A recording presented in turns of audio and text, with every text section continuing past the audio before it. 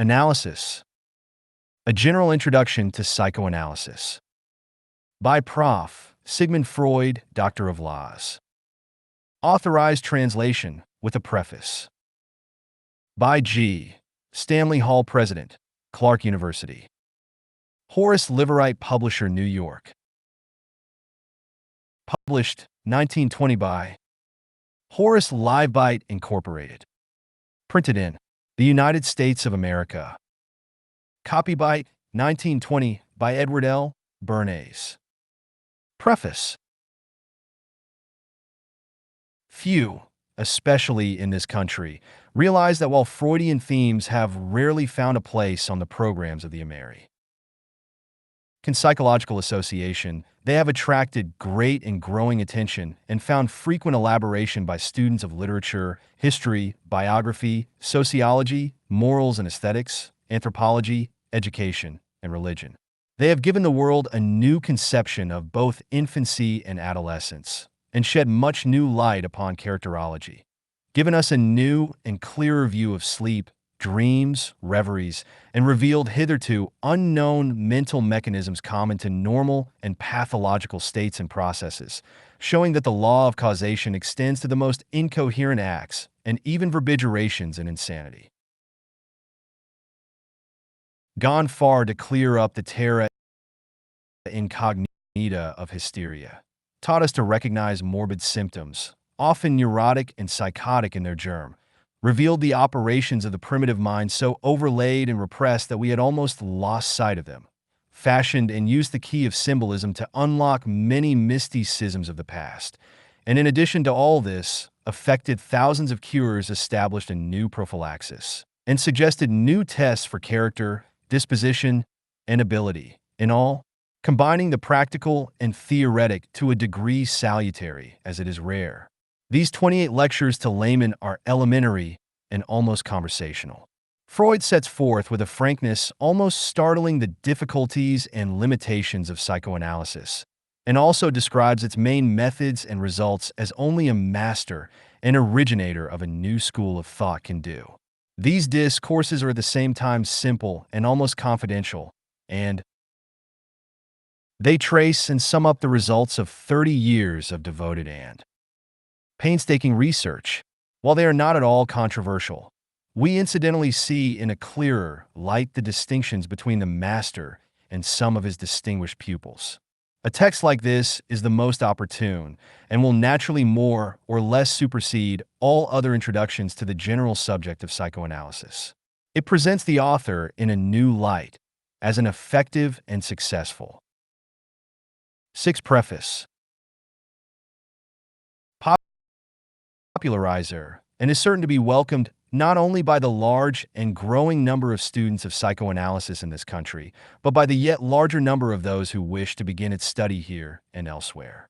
The impartial student of Sigmund Freud need not agree with all his conclusions, and indeed, like the present writer, may be unable to make sex so all-dominating a factor in the psychic life of the past and present as Freud deems it to be, to recognize the fact that he is the most original and creative mind in psychology of our generation.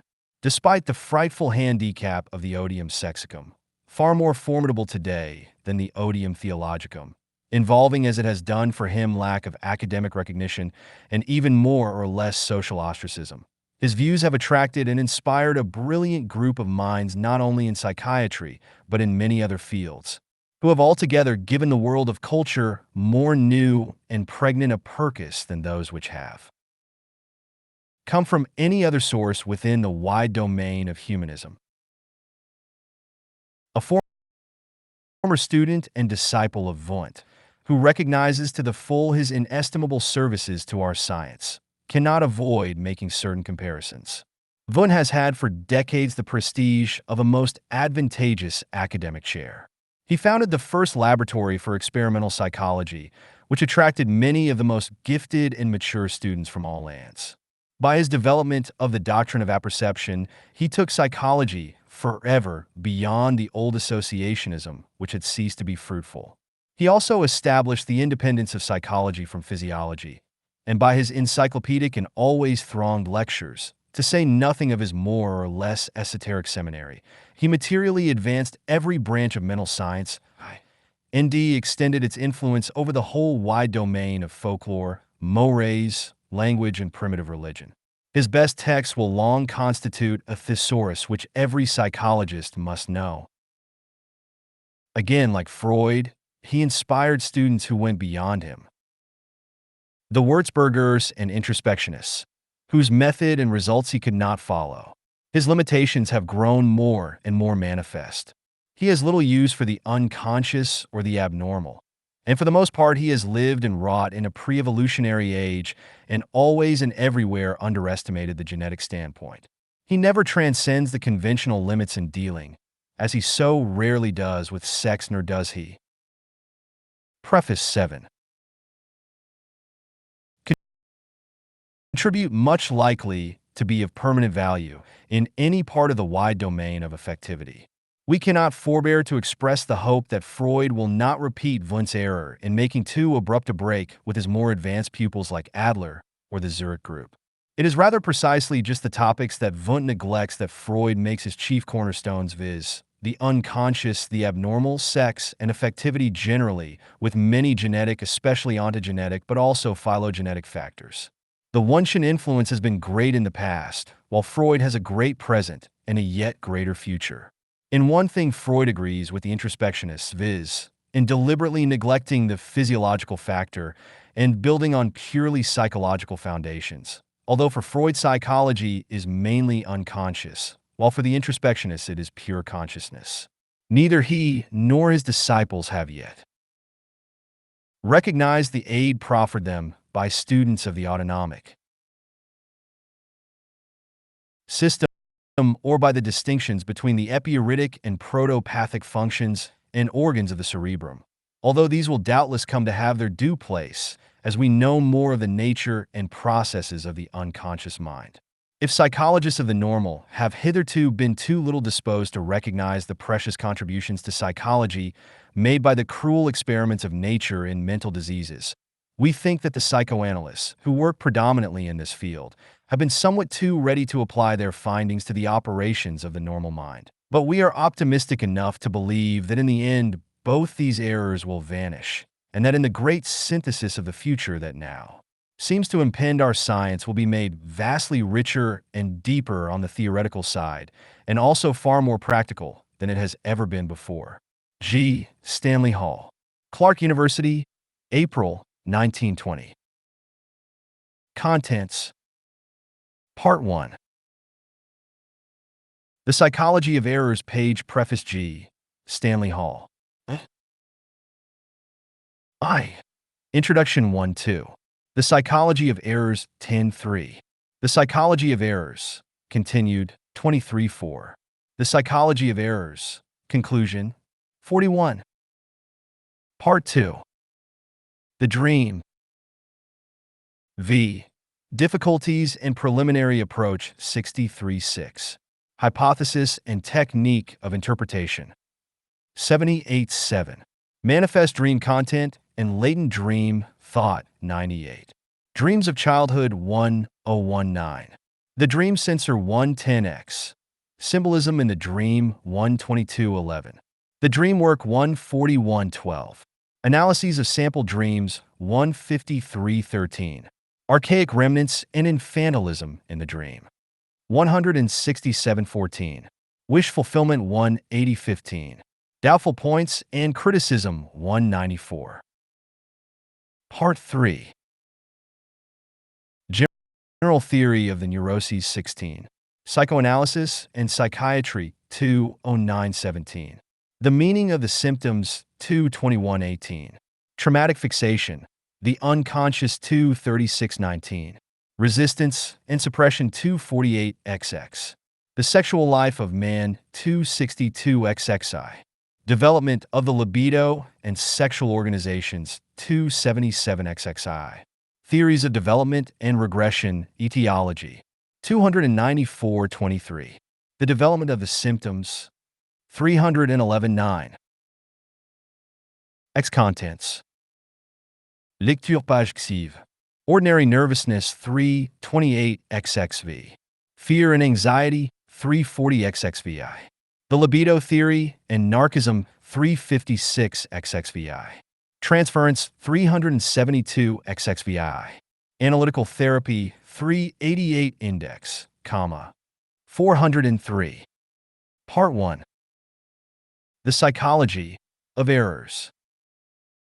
Fieste lecture. Introduction. I do not know how familiar some of you may be, either from your reading or from hearsay, with psychoanalysis. But in keeping with the title of these lectures, A General Introduction to Psychoanalysis, I am obliged to proceed as though you knew nothing about this subject and stood in need of preliminary instruction.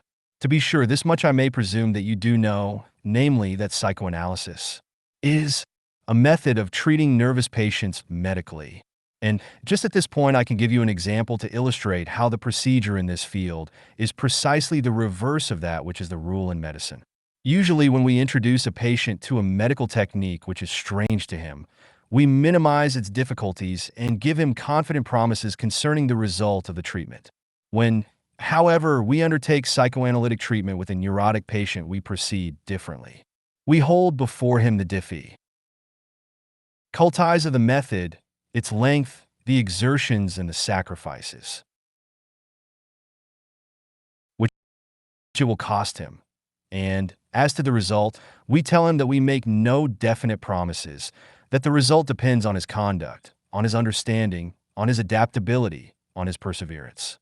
We have, of course, excellent motives for conduct which seems so perverse, and into which you will perhaps gain insight at a later point in these lectures. Do not be offended, therefore, if, for the present, I treat you as I treat these neurotic patients. Frankly, I shall dissuade you from coming to hear me a second time. With this intention, I shall show what imperfections are necessarily involved in the teaching of psychoanalysis and what difficulties stand in the way of gaining a personal judgment.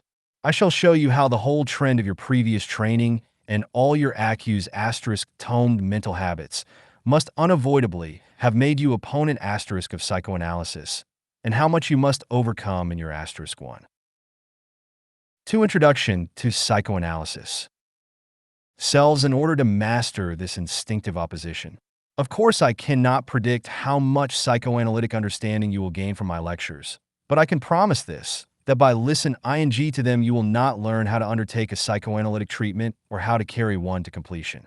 Furthermore, should I find anyone among you who does not feel satisfied with a cursory acquaintance with psychoanalysis, but who would like to enter into a more enduring relationship with it, I shall not only dissuade him, but I shall actually warn him against it. As things now stand, a person would, by such a choice of profession, ruin his every chance of success at a university. And if he goes out into the world as a practicing physician, he will find himself in a society which does not understand his aims, which regards him with suspicion and hostility, and which turns loose upon him all the malicious spirits which lurk within it. However, there are always enough individuals who are interested in anything which may be added to the sum total of knowledge, despite such inconveniences. Should there be any of this type among you, and should they ignore my dissuasion and return to the next of these lectures, they will be welcome. But all of you have the right to know what these difficulties of psychoanalysis are to which I have alluded. First of all, we encounter the difficulties inherent in the teaching and exposition of psychoanalysis. In your medical instruction, you have been accustomed to visual demonstration. You see the anatomical specimen, the precipitate in the chemical reaction, the contraction of the muscle as the result of the stimulation of its nerves. Later, the patient is presented to your senses. The symptoms of his malady, the products of the pathological processes, in many cases, even the cause of the disease is shown in isolated state. In the surgical department, you are made to witness the steps by which one brings relief to the patient, and are permitted to attempt to practice them. Even in psychiatry, the demonstration affords you, by the patient's changed facial play, his manner of speech, and his behavior, a wealth of observations which leave far-reaching impressions. Thus, the medical teacher preponderantly plays the role of a guide and instructor who accompanies you through a museum in which you contract an immediate relationship to the exhibits, and in which you believe yourself to have been convinced through. Introduction 3. Your own observation of the existence of the new things you see. Unfortunately, everything is different in psychoanalysis. In psychoanalysis, nothing occurs but the interchange of words between the patient and the physician. The patient talks, tells of his past experiences and present impressions, complains, confesses his wishes and emotions. The physician listens, tries to direct the thought processes of the patient, reminds him of things, forces his attention into certain channels, gives him explanations, and observes the reactions of understanding or denial which he calls forth in the patient. The uneducated relatives of our patients, persons who are impressed only by the visible and tangible, preferably by such procedure as one sees in the moving picture theaters, never miss an opportunity of voicing their skepticism as to how one can do anything for the malady through mere talk. Such thinking, of course, is as short-sighted as it is inconsistent. For these are the very persons who know with such certainty that the patients merely imagine their symptoms. Words were originally magic, and the Wurfel retains much of its old magical power even today. With words, one man can make another blessed or drive him to despair. By words, the teacher transfers his knowledge to the pupil. By words, the speaker sweeps his audience with him and determines its judgments and decisions. Words call forth effects and are the universal means of influencing human beings. Therefore, let us not underestimate the use of words in psychotherapy, and let us be satisfied if we may be auditors of the words which are exchanged between the analyst and his patient. But even that is impossible. The conversation of which the psychoanalytic treatment consists brooks no auditor. It cannot be demonstrated. One can, of course, present a neurasthenic or hysteric to the students in a psychiatric lecture. He tells of his complaints and symptoms, but of nothing else.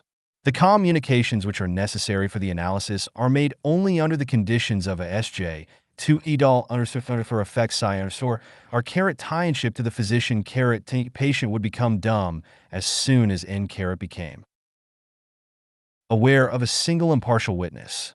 For these communications concern the most intimate part of his psychic life. Everything which is a socially independent person he must conceal from others. These communications deal with everything which, as a harmonious personality, he will not admit even to himself.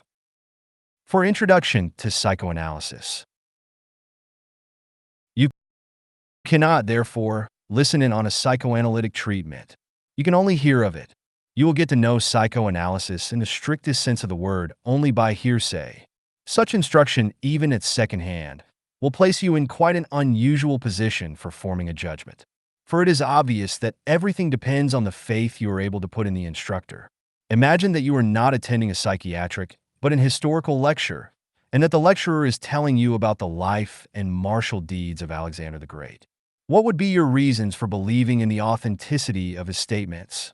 At first sight, the condition of affairs seems even more unfavorable than in the case of psychoanalysis, for the history professor was as little a participant in Alexander's campaigns as you were. The psychoanalyst at least tells you of things in connection with which he himself has played some role.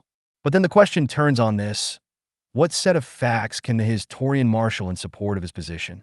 He can refer you to the accounts of ancient authors who were either contemporaries themselves or who were at least closer to the events in question.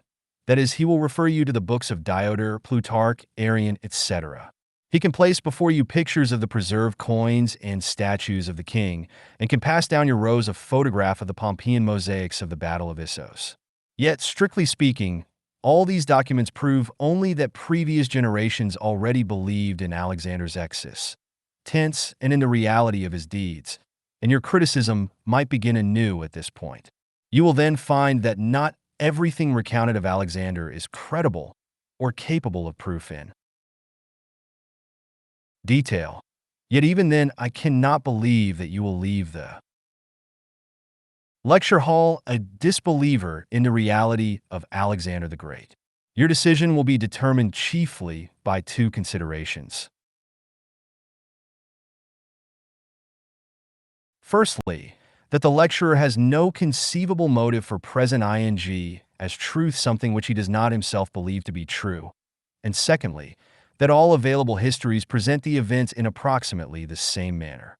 If you then proceed to the verification of the older sources, you will consider the same data, the possible motives of the writers, and the consistency of the various parts of the evidence. The result of the examination will surely be convincing in the case of Alexander. It will. Introduction 5. Probably turn out differently when applied to individuals like Moses and Nimrod. But what doubts you might raise against the credibility of the psychoanalytic reporter, you will see plainly enough upon a later occasion. At this point, you have a right to raise the question. If there is no such thing as objective verification of psychoanalysis, and no possibility of demonstrating it, how can one possibly learn psychoanalysis and convince himself of the truth of its claims? The fact is, the study is not easy, and there are not many persons who have learned psychoanalysis thoroughly. But nevertheless, there is a feasible way. Psychoanalysis is learned first of all, from a study of oneself through faux study of one's own personality. This is not quite what is ordinarily called self-observation, but at a pinch, one can sum it up thus. There is a whole series of very common and universally known psychic phenomena, which, after some instruction in the technique of psychoanalysis, one can make the subject matter of analysis in one's self. By so doing, one obtains the desired conviction of the reality of the occurrences which psychoanalysis describes and of the correctness of its fundamental conception. To be sure, there are definite limits imposed on progress by this method. One gets much further if one allows himself to be analyzed by a competent analyst, observes the effect of the analysis on his own ego, and at the same time makes use of the opportunity to become familiar with the finer details of the technique of procedure. This excellent method is, of course, only practicable for one person, never for an entire class. There is a second difficulty in your relation to psychoanalysis for which I cannot hold the science itself responsible, but for which I must ask you to take the responsibility upon yourselves, ladies and gentlemen, at least insofar as you have hitherto pursued medical studies.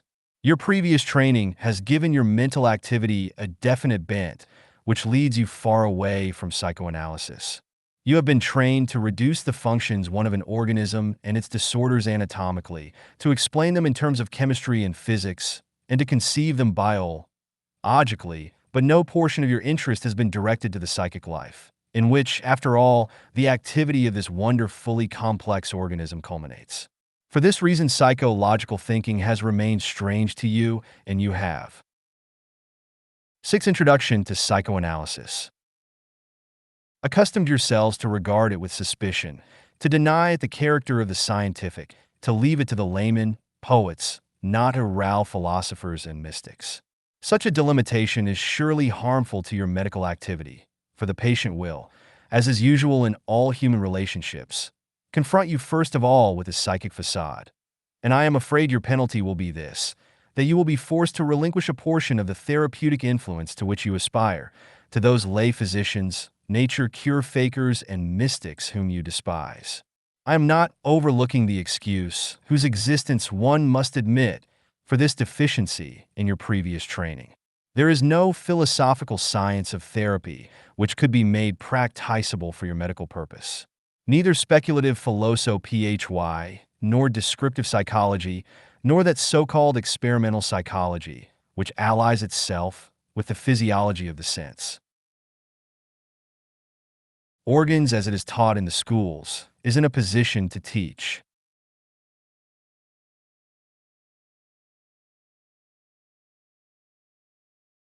you anything useful concerning the relation between the physical and the psychical, or to put into your hand the key to the understanding of a possible disorder of the psychic functions. Within the field of medicine, psychiatry does, it is true, occupy itself with the description of the observed psychic disorders and with their grouping into clinical symptom pictures. But in their better hours, the psychiatrists themselves doubt whether their purely descriptive account deserves the name of a science. The symptoms which constitute these clinical pictures are known neither in their origin, in their mechanism, nor in their mutual relationship. There are either no discoverable corresponding changes of the anatomical organ of the soul, or else the changes are of such a nature as to yield no enlightenment. Such psychic disturbances are open to therapeutic influence only when they can be identified as secondary phenomena of an otherwise organic affection. Here is the gap which psychoanalysis aims to fill.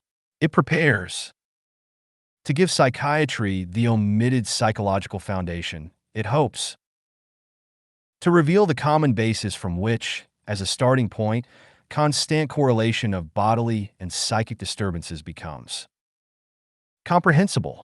To this end, it must divorce itself from every anatomical, chemical, or physiological supposition which is alien to it. It must work throughout with purely psychological. Introduction 7.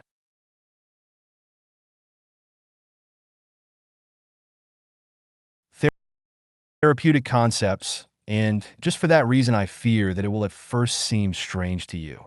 I will not make you, your previous training, or your mental bias share the guilt of the next difficulty. With two of its assertions, psychoanalysis offends the whole world and draws aversion upon itself. One of these assertions offends an intellectual prejudice, the other an aesthetic moral one. Let us not think too lightly of these prejudices, They are powerful things, remnants of useful, even necessary, developments of mankind. They are retained through powerful affects, and the battle against them is a hard one. The first of these displeasing assertions of psychoanalysis is this, that the psychic processes are in themselves unconscious, and that those which are conscious are merely isolated acts and parts of the total psychic life. Recollect that we are, on the contrary, accustomed to identify the psychic with the conscious.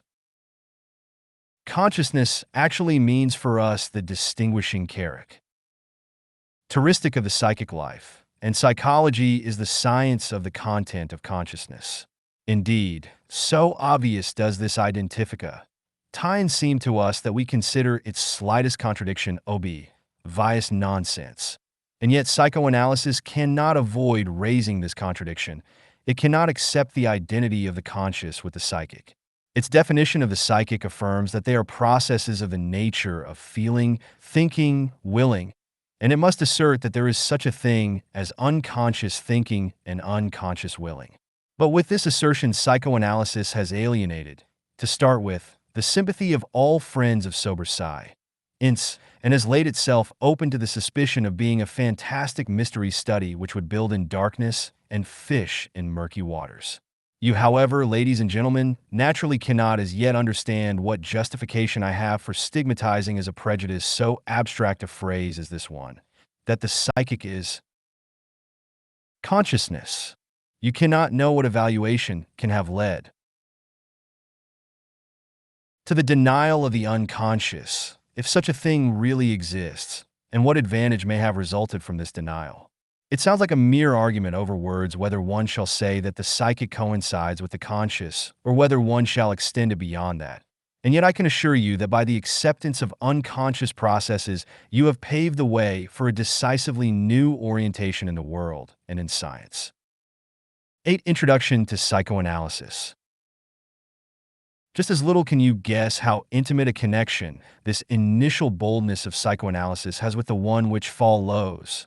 The next assertion, which psychoanalysis proclaims as one of its discoveries, affirms that those instinctive impulses,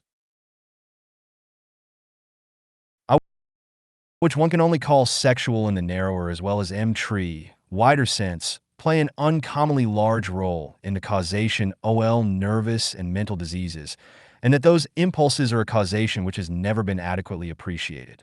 Nay, indeed, psychoanalysis claims that these same sexual impulses have made contributions whose value cannot be overestimated to the highest cultural, artistic, and social achievements of the human mind. According to my experience, the aversion to this conclusion of psychoanalysis is the most significant source of the opposition which it encounters. Would you like to know how we explain this fact? We believe that civilization was forged by the driving force of vital necessity, at the cost of instinct satisfaction, and that the process is to a large extent constantly repeated anew, since each individual who newly enters the human community repeats the sacrifices of his instinct satisfaction for the sake of the common good. Among the instinctive forces thus utilized, the sexual impulses play a significant role. They are thereby sublimated, i.e., they are diverted from their sexual goals and directed to ends socially higher and no longer sexual. But this result is unstable. The sexual instincts are poorly tamed. Each individual who wishes to ally himself with the achievements of civilization is exposed to the danger of having his sexual instincts rebel against this sublimation. Society can conceive of no more serious menace to its civilization than would arise through the satisfying of the sexual instincts by their redirection toward their original goals. Society, therefore, does not relish being reminded of this ticklish spot in its origin. It has no interest in having the strength of the sexual instincts recognized and the meaning of the sexual life to the individual clearly delineated. On the contrary, society has taken the course of diverting attention from this whole field. This is the reason why society will not tolerate the above-mentioned results of psychoanalytic research and would prefer to brand it as aesthetically offensive and morally objectionable or dangerous. Since, however, one cannot attack an ostensibly objective result. Introduction 9. Of scientific inquiry with such objections, the criticism must be translated to an intellectual level if it is to be voiced. But it is a predisposition of human nature to consider such unpleasant idea untrue, and then it is easy to find arguments against it. Society thus brands what is unpleasant as untrue, denying the conclusive science of psychoanalysis with logical and pertinent arguments. These arguments originate from effective sources, however, and society holds to these prejudices against all attempts at refutation. However, we may claim, ladies and gentlemen, that we have followed no bias of any sort in making any of these contested statements. We merely wish to state facts which we believe to have been discovered by toilsome labor. And we now claim the right unconditionally to reject the interference in scientific research of any such practical considerations, even before we have investigated whether the apprehension which these considerations are meant to instill are justified or not. These, therefore, are but a few of the difficulties which stand in the way of your occupation with psychoanalysis. They are perhaps more than enough for a beginning. If you can come their deterrent impression, we shall continue. Seconde lecture. The psychology of errors begin with an investigation, not with hypotheses. To this end we choose certain phenomena which are very frequent, very familiar, and very little heeded, and which have nothing to do with the pathological, inasmuch as they can be observed in every normal person. I refer to the errors which an individual commits. As for example, errors of speech in which he wishes to say something and uses the wrong word, or those which happen to him in writing and which he may or may not notice, or the case of misreading, in which one reads in the print or writing something different from what is actually there. A similar phenomenon occurs in those cases of mishearing what is said to one, where there is no question of an organic disturbance of the auditory function. Another series of such occurrences is based on forgetfulness, but on a forgetfulness which is not permanent, but temporary, as for instance when one cannot think of a name which one knows and always recognizes, or when one forgets to carry out a project at the proper time, but which one remembers again later, and therefore has only forgotten for a certain interval. In a third class, this characteristic of transience is lacking, as for example in mislaying things so that they cannot be found again, or in the analogous case of losing things. Here, we are dealing with a kind of forgetfulness to which one reacts differently from the other cases, a forgetfulness at which one is surprised and annoyed instead of considering it comprehensible. Allied with these phenomena, is that of erroneous ideas, in K which the element of transience is again prominent, inasmuch as for a while one believes something which, before and after that time, one knows to be untrue, and a number of similar phenomena of different designations. These are all occurrences whose interconnection is expressed. The psychology of errors 11. In the use of the same prefix of designation point 1, they are almost all unimportant, generally temporary, and without much signify, cants in the life of the individual. It is only rarely that one of them, such as the phenomenon of losing things, attains to attain practical importance. For that reason also, they do not attract much attention. They arouse only weak affects. It is, therefore, to these phenomena that I would now direct your attention. But you will object with annoyance. There are so many sublime riddles in the external world, just as there are in the narrower world of the psychic life, and so many wonders in the field of psychic disturbances which demand and deserve elucidation, that it really seems frivolous to waste labor and interest on such trifles.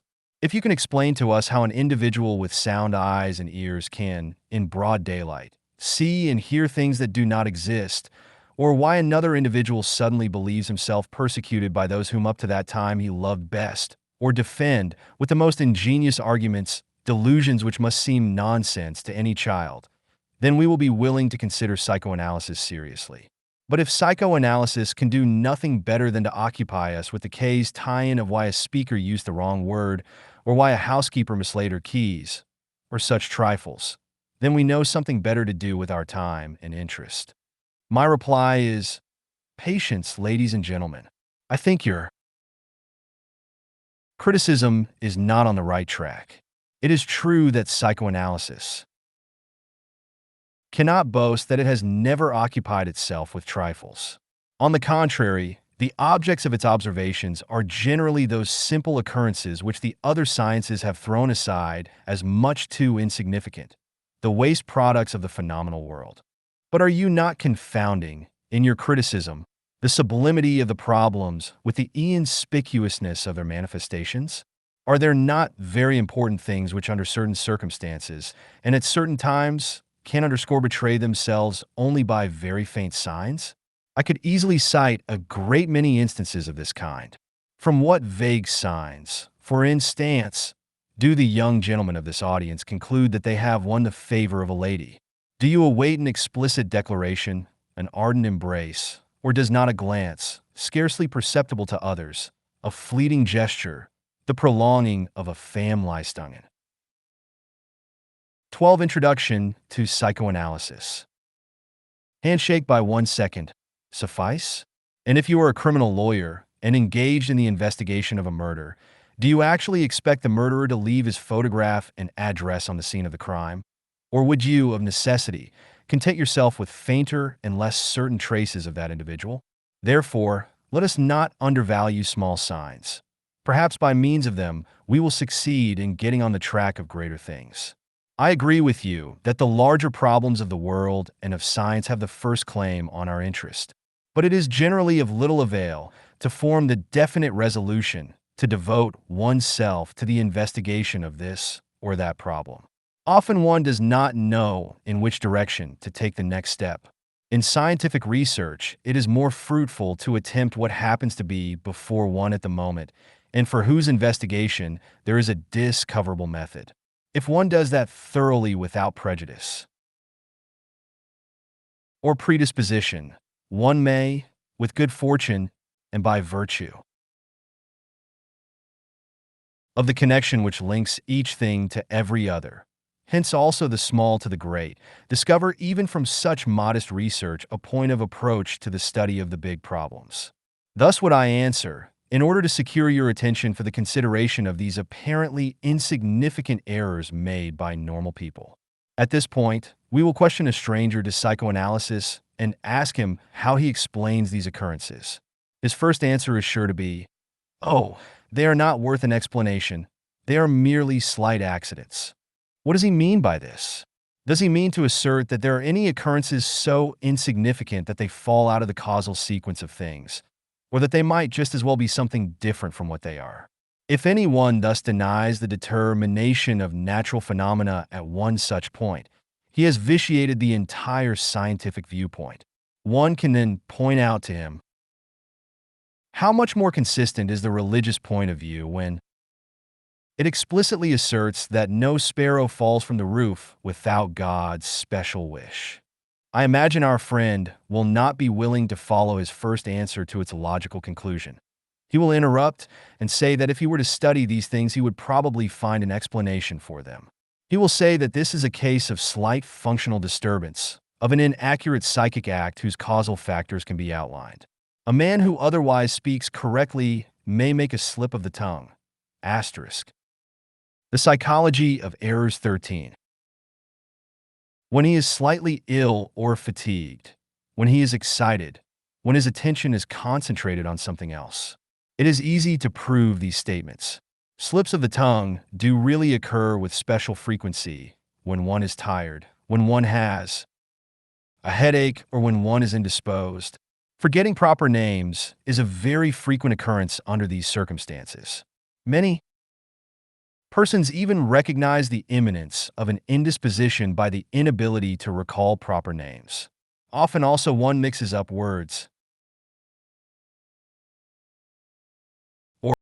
or objects during excitement. One picks up the wrong things, and the forgetting of projects, as well as the doing of any number of other unintentional acts, becomes conspicuous when one is distracted.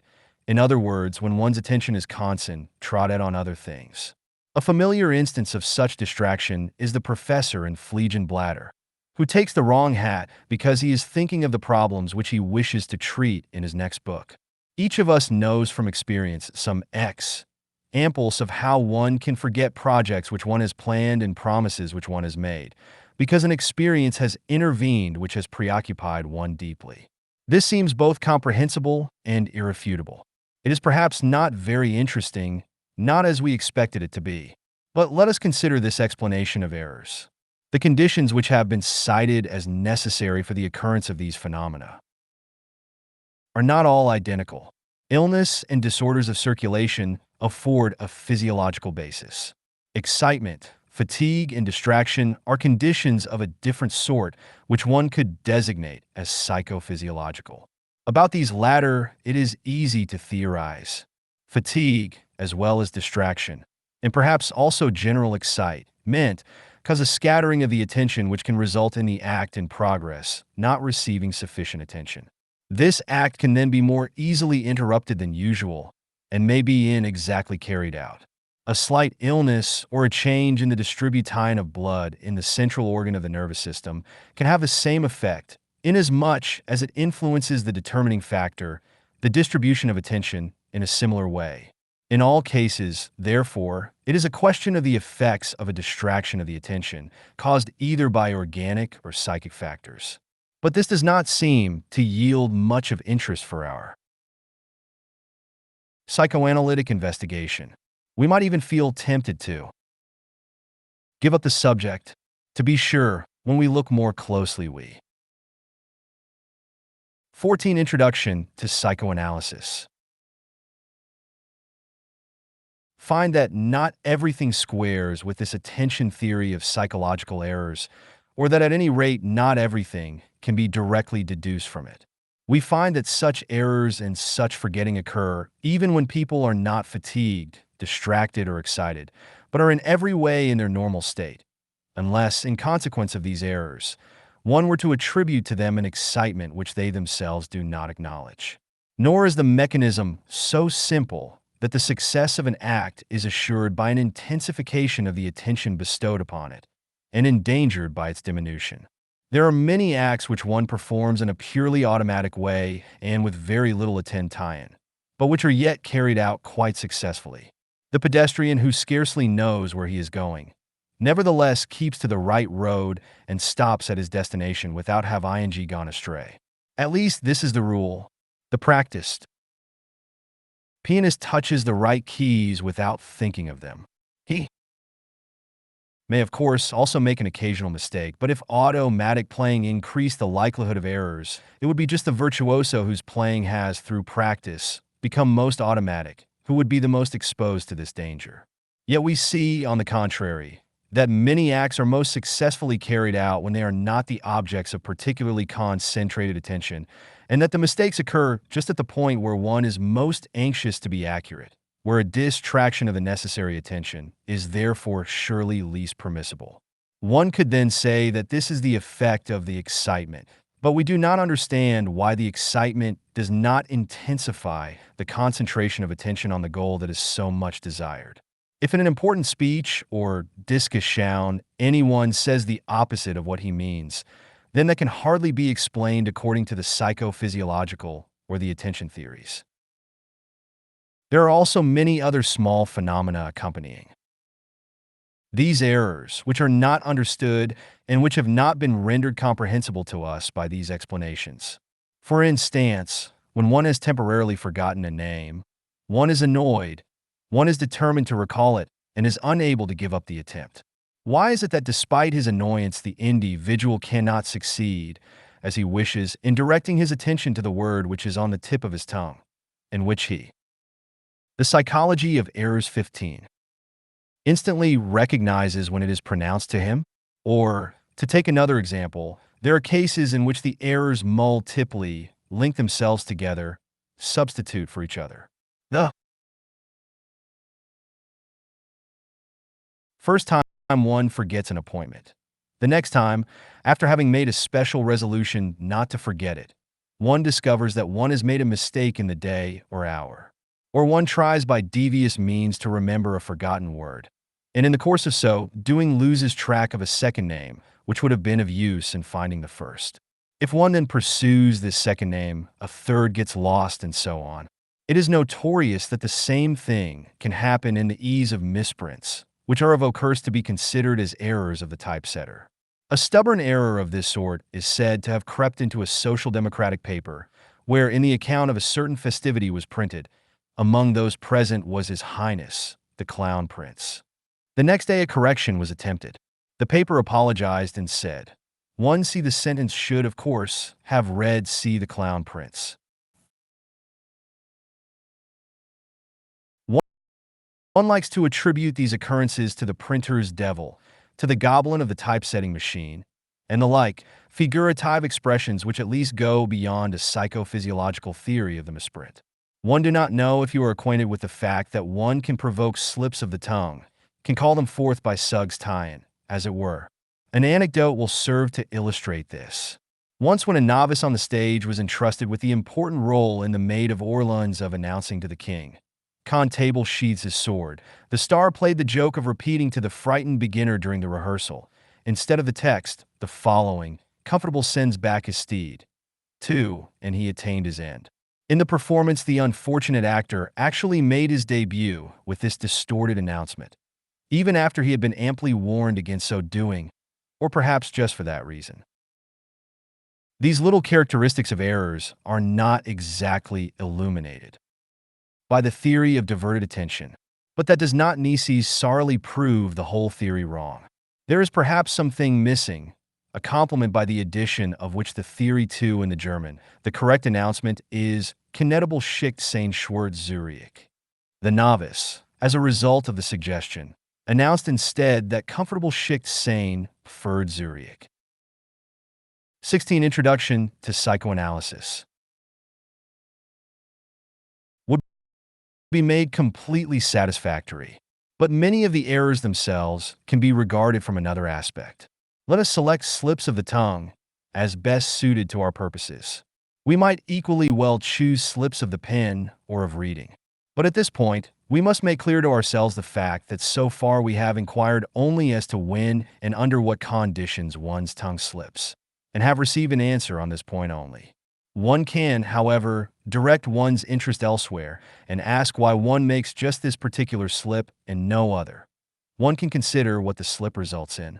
You must realize that as long as one does not answer this question, does not explain the effect produced by the slip, the phenomenon in its psychological aspect remains an accident, even if its physiological explanation has been found. When it happens that I commit a slip of the tongue, I could obviously make any one of an infinite number of slips, and in place of the one right word say, any one of 1,000 others, make innumerable distortions of the right word. Now, is there anything which forces upon me in a specific instance just this one special slip out of all those which are possible? Or does that remain accidental and arbitrary? And can nothing rational be found in answer to this question? Two authors, Mehringer and Mayer, a philologist and a psychiatrist, did indeed in 1895 make the attempt to approach the problem of slips of the tongue from this side. They collected examples and first treated them from a purely descriptive standpoint. That, of course, does not yet furnish any explanation, but may open the way to one. They differentiated the distortions which the intended phrase suffered through the slip into changes of positions of words, interchanges of parts of words, perseverations, compoundings, and substitutions. I will give you examples of these authors' main categories. It is a case of interchange of the first sort if someone says the Milo of Venus instead of the Venus of Milo. An example of the second type of interchange. I had a blush of rude to the head instead of rush of blood. A perseveration would be the familiar misplaced toast. I ask you to join me in hiccuping the health of our chief. These three forms of slips are not very frequent. You will find those cases much more frequent in which the slip results from a drawing together or compounding of syllables. Asterisk aufstoßen instead of entstoßen. The psychology of error 17. For example, a gentleman on the street addresses a lady with the words, "If yon will allow me, madam, I should be very glad to escort you."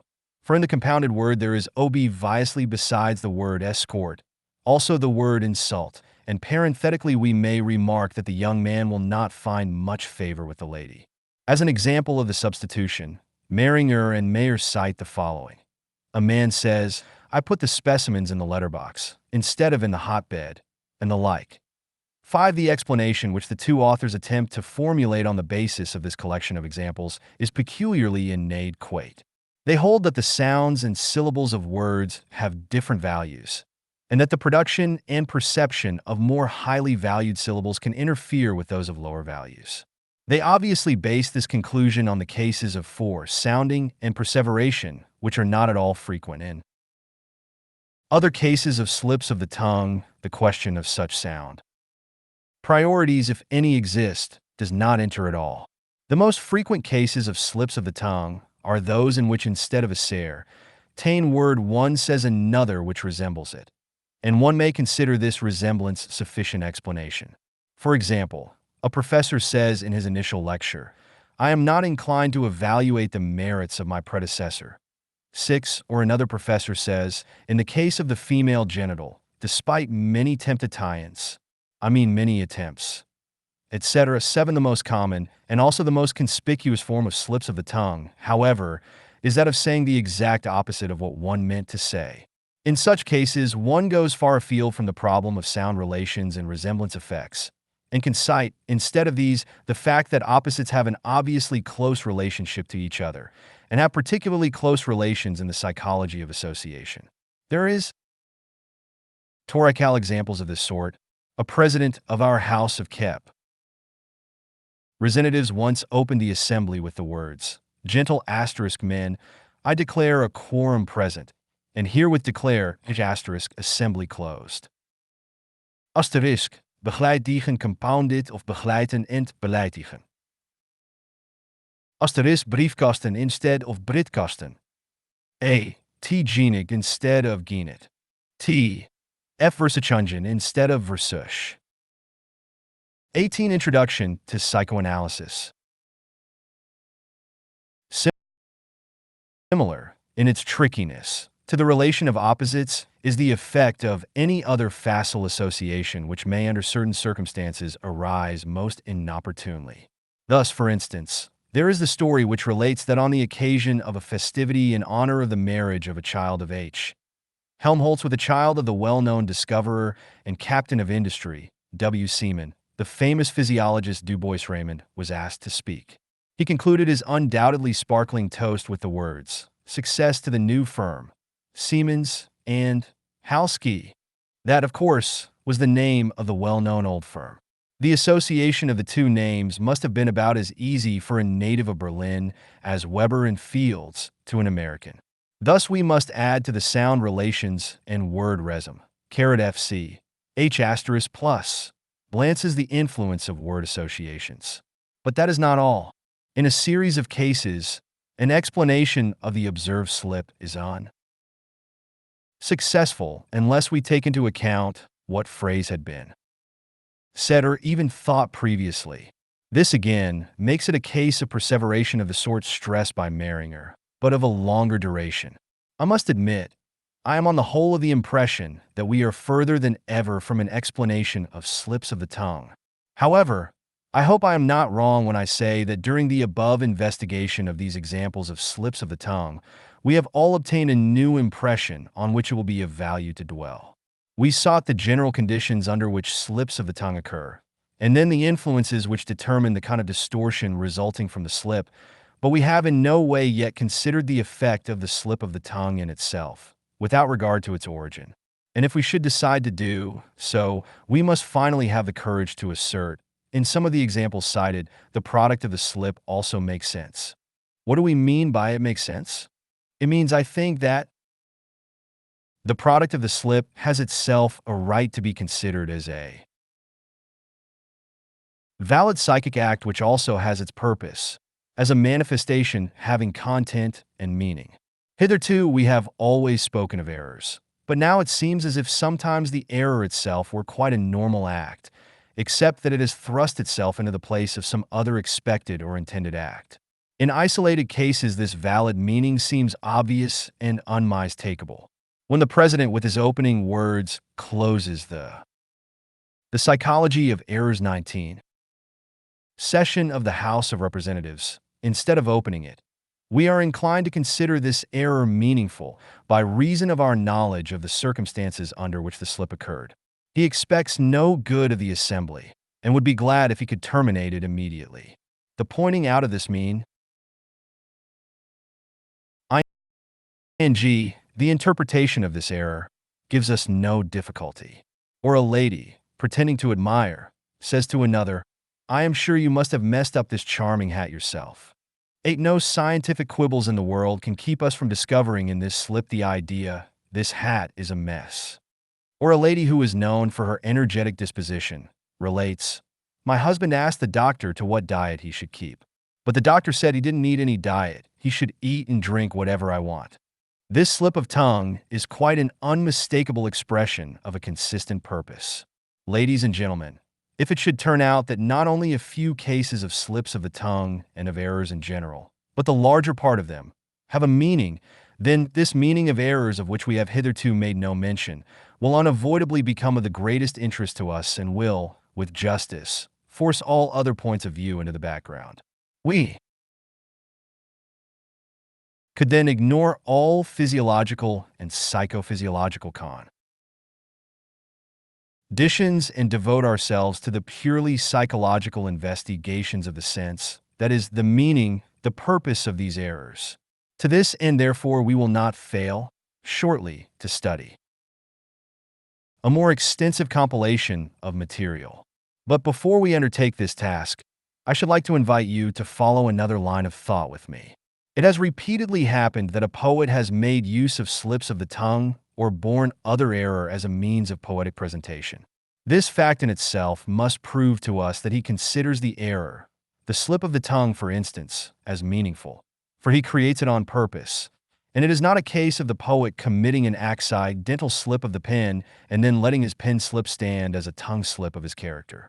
He wants to make something clear to us by this slip of the tongue, and we may examine what it is, whether he wishes to indicate by this that the person in question is distracted or fatigued. Of course, we do not wish to exaggerate the importance of the fact that the poet did make use of aufspatzt instead of aufsput and t. 20 Introduction to Psychoanalysis.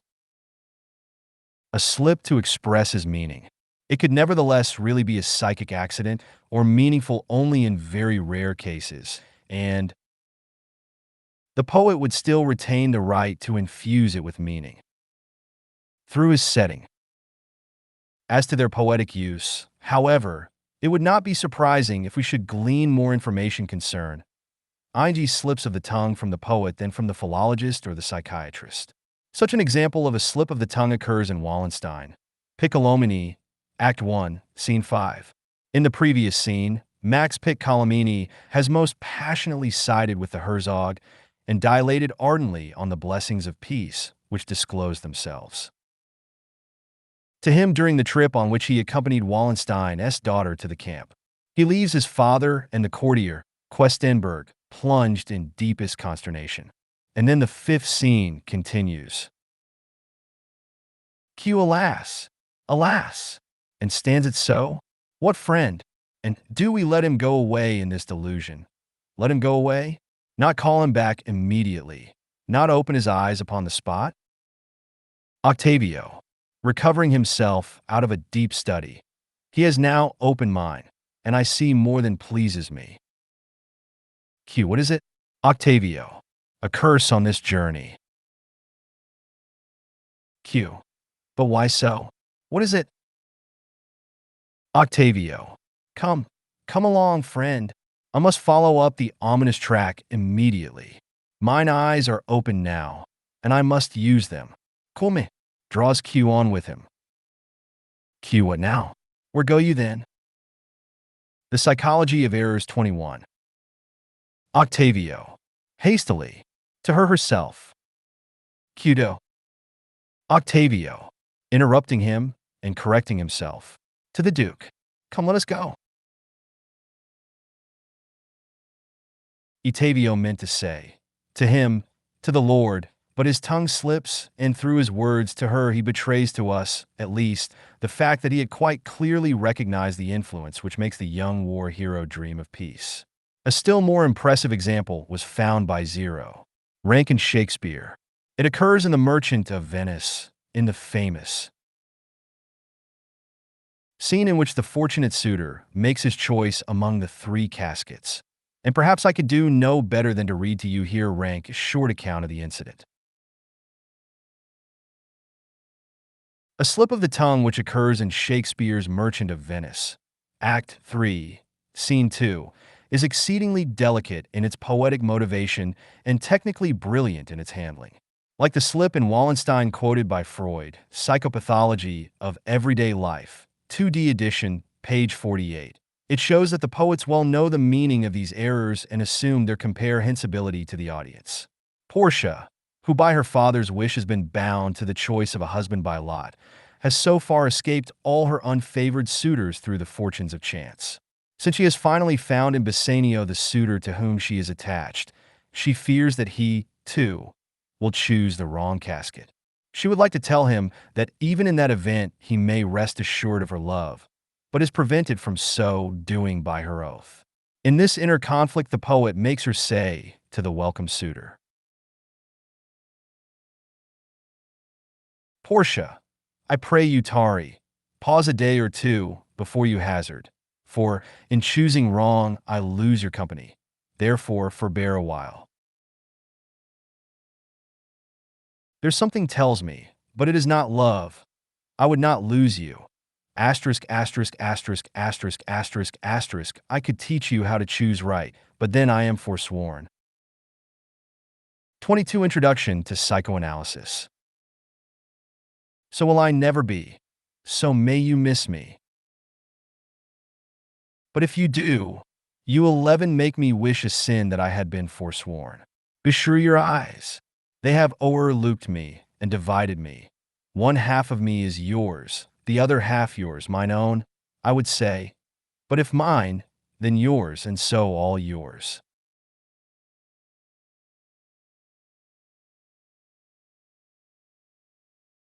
Just that, therefore, which she meant merely to indicate faintly to him, or really to conceal from him entirely, namely that even before the choice of the lot she was his and loved him.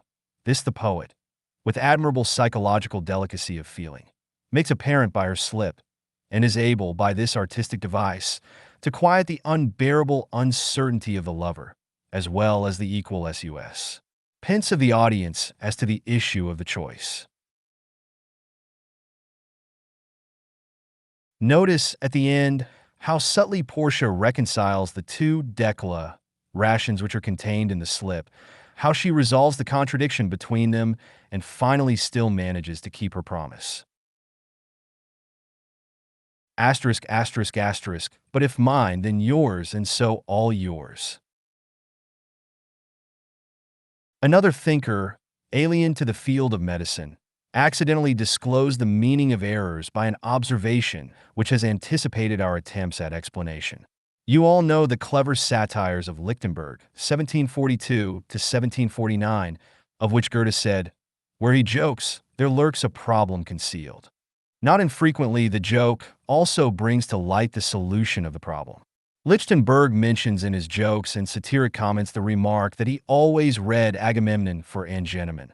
9 so intently had he read Homer.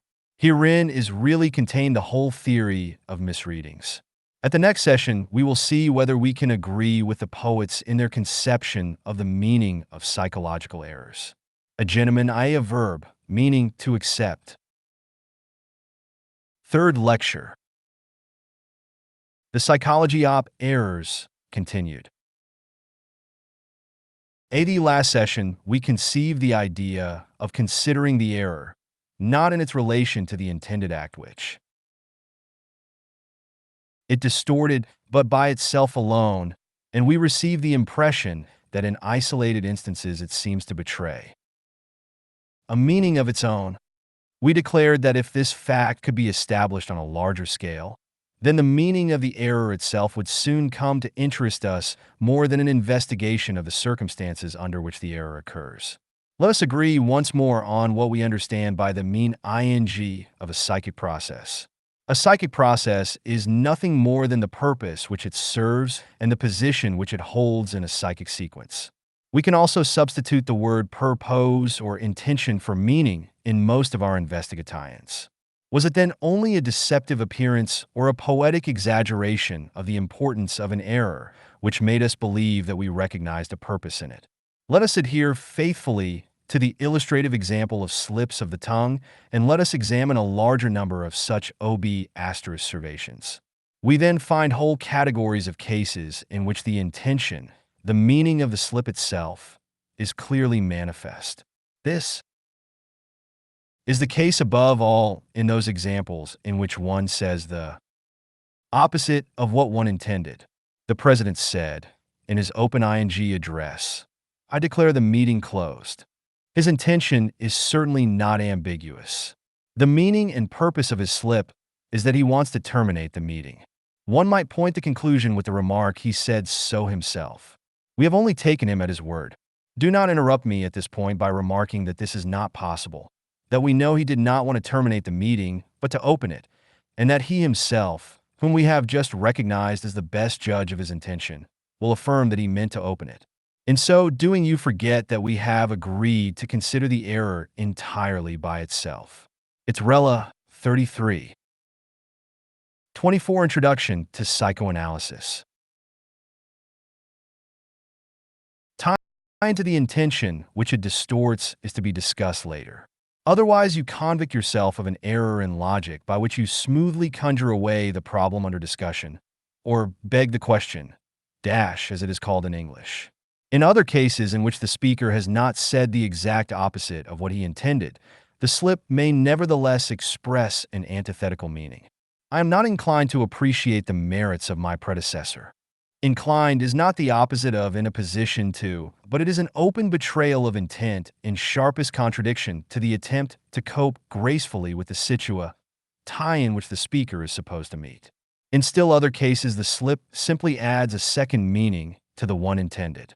The sentence then sounds like a contradiction, an abbreviation, a condensation of several sentences. Thus the lady of energetic disposition, "He may eat and drink whatever I please."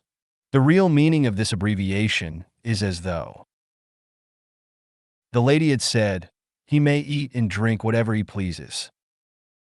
But what does it matter what he pleases? It is I who do the pleasing. Slips of the tongue often give the impression of such an abbreviation.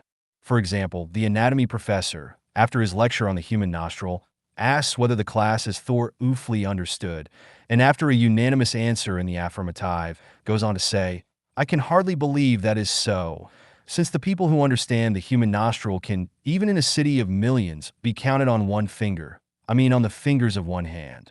The abbreviated sentence here also has its meaning. It expresses the idea that there is only one person who thoroughly understands the subject. In contrast to these groups of cases are those in which the error does not itself express its meaning, in which the slip of the tongue does not in itself convey anything intelligible. Cases, therefore, which are in sharpest opposition to our expectations. If anyone, through a slip of the tongue, distorts a proper name, or puts together an unusual combination of syllables, then this very common occurrence seems already to have decided in the negative the question of whether all errors contain a meaning. Yet closer inspection of these examples discloses the fact that an understanding of such a distortion is easily possible. Indeed, that the difference between these unintelligible cases and the previous comprehensible ones is not so very great. The Psychology of Errors, 25. A man who was asked how his horse was answered, "Oh, it may stake. It may take another month." When asked what he really meant to say, he explained that he had been thinking that it was a sorry business, and the coming together of take and sorry gave rise to stake. Meringer and Mayer. Another man was telling of some incidents to which he had objected, and went on, and then certain facts were refiled. Upon being questioned, he explained that he meant to stigmatize these facts as filthy. Revealed and filthy together duce the peculiar refilled. Meringer and Mayer. You will recall the case of the young man who wished to inscourt an unknown lady. We took the liberty of resolving this word construction into the two words escort and insult, and felt convinced of this interpretation without demand ing proof of it. You see from these examples that even slips can be explained through the concurrence, the interference of two speeches of different intentions. The difference arises only from the fact that in the one type of slip the intended speech completely crowds out the other, as happens in those slips where the opposite is said, while in the other type the intended speech must rest content with so distorting or modifying the other as to result in mixtures which seem more or less intelligible in themselves. We believe that we have now grasped the secret of a large number of slips of the tongue. If we keep this explanation in mind, we will be able to understand still other hitherto mystery us groups. In the case of the distortion of names, for instance, we cannot assume that it is always an instance of competition between two similar, yet different names. Still, the second intention is not difficult to guess. The distorting of names occurs frequently enough not as a slip of the tongue, but as an attempt to give the name an ill-sounding or debasing character. It is a familiar device or trick of insult, which persons of culture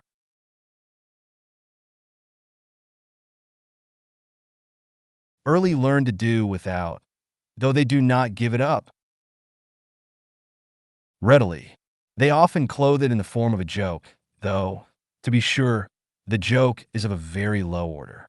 Just to cite a gross and ugly example of such a distortion of a name, I mentioned the fact that the name of the president of the French Republic, Poincaré, has been at times, lately, transformed into Schweinskär. It is therefore easy to assume that there is. 26 Introduction to Psychoanalysis. Also such an intention to insult in the case of other slips of the tongue, which result in the distortion of a name.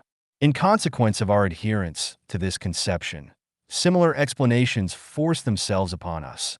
In the case of slips of the tongue, whose effect is comical or absurd, I call upon you to hiccup the health of our chief.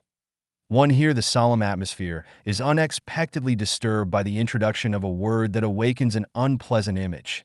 And from the prototype of certain expressions of insult and offense, we cannot but suppose that there is an intention striving for expression, which is in sharp contrast to the ostensible respect, and which could be expressed about as follows. You needn't believe this.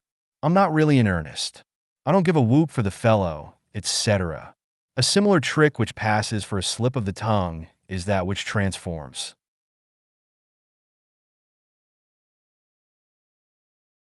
a harmless word into one, which is indecent and obscene. Point two, we know that many persons have this tendency of intentionality, making harmless words obscene for the sake of a certain lascivious pleasure it gives them.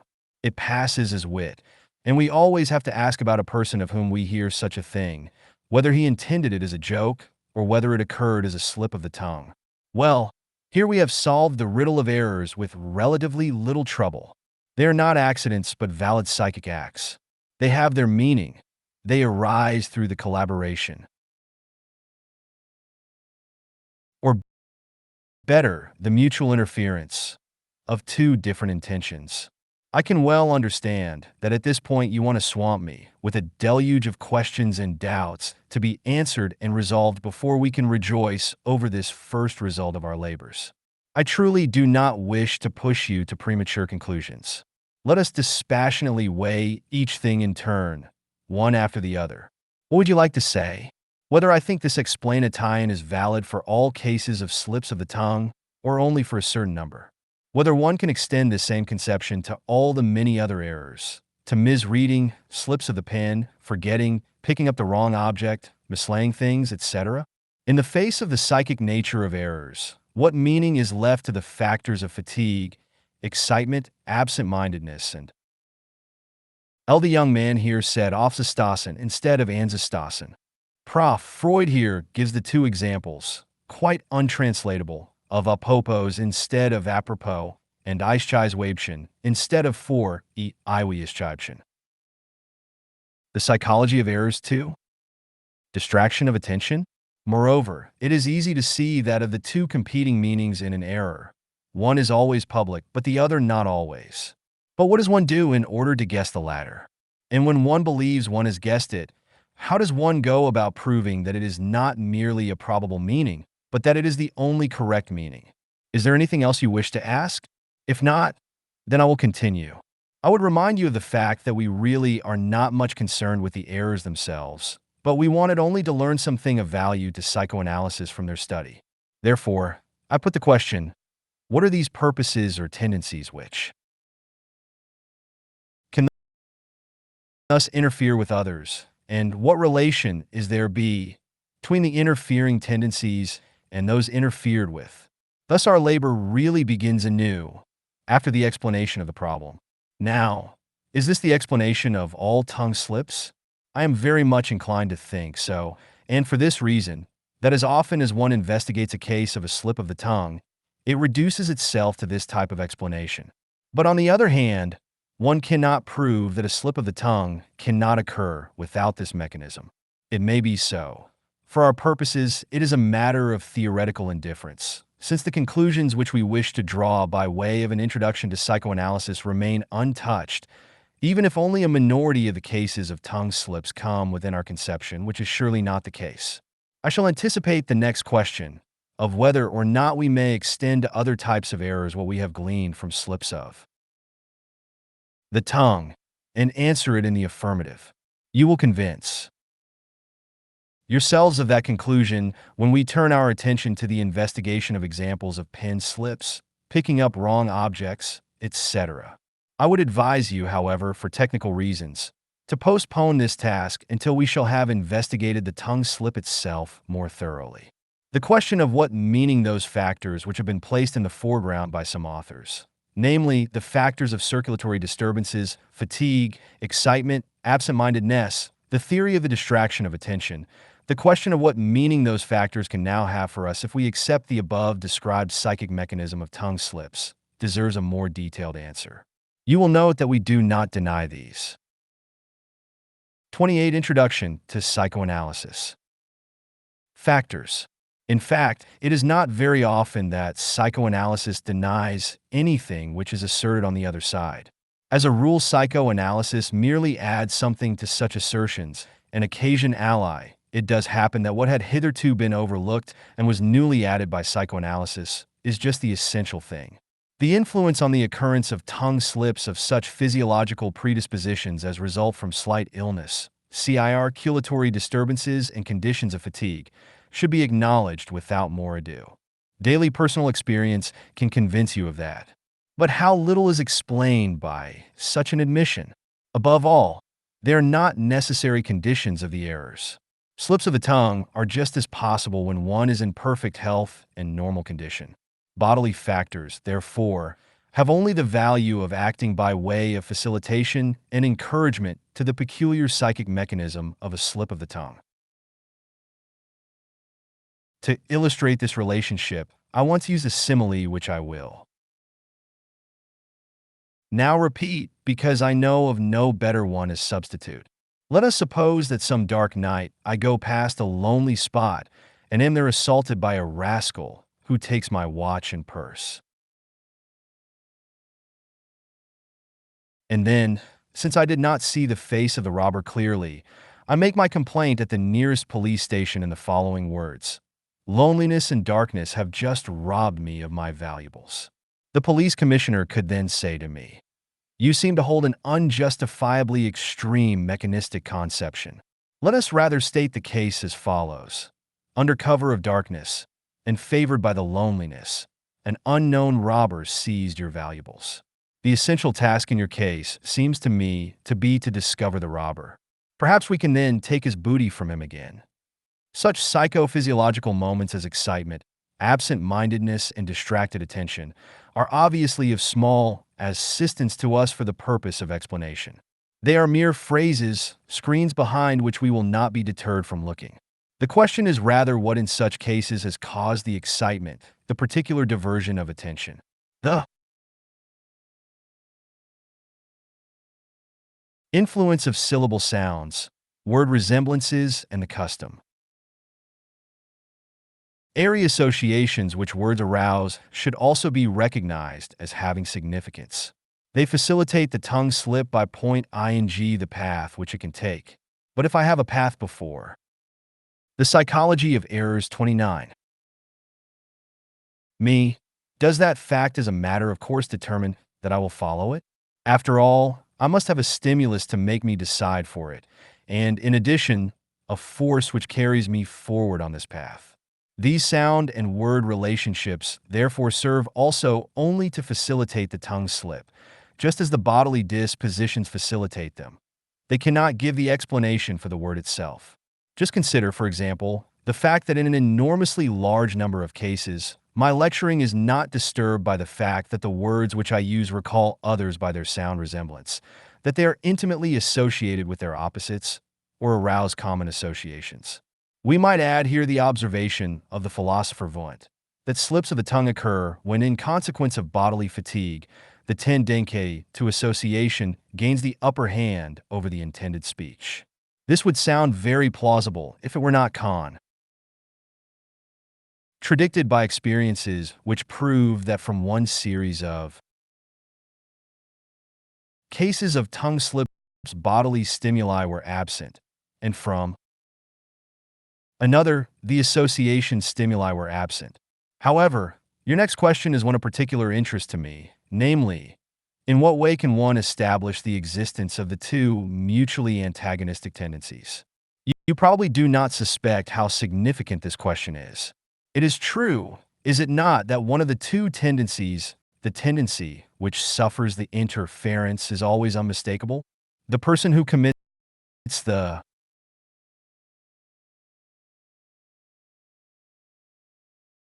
error is aware of it and acknowledges it.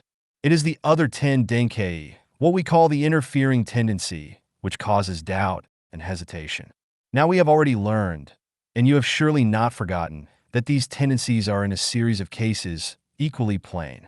That is indicated by the effect of the slip, if only we have the courage to let this effect be valid in itself.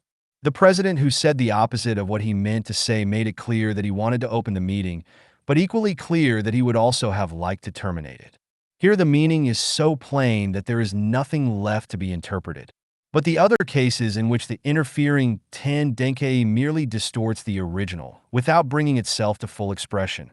How can one guess the interfering meaning from the distortion won by a very sure and simple method in the first series of cases, namely, by the same method by which one established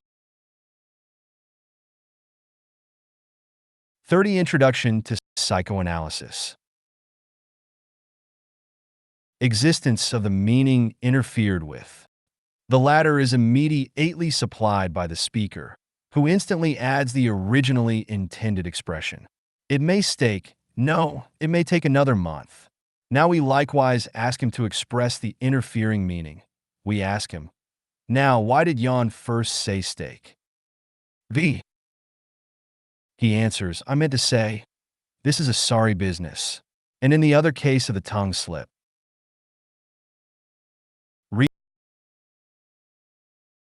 refiled, the subject also affirms that he meant to say it is a fill thy business, but then moderated his expression and turned it into something else. Thus the discovery of the interfering meaning was here as successful as the discovery of the one interfered with. Nor did I unintentionally select as examples cases which were neither related nor explained by me or by a supporter of my theories. Yet a certain investigation was necessary in both cases in order to obtain the solution. Wanted to ask the speaker why he made this slip, what he had to say about it. Otherwise he might perhaps have passed it by without seeking to explain it. When questioned, however, he furnished the explanation by means of the first thing that came to his mind. And now you see, ladies and gentlemen, that this slight investigation and its consequence are already a psychoanalysis, and the prototype of every psychoanalytic investigation, which we shall conduct more extensively at a later time. Now, am I unduly suspicious if I suspect that at the same moment in which psychoanalysis emerges before you, your resistance to psychoanalysis also raises its head? Are you not anxious to raise the objection that the information given by the subject we questioned and who committed the slip is not proof sufficient? He naturally has the desire, you say, to meet the challenge, to explain the slip, and hence he says the first thing he can think of if it seems relevant. But that, you say, is no proof that this is really the way the slip happened.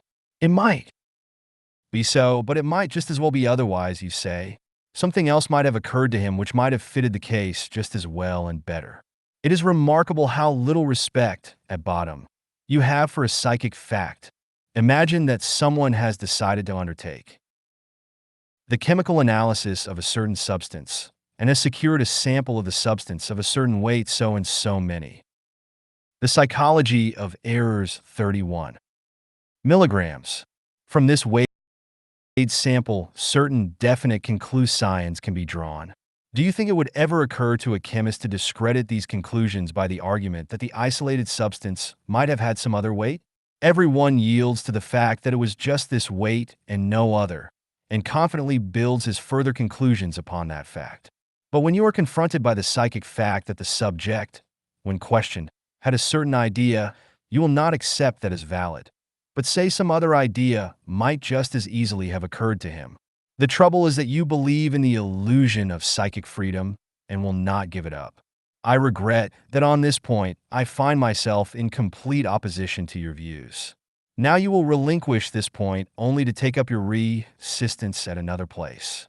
You will continue, we understand that it is the peculiar technique of psychoanalysis that the solution of its problems is discovered by the analyzed subject himself. Let us take another example, that in which the speaker calls upon the assembly to hiccup the health of their chief. The interfering idea in this ease, you say, is the insult. It is that which is the antagonist of the expression of conferring an honor. But that is mere interpretation on your part, based on observations extraneous to the slip. If in this case you question the originator of the slip, he will not affirm that he intended an insult. On the contrary, he will deny it energetically. Why do you not give up your unverifiable interpretation in the face of this plain objection? Yes, this time you struck a hard problem. I can imagine the unknown speaker. He is probably an assistant to the guest of honor, perhaps already a minor official, a young man with the brightest prospects. I will press him as to whether he did not after all feel conscious of something which may have worked in opposition to the demand that he do honor to the chief. What? A fine success I'll have. He becomes impatient and suddenly bursts out on me. Look here, you'd better stop this cross-examination, or I'll get unpleasant. Why? You'll spoil my whole career with your suspicions. I simply said *a/gestassen instead of ingestassen. because I'd already said auf twice in the same sentence. It's the thing that Mehringer calls a preservation, and there's no other meaning that you can twist out of it. Do you understand me? That's all. This is a 32 Introduction to Psychoanalysis. Surprising reaction, a really energetic denial. I see that there is nothing more to be obtained from the young man, but I also remark to myself that he betrays a strong personal interest in having his slip mean nothing. Perhaps you, too, agree that it is not right for him immediately to become so rude over a purely theoretical investigation. But you will conclude he really must know what he did and did not mean to say. Keely? Perhaps that's open to question nevertheless. But now you think you have me. So that is your technique, I hear you say. When the person who has committed a slip gives an explanation which fits your theory, then you declare him the final authority on the subject. He says so himself? But if what he says does not fit into your scheme, then you suddenly assert that what he says does not count, that one need not believe him. Yet that is certainly true. I can give you a similar case in which the procedure is apparently just as monstrous. When a defendant confesses to a deed, the judge believes his confession. But if he denies it, the judge does not believe him. Were it otherwise, there would be no way to administer the law, and despite occasional miscarriages, you must acknowledge the value of this system. Well, are you then the judge? And is the person who committed the slip a defendant before you? Is a slip of the tongue a crime? Perhaps we need not even decline this comparison, but just see to what far-reaching differences we have come by penetrating somewhat into the seemingly harmless problems of the psychology of errors, differences which at this stage we do not at all know how to reconcile. I offer you a preliminary compromise on the basis of the analogy of the judge and the defendant. You will grant me that the meaning of an error admits of no doubt. When the subject under analysis acknowledges it himself, I, in turn, will admit that a direct proof for the suspected meaning cannot be obtained if the subject denies us the information. And of course, that is also the case when the subject is not present to give us the information. We are, then, as in the case of the legal procedure, dependent on circumstances which make a decision at one time seem more, and at another time, less probable to us. At law, one has to declare a defendant guilty. The Psychology of Errors 33. On circumstantial evidence for practical reasons, we see no such necessity, but neither are we forced to forego the use of these circumstances. It would be a mistake to believe that a science consists of nothing but conclusively proved theorems, and any such demand would be unjust. Only a person with a mania for authority, a person who must replace his religious catechism with some other, even though it be scientific, would make such a demand. Science has but few apodictic precepts in its catechism. It consists chiefly of assertions which it has developed to certain degrees of probability. It is actually a symptom of scientific thinking if one is content with these approximations of certainty and is able to carry on constructive work despite the lack of the final confirmation. But where do we get the facts for our interpretations, the circumstances for our proof, when the further remarks of the subject under analysis do not themselves elucidate the meaning of the error? From many sources. First of all, from the analogy with phenomena extraneous to the psychology of errors. As, for example, when we assert that the distortion of a name as a slip of the tongue has the same insulting significance as an intentional name distortion. We get them also from the psychic situation in which the error occurred, from our knowledge of the character of the person who committed the error, from the impressions which that person received before making the error, and to which he may possibly have reacted with this error. As a rule, what happens is that we find the meaning of the error according to general principles. It is then only a conjecture, a suggestion as to what the meaning may be, and we then obtain our proof from examination of the psychic situation. Sometimes, too, it happens that we have to wait for subsequent developments which have announced themselves, as it were, through the error in order to find our conjecture verified. I cannot easily give you proof of this if I have to limit myself to the field of tongue slips, although even here there are a few good examples. The young man who wished to ends court, the lady is certainly shy. The lady whose husband may eat and drink whatever she wants, I know to be one of those energetic women who know how to rule in the home. Or take the following case. At a general meeting of the Concordia Club, a young member delivers a vehement speech in opposition, in the course of which he addresses the officers of the society as fellow committee. 34 Introduction to Psychoanalysis. Lenders. We will conjecture that some conflicting idea militated in him against his opposition, an idea which was in some way based on a connection with money lending. As a matter of fact, we learned from our informant that the speaker was in constant money difficulties and had attempted to raise a loan. As a conflicting idea, therefore, we may safely interpolate the idea, be more moderate in your opposition. These are the same people who are to grant you the loan. But I can give you a wide selection of such circumstantial proof if I delve into the wide field of other kinds of error. If anyone forgets an otherwise familiar proper name, or has difficulty in retaining it in his memory despite all efforts, then the conclusion lies close at hand, that he has something against the bearer of this name and does not like to think of him. Consider in this connection the following revelation of the psychic situation in which this error occurs. A Mr. Y fell in love, without reciprocation, with a lady who soon after married a Mr. X. In spite of the fact that Mr.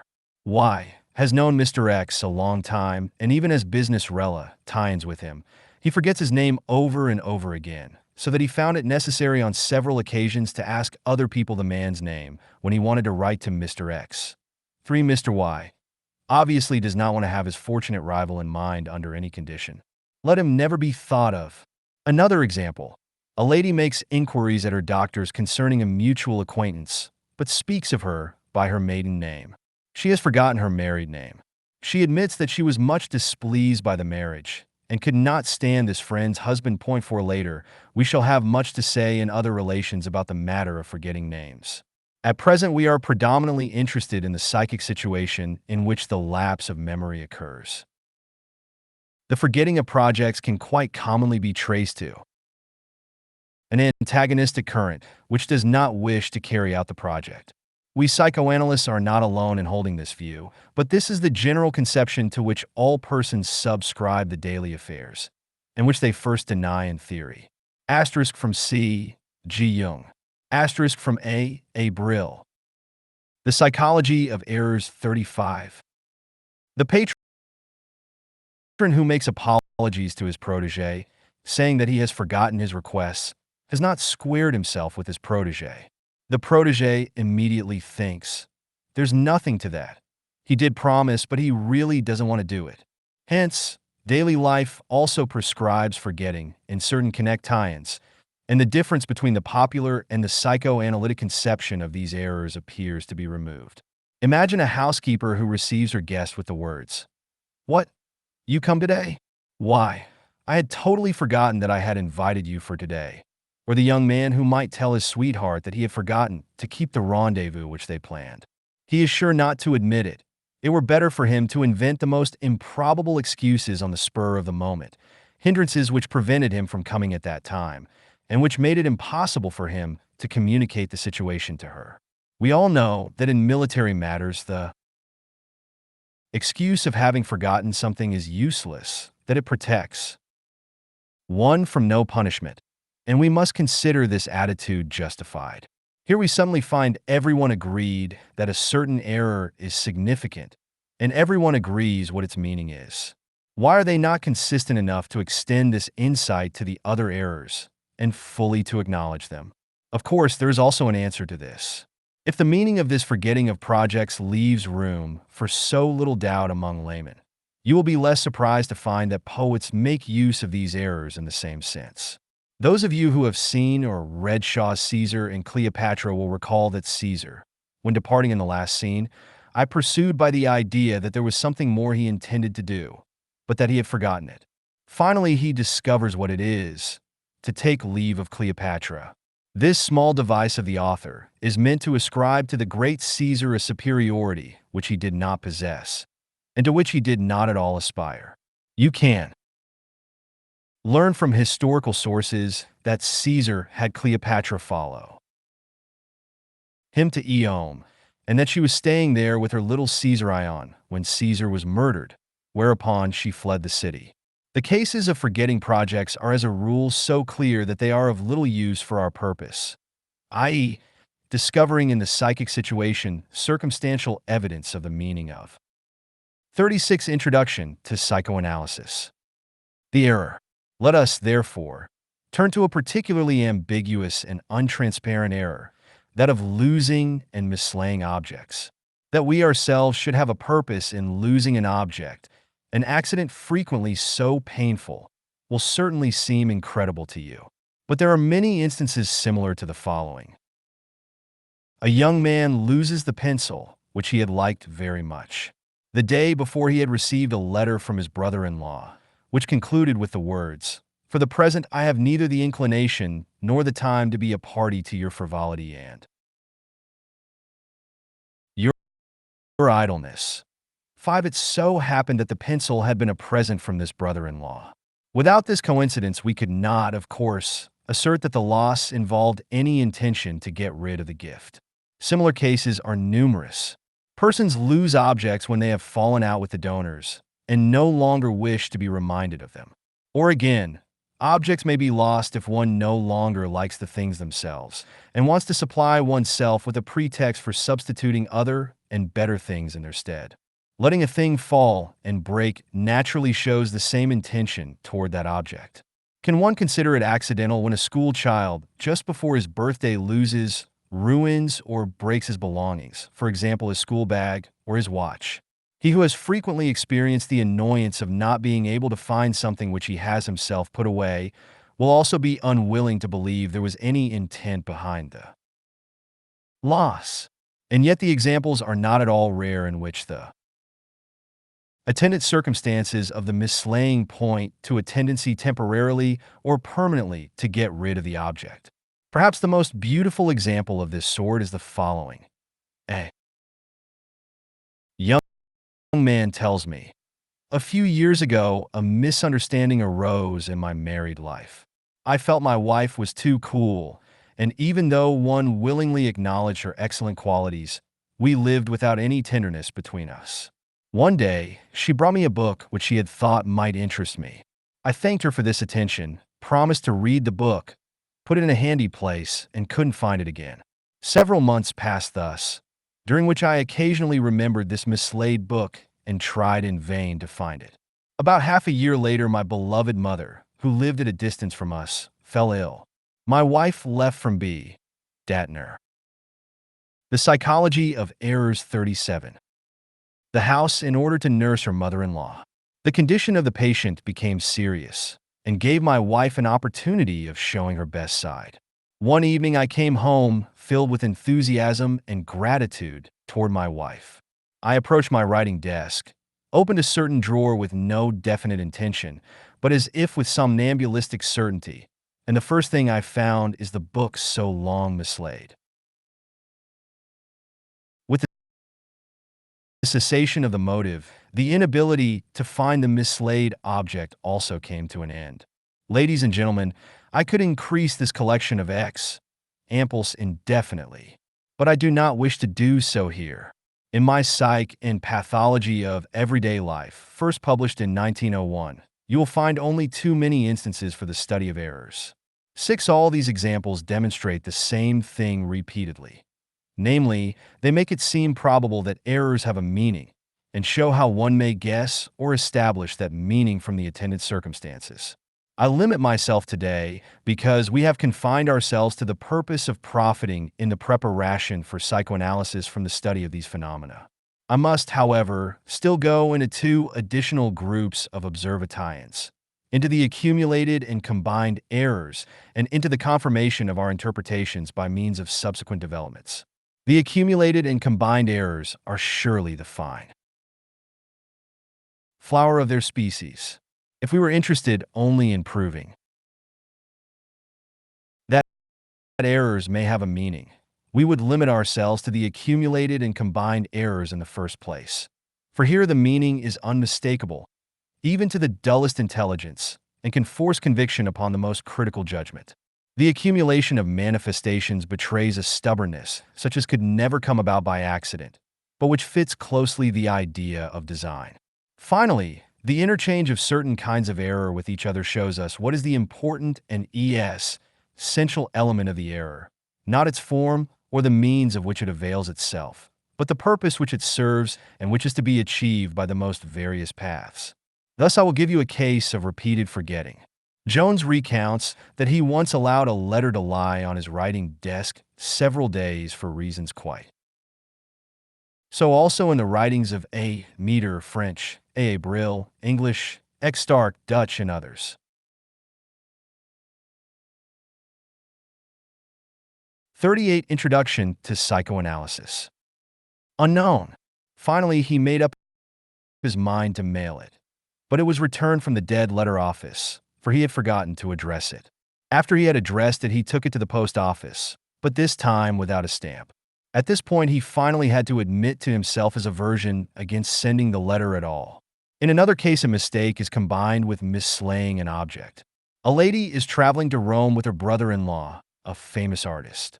The visitor is much feted by the Germans living in Rome, and receives as a gift, among other things, a gold medal of ancient origin. The lady is vexed by the fact that her brother-in-law does not sufficiently appreciate the beautiful object. After she leaves her sister and reaches her home, she discovers when unpacking that she has brought with her. How? She does not know. The medal. She immediately informs her brother-in-law of this fact by letter, and gives him notice that she will send the medal back to Rome the next day. But on the following day, the medal has been so cleverly mislaid that it can neither be found nor sent. And at this point it begins to dawn upon the lady that her absent-mindedness means, namely, that she wants to keep the object for herself. 7. I have already given you an example of a combination of forgetfulness and error in which someone first forgot a rendez vous and then, with the firm intention of not forgetting it a second time, appeared at the wrong hour. A quite analogous ease was told me from his own experience by a friend who pursues literary interests in addition to his scientific ones. He said, "A few years ago, I accepted the election to the board of a certain literary society because I hoped that the society could at some time be of use to me in helping obtain the production of my drama, and, despite my lack of interest, I took part in the meetings every Friday. A few months ago, I received the assurance of a production in the theater in F, and since that time it happens regularly that I forget the meetings of that society. When I read your article on these things, I was ashamed of my forgetfulness, reproached myself with the meanness of staying away now that I no longer need these people, and determined to be sure not to forget next Friday. I kept reminding myself of this resolution until I carried it out, and Trami. Eatler. The Psychology of Errors 39. Stood before the door of the meeting room. To my astonishment, it was closed. The meeting was already over, for I had mistaken the day. It was already Saturday. It would be tempting enough to collect similar observations, but I will go no further. I will let you glance instead upon those cases in which our interpretation has to wait for its proof upon future developments. The chief condition of these cases is conceivably that the existing psychic situation is unknown to us or inaccessible to our inquiries. At that time, our interpretation has only the value of a conjecture to which we ourselves do not wish to grant too much weight. Later, however, something happens which shows us how justified was our interpretation even at that time. One was once the guest of a young married couple and heard the young wife laughingly tell of a recent experience, of how on the day after her return from her honeymoon, she had hunted up her unmarried sister again in order to go shopping with her. As in former times, while her husband went to his business, suddenly she noticed a gentleman on the other side of the street, and she nudged her sister, saying, "Why, look, there goes Mr. K." She had forgotten that this gentleman was her husband of some weeks' standing. I shuddered at this tale, but did not dare to draw the inference. The little anecdote did not occur to me again until a year later, after this marriage had come to a most unhappy end. A meter tells of a lady who, the day before her wedding, forgot to try on her wedding dress, and to the despair of the dressmaker only remembered it later in the evening. He adds in connection with this forgetfulness the fact that she divorced her husband soon after. I know a lady now divorced from her husband, who in managing her fortune, frequently signed documents with her maiden name, and this many years before she really resumed it. I know of other women who lost their wed ding rings on their honeymoon and also know that the course of the marriage gave a meaning to this accident. And now, one more striking example with a better termination. It is said that the marriage of a famous German chemist did not take place because he forgot the hour of the wedding, and instead of going to the church, went to the laboratory. He was wise enough to. 40 Introduction to Psychoanalysis. Rest satisfied with this one attempt and died unmarried at a ripe old age. Perhaps the idea has also come to you that in these cases mistakes have taken the place of the omna or omens of the ancients. Some of the omina really were nothing more than mistakes. For example, when a person stumbled or fell down. Others, to be sure, bore the characteristics of objective occurrences rather than that of subjective acts. But you would not believe how difficult it sometimes is to decide in a specific instance whether the act belongs to the one or the other group. It so frequently knows how to masquerade as a passive experience. Every one of us who can look back over a longer or shorter life experience will probably say that he might have spared himself many disappointments and painful surprises if he had found the courage and decision to interpret as omens the little mistakes which he made in his intercourse with people, and to consider them as indications of the intentions which were still being kept secret. As a rule, one does not dare do this. One would feel as though he were again becoming superstitious via a detour through science. But not all omens come true, and you will understand from our theories that they need not all come true. Fourth lecture. The Psychology of Errors. Conclusion. We may certainly put it down as the conclusion of our labors up to this point that errors have a meaning, and we may make this conclusion the basis of our further investigations. Let me stress the fact once more that we do not assert, and for our purposes need not assert, that every single mistake which occurs is meaningful, although I consider that probable.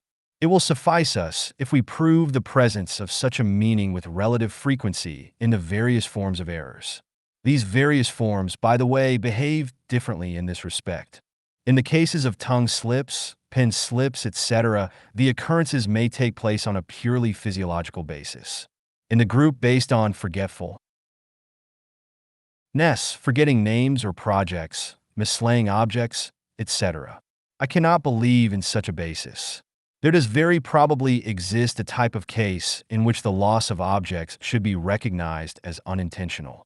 Of the mistakes which occur in daily life, only a certain portion can in any way be brought within our conception. You must keep this limitation in mind when we start henceforth from the assumption that mistakes are psychic acts and arise through the mutual interference of two intentions. Herein we have the first result of psychoanalysis. Psychology hitherto knew nothing of the occurrence of such interferences and the possibility that they might have such manifestations as a consequence. We have widened the province of the world of psychic phenomena quite considerably, and have brought into the province of psychology phenomena, which formerly were not attributed to it. Let us tarry a moment longer over the assertion that errors are psychic acts. Does such an assertion contain more than the former declaration that they have a meaning? I do not believe so. On the contrary, it is rather more indefinite and open to greater misunderstanding. Everything which can be 41. 42 Introduction to Psychoanalysis. Observed about the psychic life will on occasion be designated as a psychic phenomenon, but it will depend on whether the specific psychic manifestations resulted directly from bodily, organic, material influences, in which case their investigation will not fall within the province of psychology, or whether it was more immediately the result of other psychic occurrences back cf, which somewhere the series of organic influences then begins. We have the latter condition of affairs before us when we designate a phenomenon as a psychic manifestation, and for that reason it is more expedient to put our assertion in this form. The phenomena are meaningful. They have a meaning. By meaning, we understand significance, purpose, tendency, and position in a sequence of psychic relations. There are a number of other occurrences which are very closely related to errors, but which this particular name no longer fits. We call them accidental and symptomatic acts. They also have the appearance of being unmotivated, the appearance of insignificance and unimportance, but in addition, and more plainly, of superfluity. They are differentiated from errors by the absence of another intention with which they collide and by which they are disturbed. On the other side, they pass over without a definite boundary line into the gestures and movements which we count among expressions of the emotions. Among these accidental acts belong all those apparently playful, apparently purposeless performances in connection with our clothing, parts of our body, objects within reach, as well as the omission of such performances and the melodies which we hum to ourselves. I venture the assertion that all these phenomena are meaningful and capable of interpretation in the same way as are the errors, that they are small manifestations of other more important psychic processes, valid psychic acts. But I do not intend to linger over this new enlargement of the province of psychic phenomena, but rather to return to the topic of errors, in the consideration of which the important psychoanalytic inquiries can be worked out with far greater clarity. The most interesting questions which we formulated while considering errors, and which we have not yet answered, are, I presume, the following. We said that the errors are the result of the mutual interference of two different intentions, of which the one can be called the intention interfered with. In the Psychology of Errors 43. Other the interfering intention. The intentions interfered with give rise to no further questions. But concerning the others, we want to know, firstly, what kind of intentions are these which arise as disturbers of others? And secondly, in what proportions are the interfering related to the interfered? Will you permit me again to take the slip of the tongue as representative of the whole species and allow me to answer the second question before the first? The interfering intention in the tongue slip may stand in a significant relation to the intention interfered with, and then the former contains a contradiction of the latter correcting or supplementing it. Or, to take a less intelligible and more interesting case, the interfering intention has nothing to do with the intention interfered with. Proofs for the first of the two relations we can find without trouble in the examples which we already know and in others similar to those. In almost all cases of tongue slips where one says the contrary of what he intended, where the interfering intention expresses the antithesis of the intention interfered with, the error is the presentation of the conflict between two irreconcilable strivings. I declare the meeting opened, but would rather have it closed, is the meaning of the president's slip. A political paper which has been accused of corruptibility defends itself in an article meant to reach a climax in the words. Asterisk. Our readers will testify that we have always interceded for the good of all in the most disinterested manner. But the editor who had been entrusted with the composition of the defense wrote, in the most interested manner. That is, he thinks, to be sure, I have to write this way, but I know better. A representative of the people who urges that the Kaiser should be told the truth Richthoutlos. Here's an inner voice which is frightened by his boldness, and which through a slip changes the Richthoutlos into Ruckratlos. One in the examples familiar to you, which give the impression of contraction and abbreviation, it is a question of a correction, an addition or continuation by which the second tendency manifests itself together with the first. Things were revealed, but better say it right out, they were filthy, therefore. Things were won in the German Beachstag, November 1908. Bike haltos means unra. Servly. Bike gratlos means without backbone. 44 Introduction to Psychoanalysis. Refiled. 2. The people who understand this topic can be counted on the fingers of one hand, but no, there is really only one who understands it. therefore, counted on one finger. Or, my husband may eat and drink whatever he wants. But you know very well that I don't permit him to want anything. Therefore, he may eat and drink whatever I want. In all these cases, therefore, the slip arises from the content of the intention itself, or is connected with it. The other type of relationship between the two interfering intentions seems strange. If the interfering intention has noth ing to do with the content of the one interfered with, where then does it come from, and how does it happen to make itself manifest as interference just at that point? The observation, which alone can furnish an answer here, recognizes the fact that the interference originates in a thought process which has just previously occupied the person in question and which then has that after effect, irrespective of whether it has already found expression in speech or not. It is therefore really to be designate as perseveration, but not necessarily as the perseveration of spoken words. Here also there is no lack of an associative connection between the interfering and the interfered with, yet it is not given in the content, but artificially restored, often by means of forced connecting links. Here is a simple example of this, which I myself observed. In our beautiful Dolomites, I meet two Viennese ladies who are gotten up as tourists. I accompany them a short distance, and we discuss the pleasures, but also the difficulties of the tourist mode of life. One lady admits this way of spending the day entails much discomfort. It is true, she says, that it is not at all pleasant when one is tramped all day in the sun and waist and shirt are soaked through. At this point in this sentence, she suddenly has to overcome a slight hesitancy. Then she continues, but then when one gets knock hose and can change. 3. We did not analyze this slip, but I am sure. 2. Zum Vorschein bringen means to bring to light. Schweinereien means filthiness or obscurity. The telescoping of the two ideas, resulting in the word Vorschwein, plainly reveals the speaker's opinion of the affair. The lady meant to say nach Hause, to reach home.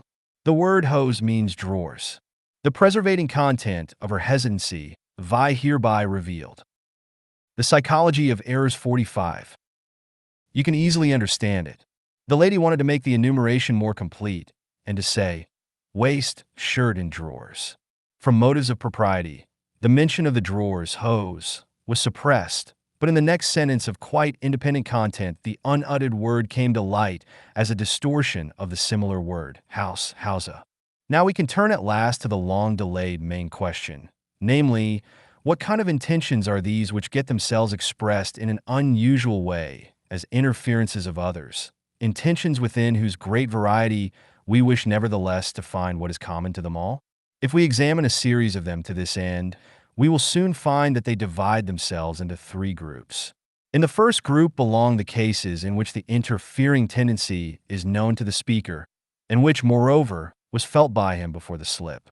Thus, in the case of the slip refilled, the speaker not only admits that he agreed with the judgment filthy on the incidents in question, but also that he had the intention, which he later abandoned, of giving it verbal expression.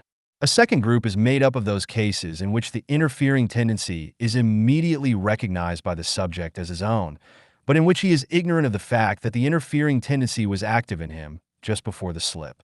He therefore accepts our interpretation, yet remains to a certain extent surprised by it. Examples of this situation can perhaps more easily be found among errors other than slips of the tongue. In a third group, the interpretation of the interfering intention is energetically denied by the speaker.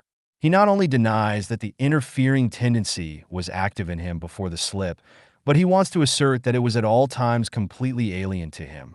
Will you recall the example of hic cough and the absolutely impolite disavowal which I received at the hands of this speaker by my disclosure of the interfering intention? You know that so far we have no unity in our conception of these cases.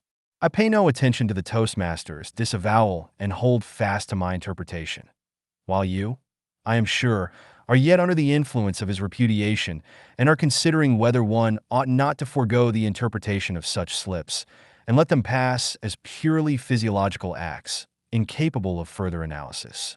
I can imagine what it is that frightens you off.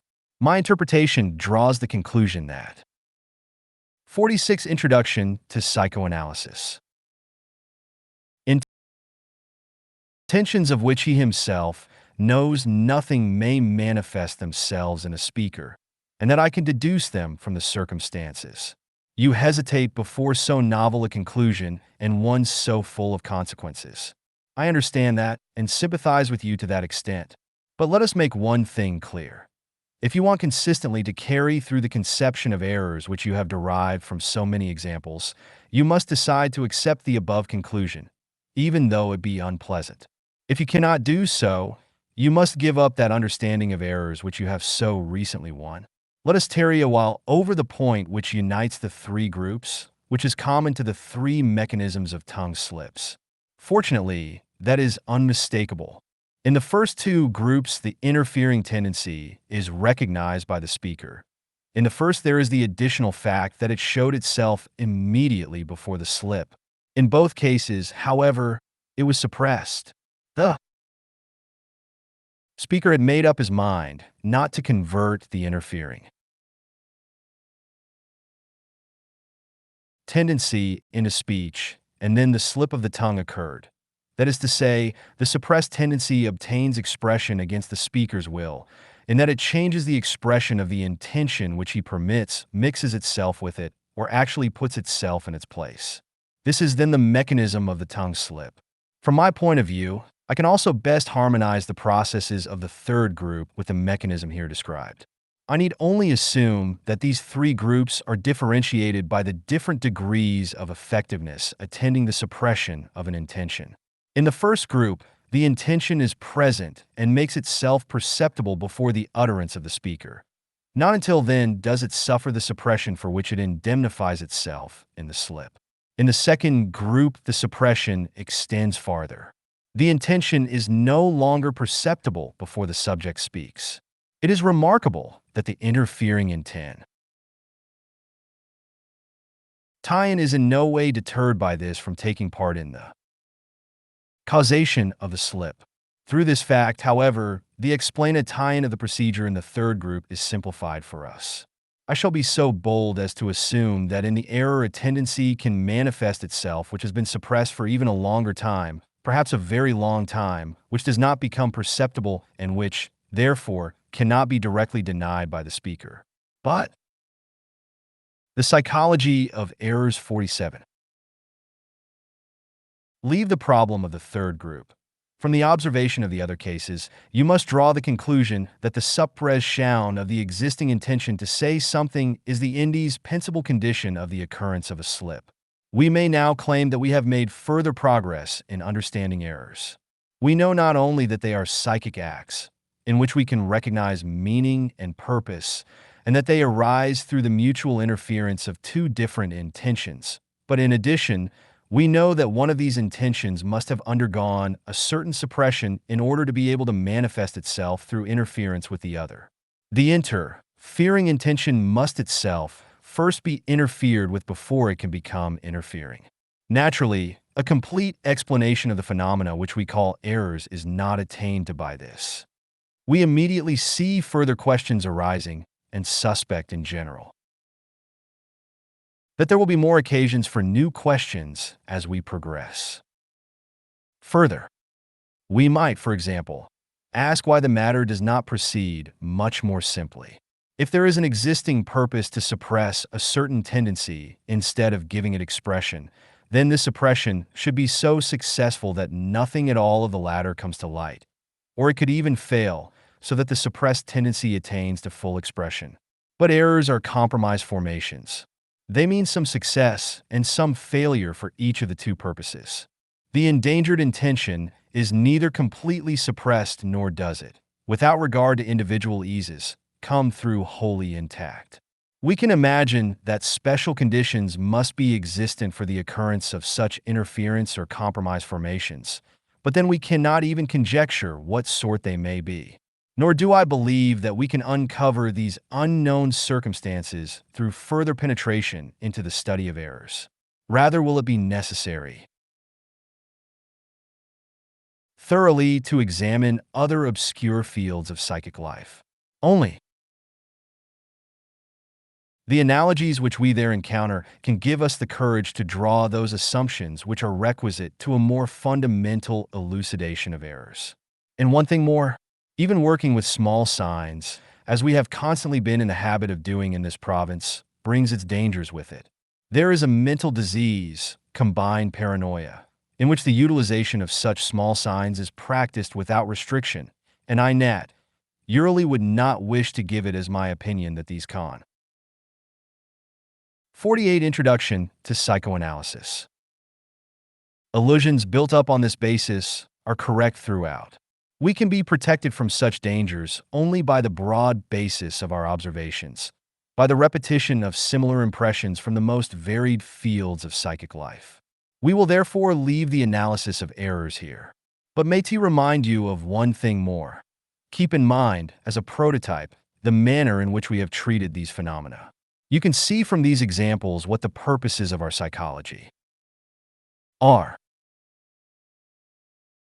We do not wish merely to describe the phenomena and to classify them, but to comprehend them as signs of a play of forces in the psychic, as expressions of tendencies striving to an end, tendencies which work together or against one another.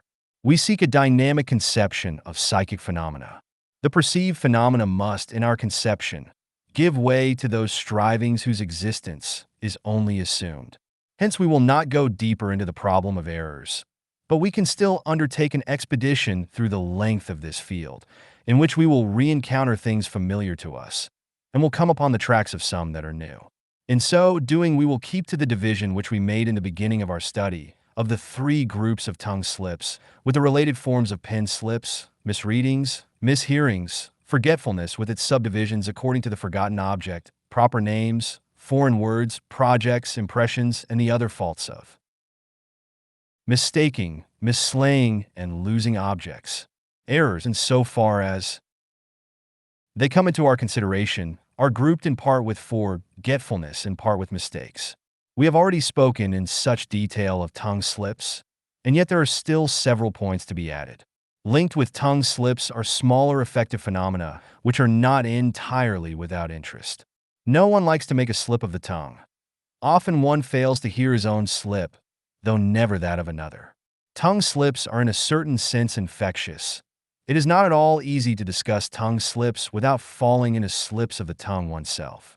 The most trifling forms of tongue slips are just the ones which have no particular illumination to throw on the hidden psychic processes, but are nevertheless not difficult to penetrate in their motivation.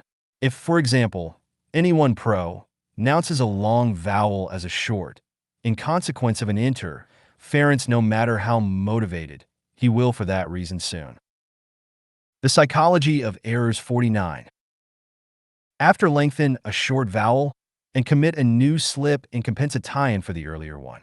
The same thing occurs when one has pronounced a double vowel unclearly and hastily. For example, an eu or an oi as ei. The speaker tries to correct it by changing a subsequent ei or eu to o. In this conduct, the determining factor seems to be a certain consideration for the hearer, who is not to think that it is immaterial to the speaker how he treats his mother tongue. The second, compensating distortion, actually has the purpose of making the hearer conscious of the first, and of assuring him that it also did not escape the speaker. The most frequent and most trifling cases of slips consist in the contractions and foresoundings which show themselves in inconspicuous parts of speech. One has tongue slips in a longer speech to such an extent that the last word of the intended speech is said too soon. That gives the impression a certain impatience to be finished with the sentence, and gives proof in general of a certain resistance to communicating this sentence or speech as a whole. Thus we come to borderline cases in which the differences between the psychoanalytic and the common physiological conception of tongue slips are blended. We assume that in these cases there is a tendency which interferes with the intention of the speech, but it can only announce that it is present and not what its own intention is. The interference which it occasions then follows some sound influences or associative relationship, and may be considered as a distract, tying of attention from the intended speech. But neither this disturbance of attention nor the associative tendency, which has been activated, strikes the essence of the process. This hints, however, at the existence of an intention which interferes with the purpose speech, an intention whose nature cannot, as is possible in all the more pronounced cases of tongue slips, this time be guessed from its effects. Slips of the pen, to which I now turn, are in agreement with those of the tongue to the extent that we need expect to gain no new points of view from them. Perhaps we will be content with a small gleaning. Those very common little slips of the pen, contractions, anticipations of later words, particularly of the last words, again point to a general distaste for writing and to an impatience to be done. The pronounced effects of pen slips permit the nature and purpose of the interfering tendency to 50. Introduction to Psychoanalysis. Be recognized. One knows in general that if one finds a slip of the pen in a letter, everything was not as usual with the writer. What was the matter one cannot always establish. The pen slip is frequently as little noticed by the person who makes it as the tongue slip. The following observation is striking.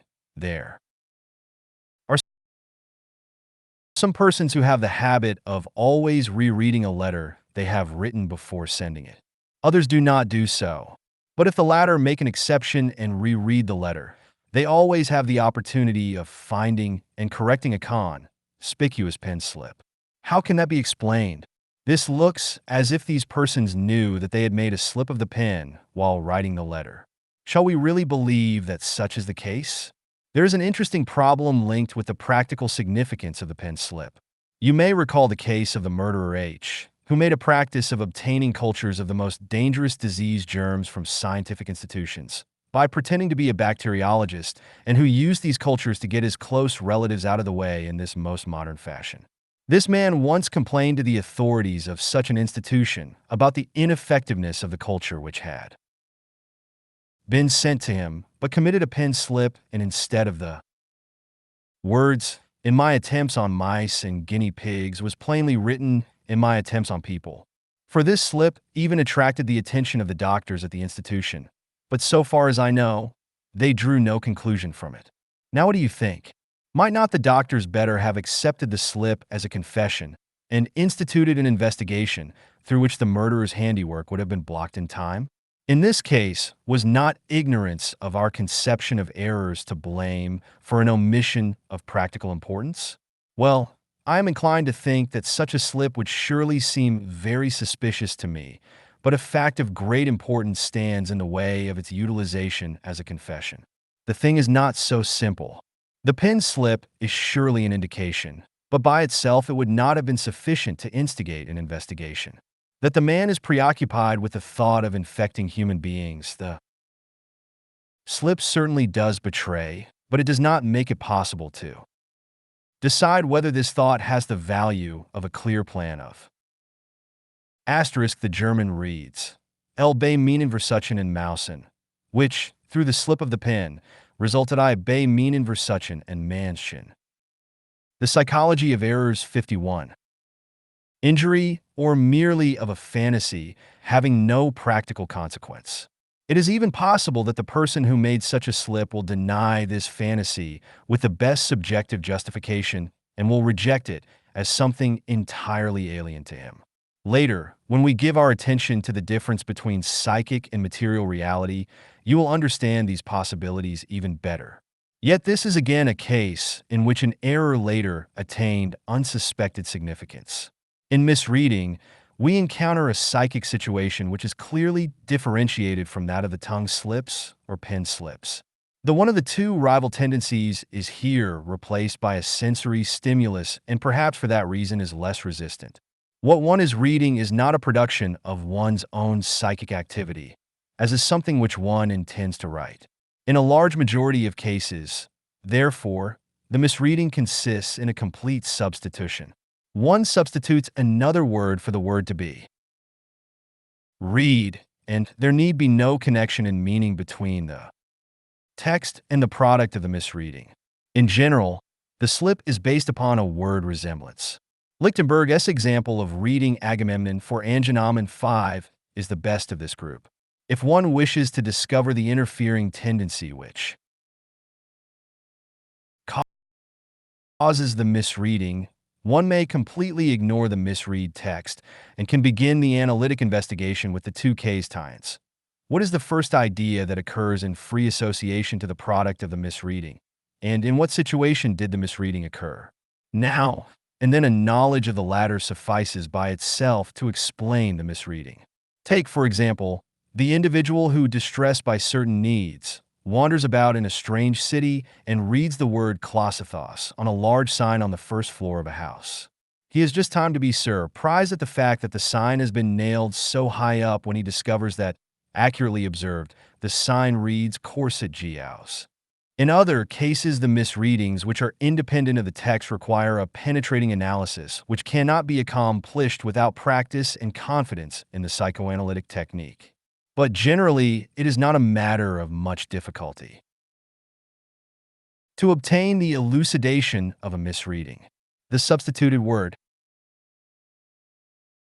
as in the example, Agamemnon, betrays without more ado the thought sequence from which the interference results. Innate angenomen is a verb meaning to accept. 52 Introduction to Psychoanalysis. War times, for instance, it is very common for one to read into everything which contains a similar word structure, the names of the cities, generals, and military expressions which are constantly buzzing around us. In this way, whatever interests and preoccupies one puts itself in the place of that which is foreign or uninteresting. The after effects of thoughts blur the new perceptions. There are other types of misreadings, in which the text itself arouses the disturbing tendency, by means of which it is then most often changed into its opposite. One reads something which is undesired. Analysis then convinces one that an intensive wish to reject what has been read should be made responsible for the alteration. In the first mentioned and more frequent cases of misreading, two factors are neglected to which we gave an important role in the mechanism of errors: the conflict of two tendencies and the suppression of one, which then indemnifies itself by producing the error. Not that anything like the opposite occurs in misreading, but the importunity of the idea content, which leads to misreading, is nevertheless much more conspicuous than the suppression to which the latter may previously have been subjected. Just these two factors are most tangibly apparent in the various situations of errors of forgetfulness. Forgetting plans is actually uniform in meaning. Its interpretation is, as we have heard, not denied even by the layman. The tendency interfering with the plan is always an antithetical intention, an unwillingness concerning which we need only cover why it does not come to expression in a different and less disguised manner. But the existence of this unwillingness is not to be doubted. Sometimes it is possible even to guess something of the motives which make it necessary for this unwillingness to disguise itself, and it always achieves its purpose by the error resulting from the concealment, while its rejection would be certain were it to present itself as open contradiction. If an important change in the psychic situation occurs between the formulation of the plan and its execution, in consequence of which the execution of the plan does not come into question, then the fact that the plan was forgotten is no longer in the class of errors. One is no longer surprised at it, and one understands that it would have been superfluous to have remembered. The Psychology of Errors 53. The plan, it was then permanently or temporarily effaced. Forgetting a plan can be called an error only when we have no reason to believe there was such an interruption. The cases of forgetting plans are in general so uniform and transparent that they do not interest us in our investigation. There are 2 points, however, from which we can learn something new. We have said that forgetting, that is, the non-execution of a plan, points to an antipathy toward it.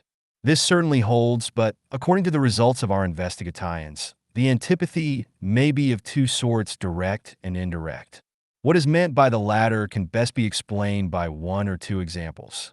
If a patron forgets to say a good word for his protege to a third person, it may be because the patron is not really very much interested in the protege, therefore has no great inclination to commend him.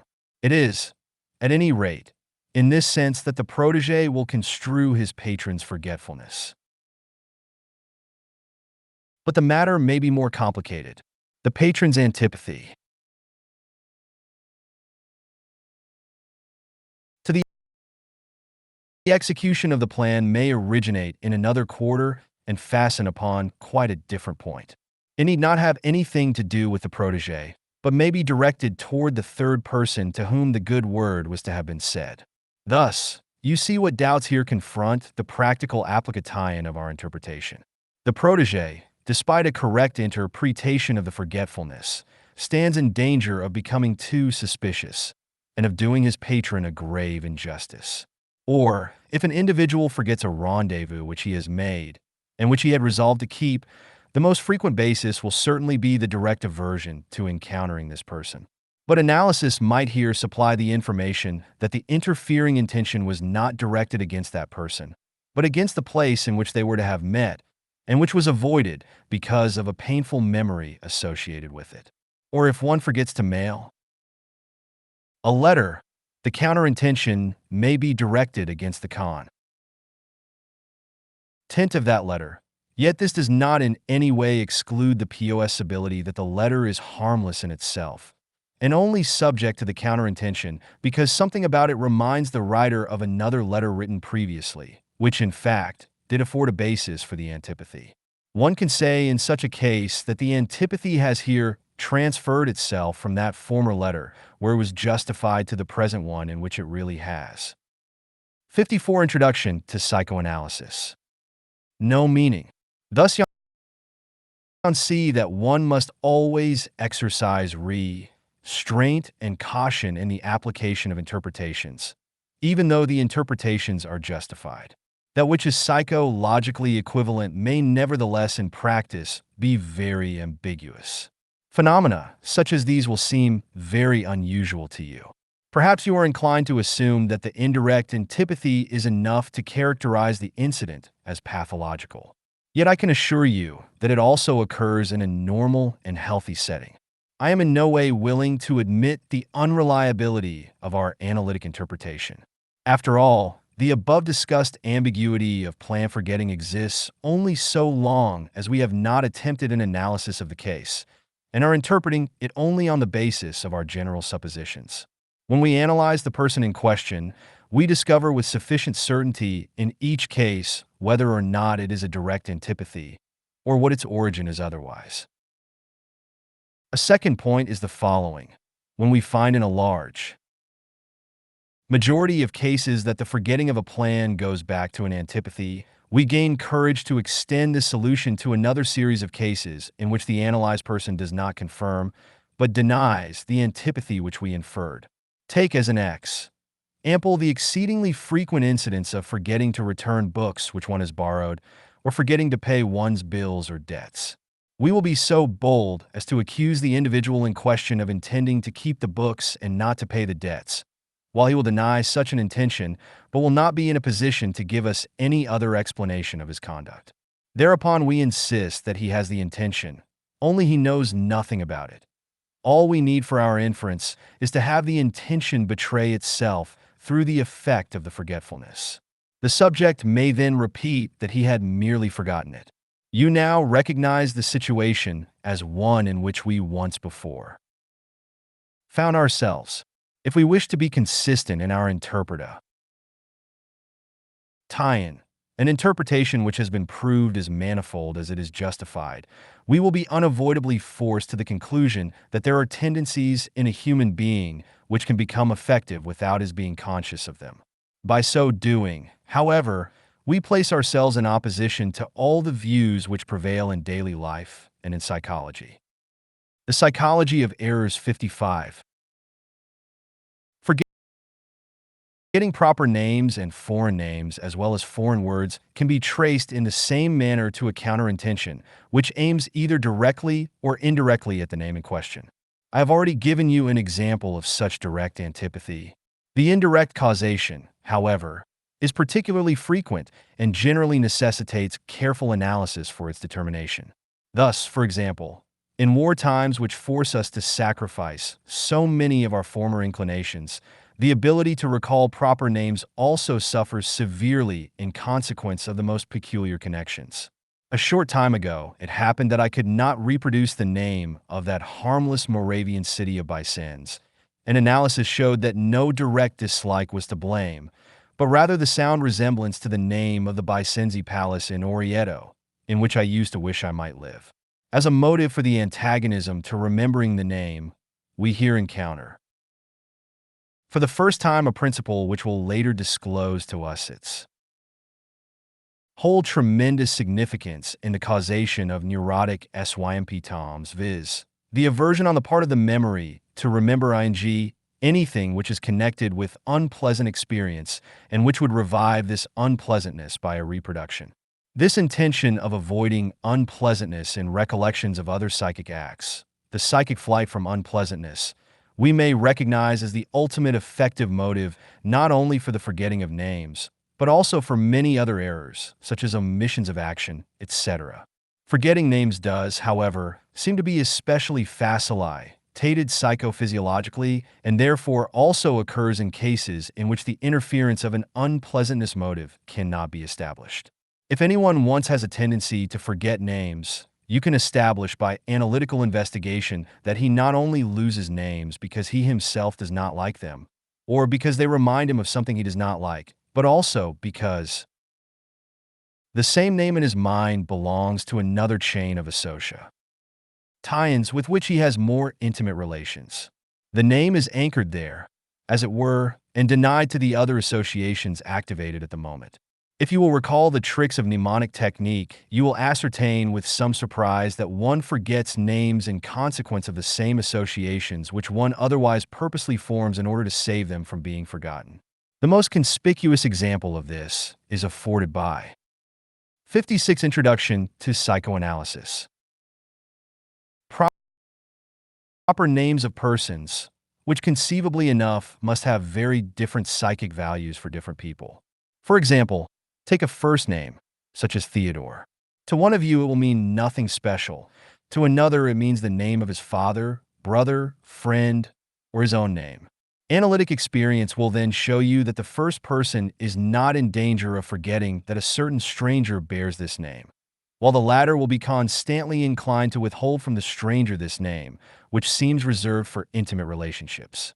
Let us now assume that this associative inhibition can come into contact with the operation of the unpleasantness principle, and in addition with an indirect mechanism, and you will be in a position to form a correct picture of the complexity of causation of this temporary name forgetting. An adequate analysis that does justice to the facts, however, will completely disclose these complications. Forgetting impressions and experiences shows the working of the tendency to keep unpleasantness from recollection much more clearly and conclusively than does the forgetting of names. It does not, of course, belong in its entirety to the category of errors, but only in so far as it seems to us conspicuous and unjustified, measured by the measuring stick of our accustomed conception. Thus, for example, where the forgetfulness strikes fresh or important impressions, or impressions whose loss tears a hole in the otherwise well-remembered sequence. Why and how it is in general that we forget, particularly why and how we forget experiences which have surely left the deepest impressions, such as the incidents of our first years of childhood, is quite a different problem, in which the defense against unpleasant associations plays a certain role, but is far from explaining everything.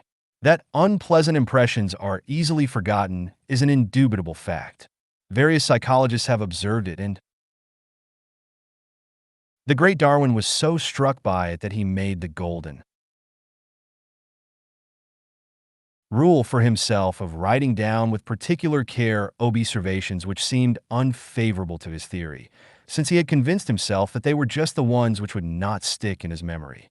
Those who hear for the first time of this principle of defense against unpleasant recollections by means of forgetting seldom fail to raise the objection that they, on the contrary, have had the experience that just the painful is hard to forget, inasmuch The psychology of errors 57. As it always comes back to mind to torture the person against his will, as, for example, the recollection of an insult or humiliation. This fact is also correct, but the objection is not valid. It is important that one begin betimes to reckon with the fact that the psychic life is the arena of the struggles and exercises of antagonistic tendencies, or, to express it in non-dynamic terminology, that it consists of contradictions and paired antagonisms.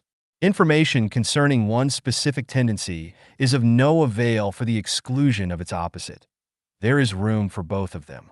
It depends only on how the opposites react upon each other, what effects will proceed from the one and what from the other. Losing and misslaying objects is of a special interest to us because of the ambiguity and the multiplicity of tendencies in whose services the errors may act. The common element in all cases is this, that one wished to lose something. The reasons and purposes thereof vary. One loses an object when it has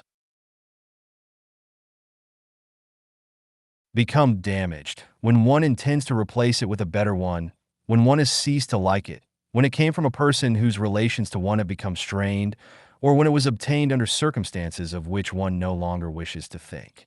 The same purpose may be served by letting the object fall, be damaged or broken. In the life of society, it is said to have been found that unwelcome and illegitimate children are much more often frail than those born in wedlock. To reach this result, we do not need the coarse technique of the so-called angel maker. A certain remissness in the care of the child is said to suffice amply. In the preservation of objects, the case might easily be the same as with the children. But things may be singled out for loss without their having forfeited any of their value. Namely, when there exists the intention to sacrifice something to fate in order to ward off some other dreaded loss. Such exorcisings of fate are, according to the findings of analysis, still very frequent among us. Therefore, the loss of things is often a voluntary sacrifice. In the same way, losing may serve the purposes of obstinacy or self-punishment. In short, the more distant motivation of the tendency to get rid of a thing oneself by means of losing it is not overlooked. Mistakes, like other errors, are often used to fulfill wishes which one ought to deny oneself. The purpose is thus masked. 58. Introduction to Psychoanalysis. As fortunate accident. For instance, one of our friends once took the train to make a call in the suburbs, despite the clearest antipathy to so doing, and then, in changing cars, made the mistake of getting into the train which took him back to the city. Or, if on a trip one absolutely wants to make a longer stay at a halfway station, one is apt to overlook or miss certain connections, so that he is forced to make the desired interruption to the trip.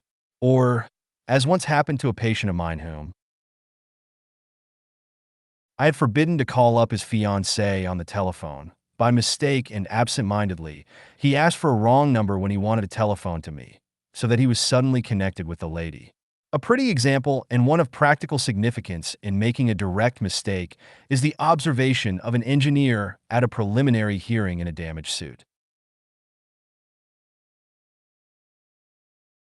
Some time ago, I worked with several colleagues in the laboratory of a high school on a series of complicated elasticity experiments, a piece of work which we had undertaken voluntarily, but which began to take more time than we had expected. One day, as I went into the laboratory with my colleague F, the latter remarked how unpleasant it was to him to lose so much time that day, since he had so much to do at home. I could not help agreeing with him, and remarked half-jokingly, alluding to an incident of the previous week, "Let's hope that the machine gives out again so that we can stop work and go home early." In the division of labor, it happened that F was given the regulation of the valve of the press. That is to say, he was by means of a cautious opening of the valve to let the liquid pressure from the accumulator flow slowly into the cylinder of the hydraulic press. The man who was directing the job stood by the manometer pressure gauge, and when the right pressure had been reached, called out in a loud voice, "Stop." At this command, F seized the valve and turned with all his might. to the left. All valves, without exception, close to the right. Thereby, the whole pressure of the accumulator suddenly became effective in the press, a strain for which the connecting pipes are not designed, so that a connecting pipe immediately burst. Quite a harmless defect, but one which nevertheless forced us to drop work for the day and go home. It is characteristic, by the way, that some time afterward, when we were discussing this occurrence, my friend F. had no. The Psychology of Errors 59. Recollection whatever of my remark, which I could recall with certainty. From this point, you may reach the conjecture that it is not harmless accident which makes the hands of your domestics such dangerous enemies to your household property. But you can also raise the question whether it is always an accident when one damages himself and exposes his own person to danger. Thero are interests the value of which you will presently be able to test by means of the analysis of observations. Ladies and gentlemen, this is far from being all that might be said about errors. There is indeed much left to investigate and to discuss. But I am satisfied if, from our investigations to date, your previous views are somewhat shaken, and if you have acquired a certain degree of liberality in the acceptance of new ones. For the rest, I must content myself with leaving you face to face with an unclear condition of affairs. We cannot prove all our axioms by the study of errors, and, indeed, are by no means solely dependent on this material. The great value of errors for our purpose lies in the fact that they are very frequent phenomena that can easily be observed on oneself, and the occurrence of which do not require a pathological condition.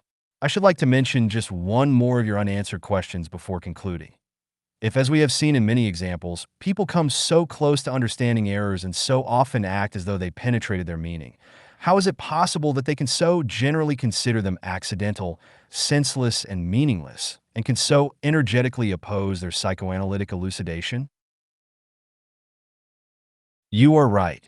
That is conspicuous and demands an explanation. I shall not give this explanation to you, however, but shall guide you slowly to the connecting links from which the explanation will force itself upon you, without any aid from me. 2. The Dream. Fifth lecture. The Dream. Difficulties and Preliminary Approach. One day the discovery was made that the disease symptoms of certain nervous patients have a meaning. Point 1. Thereupon the psychoanalytic method of therapy was founded. In this treatment, it happened that the patients also presented dreams in place of their symptoms. Herewith originated the conjecture that these dreams also have a meaning. We will not, however, pursue this historical path, but enter upon the opposite one. We wish to discover the meaning of dreams as preparation for the study of the neuroses. This inversion is justified, for the study of dreams is not only the best preparation for that of the neuroses, but the dream itself is also a neurotic symptom, and in fact one which possesses for us the incalculable advantage of occurring in all normals. Indeed, if all human beings were well and would dream, we could gain from their dreams almost all the insight to which the study of the neuroses has led. Thus it is that the dream becomes the object of psychoanalytic research, again an ordinary little considered phenomenon, apparently of no practical value, like the errors with which, indeed, it shares the character of occurring in normals. But otherwise the conditions are rather less favorable for our work. Errors had been neglected only by science, which had paid little attention to them. But at least it was no disgrace to occupy one's self with them. People said there are indeed more important things, but perhaps something may come of it. Preoccupation with the dream, however, is not merely impractical and superfluous, but actually ignominious. It carries the odium of the unscientific, awakens the suspicion of a personal leaning towards mysticism. The idea of a physician busying himself with dreams, when even in neuropathology and psychiatry there are matters so much. 1 Joseph Brewer, in the years 1880 to 1882. Cf. Also my lectures on psychoanalysis, delivered in the United States in 1909. 63. 64 Introduction to Psychoanalysis. More serious, tumors the size of apples which incapacitate the organ of the psyche, hemorrhages, and chronic inflammations in which one can demonstrate changes in the tissues under the microscope. No, the dream is much too trifling an object and unworthy of science. And besides, it is a condition which in itself defies all the requirements of exact research. In dream investigation, one is not even sure of one's object. A delusion, for example, presents itself in clear and definite outlines. "I am the Emperor of China," says the patient aloud. But the dream? It generally cannot be related at all. If anyone relates a dream, has he any guarantee that he has told it correctly and not changed it during the telling, or invented an addition which was forced by the indefiniteness of his recollection? Most dreams cannot be remembered at all, are forgotten except for small fragments. And upon the interpretation of such material shall a scientific psychology or method of treatment for patients be based. A certain excess in judgment may make us suspicious. The objections to the dream as an object of research obviously go too far. The question of insignificance we have already had to deal with in discussing errors. We said to ourselves that important matters may manifest themselves through small signs. As concerns the indefiniteness of the dream, it is after all a characteristic like any other. One cannot prescribe the characteristics of an object. Moreover, there are clear and definite dreams. And there are other objects of psychiatric research which suffer from the same trait of indefiniteness, e.g., many compulsion ideas, with which even respectable and esteemed psychiatrists have occupied themselves. I might recall the last case which occurred in my practice. The patient introduced himself to me with the words, "I have a certain feeling as though I had harmed or had wished to harm some living thing. A child? No, more probably a dog, perhaps pushed it off a bridge, or something else." We can overcome to some degree the difficulty of uncertain recollection in the dream if we determine that exactly what the dreamer tells us is to be taken as his dream, without regard to anything which he has forgotten or may have changed in recollection. And finally, one cannot make so general an assertion as that the dream is an unimportant thing. We know from our own experience that the mood in which one wakes. Difficulties and preliminary approach 65. Up after a dream may continue throughout the whole day. Cases have been observed by physicians in which a psychosis begins with a dream and holds to a delusion which originated in it. It is related of historical personages that they drew their inspiration for important deeds from dreams. So we may ask, whence comes the contempt of scientific circles for the dream? I think it is the reaction to their overestimation in former times. Reconstruction of the past is notoriously difficult, but this much we may assume with certainty, if you will permit me the jest, that our ancestors of 3,000 years ago and more dreamed much in the way we do. As far as we know, all ancient peoples attached great importance to dreams and considered them of practical value. They drew omens for the future from dreams, sought premonitions in them. In those days, to the Greeks and all Orientals, a campaign without dream interpreters must have been as impossible as a campaign without an aviation. Scout today. When Alexander the Great undertook his campaign of conquests, the most famous dream interpreters were in attendance. The city of Tyrus, which was then still situated on an island, put up so fierce a resistance that Alexander considered the idea of raising the siege. Then he dreamed one night of a satyr dancing as if in triumph.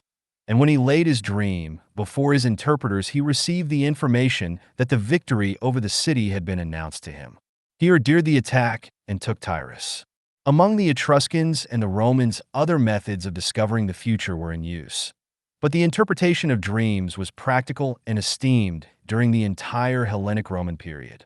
Of the literature dealing with the topic, at least the chief work has been preserved to us, namely, the book of Artemidoros of Daldis, who is supposed to have lived during the lifetime of the Emperor Hadrian. How it happened subsequently that the art of dream interpretation was lost and the dream fell into discredit, I cannot tell. You. Enlightenment cannot have had much part in it, for the Dark Ages faithfully preserved things far more absurd than the ancient dream interpretation.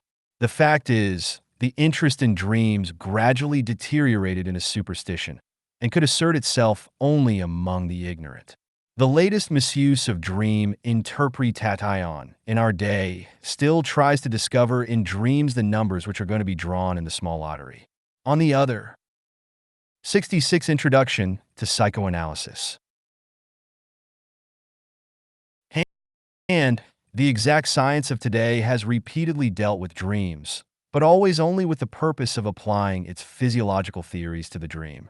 By physicians, of course, the dream was considered as a non-psychic act, as the manifestation of somatic irritations in the psychic life.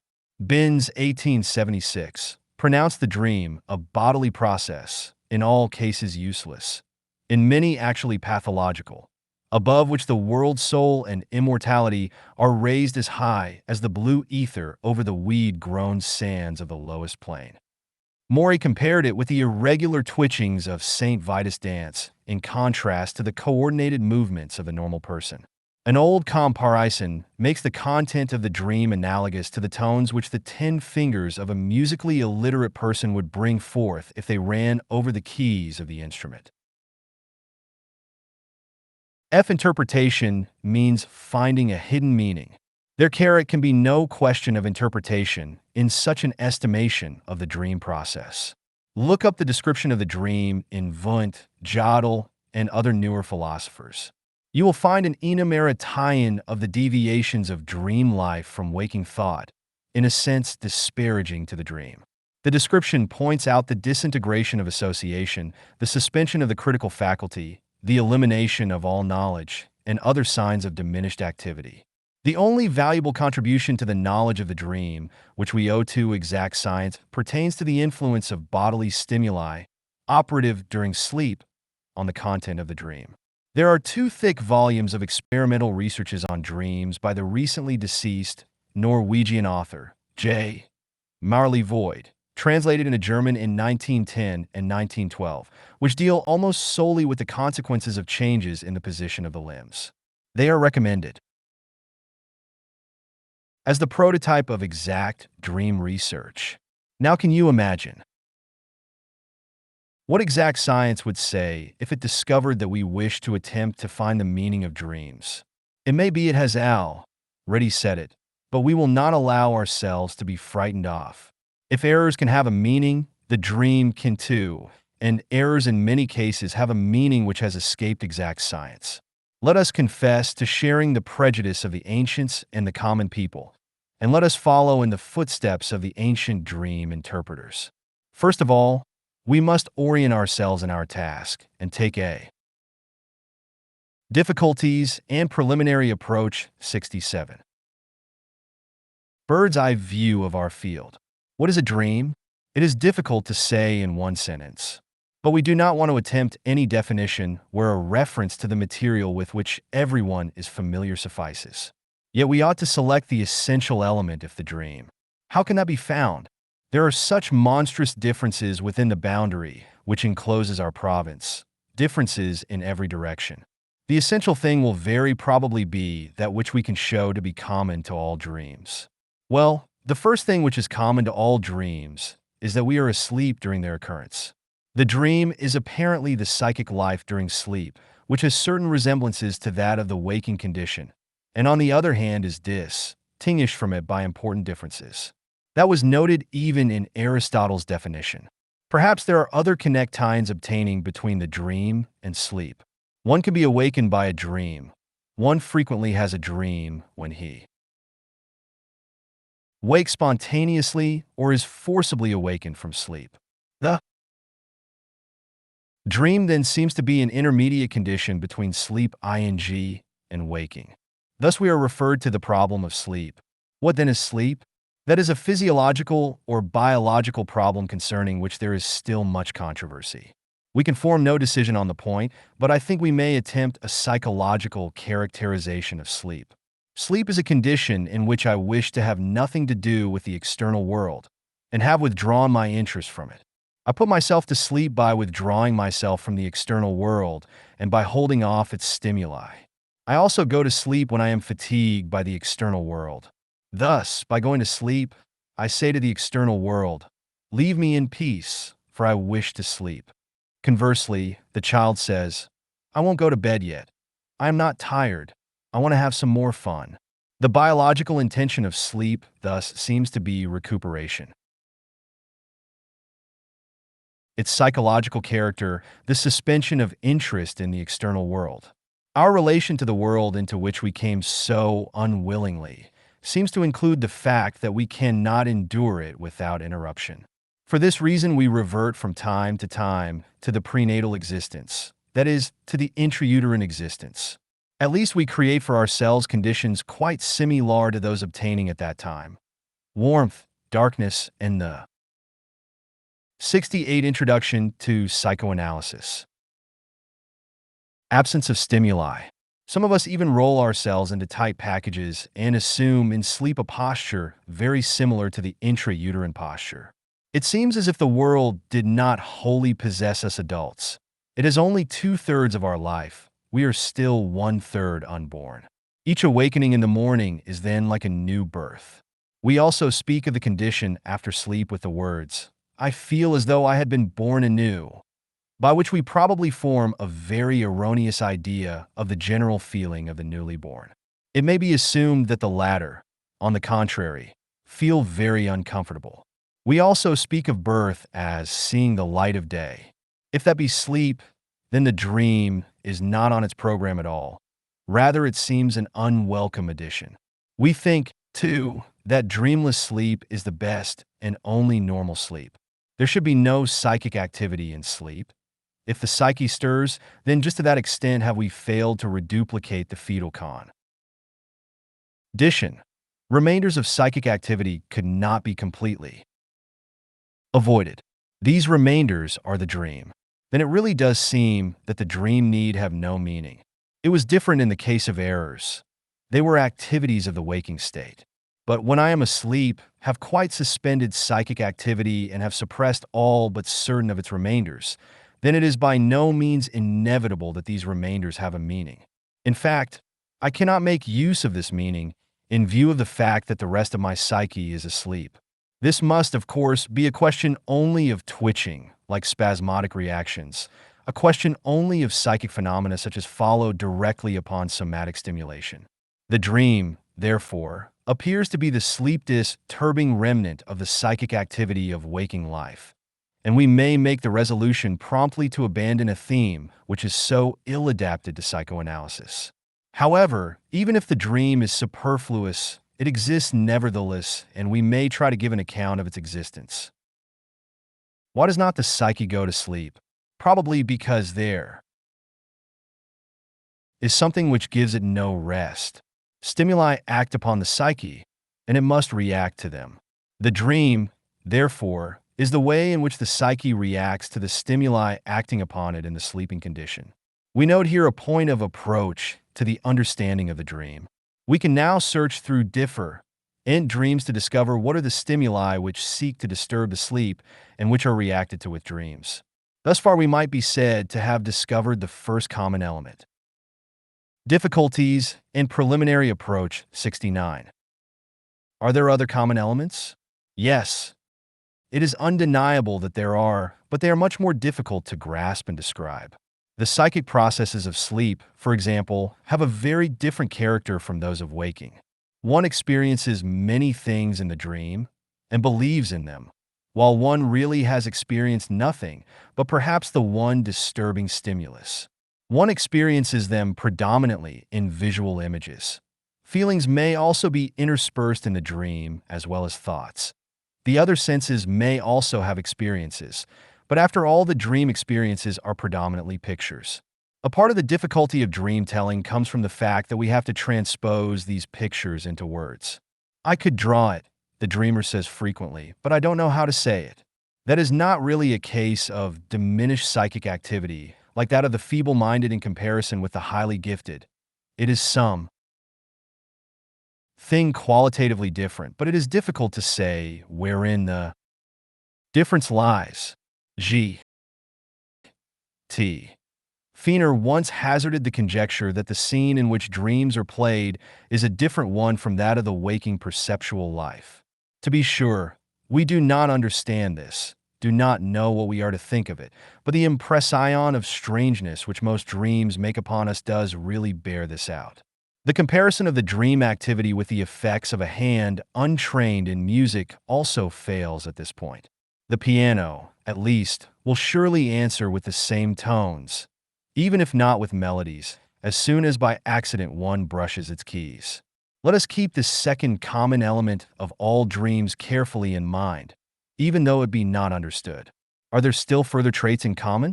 I find none, and see only differences everywhere, differences indeed in the apparent length as well as the definiteness of the activities, participation of effects, durability, etc. All this really is not what we might expect of a compulsion-driven, irresistible, convulsive defense against a stimulus. As concerns the dimensions of dreams, there are very short ones which contain only one picture or a few, one thought. Yes, even one word only, others which are uncommonly rich in content, seem to dramatize whole novels and to last very long. There are dreams which are as plain as an experience itself, so plain that we do not recognize them as dreams for a long time after waking. Others which are indescribably weak, shadowy, and vague. Indeed, in one in the 70 Introduction to Psychoanalysis. Same dream, the overemphasized and the scarcely comprehensible, indefinite parts may alternate with each other. Dreams may be quite meaningful or at least coherent. Yes, even witty, phantastically beautiful. Others, again, are confused, as if feeble, minded, absurd, often actually mad. There are dreams which leave us quite cold, others in which all the effects come to expression. Pain deep enough for tears, fear strong enough to waken us, astonishment, delight, etc. Dreams are generally quickly forgotten upon waking, or they may hold over a day to such an extent as to be faintly and incompletely remembered in the evening. Others, for example, the dreams of childhood, are so well preserved that they stay in the memory 30 years later like fresh experiences. Dreams, like individuals, may appear a single time and never again, or they may repeat themselves unchanged in the same person, or with small variations. In short, this nightly psychic activity can avail itself of an enormous repertoire, can indeed compass everything which the psychic accomplishes by day, but yet the two are not the same. One might try to give an account of this many-sidedness of the dream by assuming that it corresponds to different intermediate stages between sleeping and waking, different degrees of incomplete sleep. Yes, but in that ease as the psyche nears the waking state, the conviction that it is a dream ought to increase along with the value, content, and distinctiveness of the dream product, and it would not happen that immediately beside a distinct and sensible dream fragment a senseless and indistinct one would occur, to be followed again by a goodly piece of work. Surely the psyche could not change its degree of somnolence so quickly. This explanation thus avails us nothing.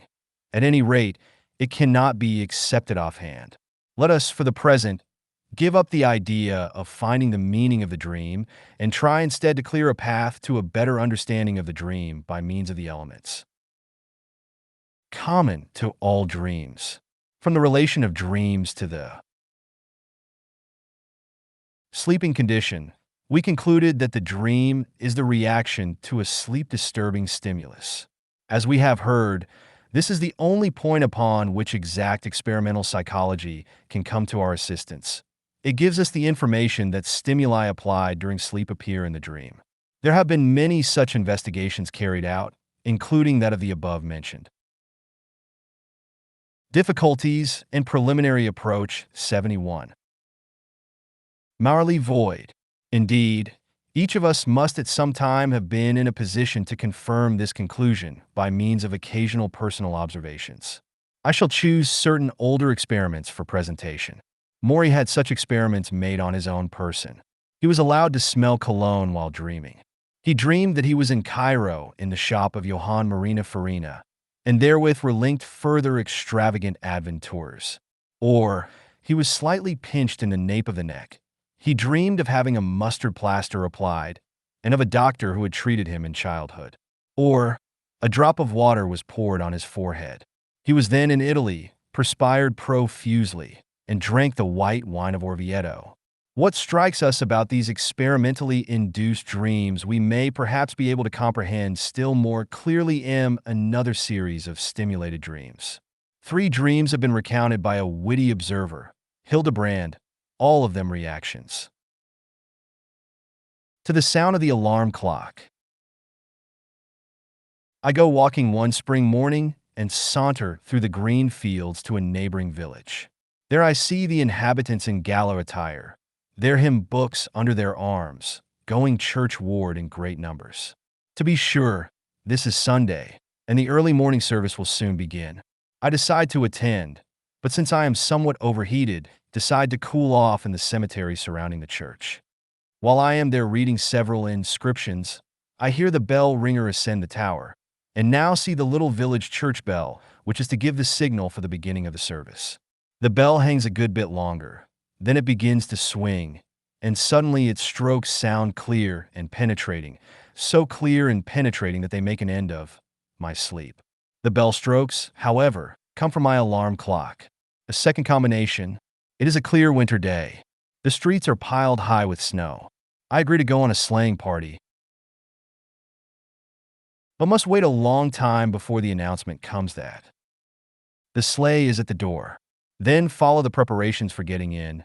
The fur coat is put on, the foot warmer dragged forth, and finally I am seated in my place.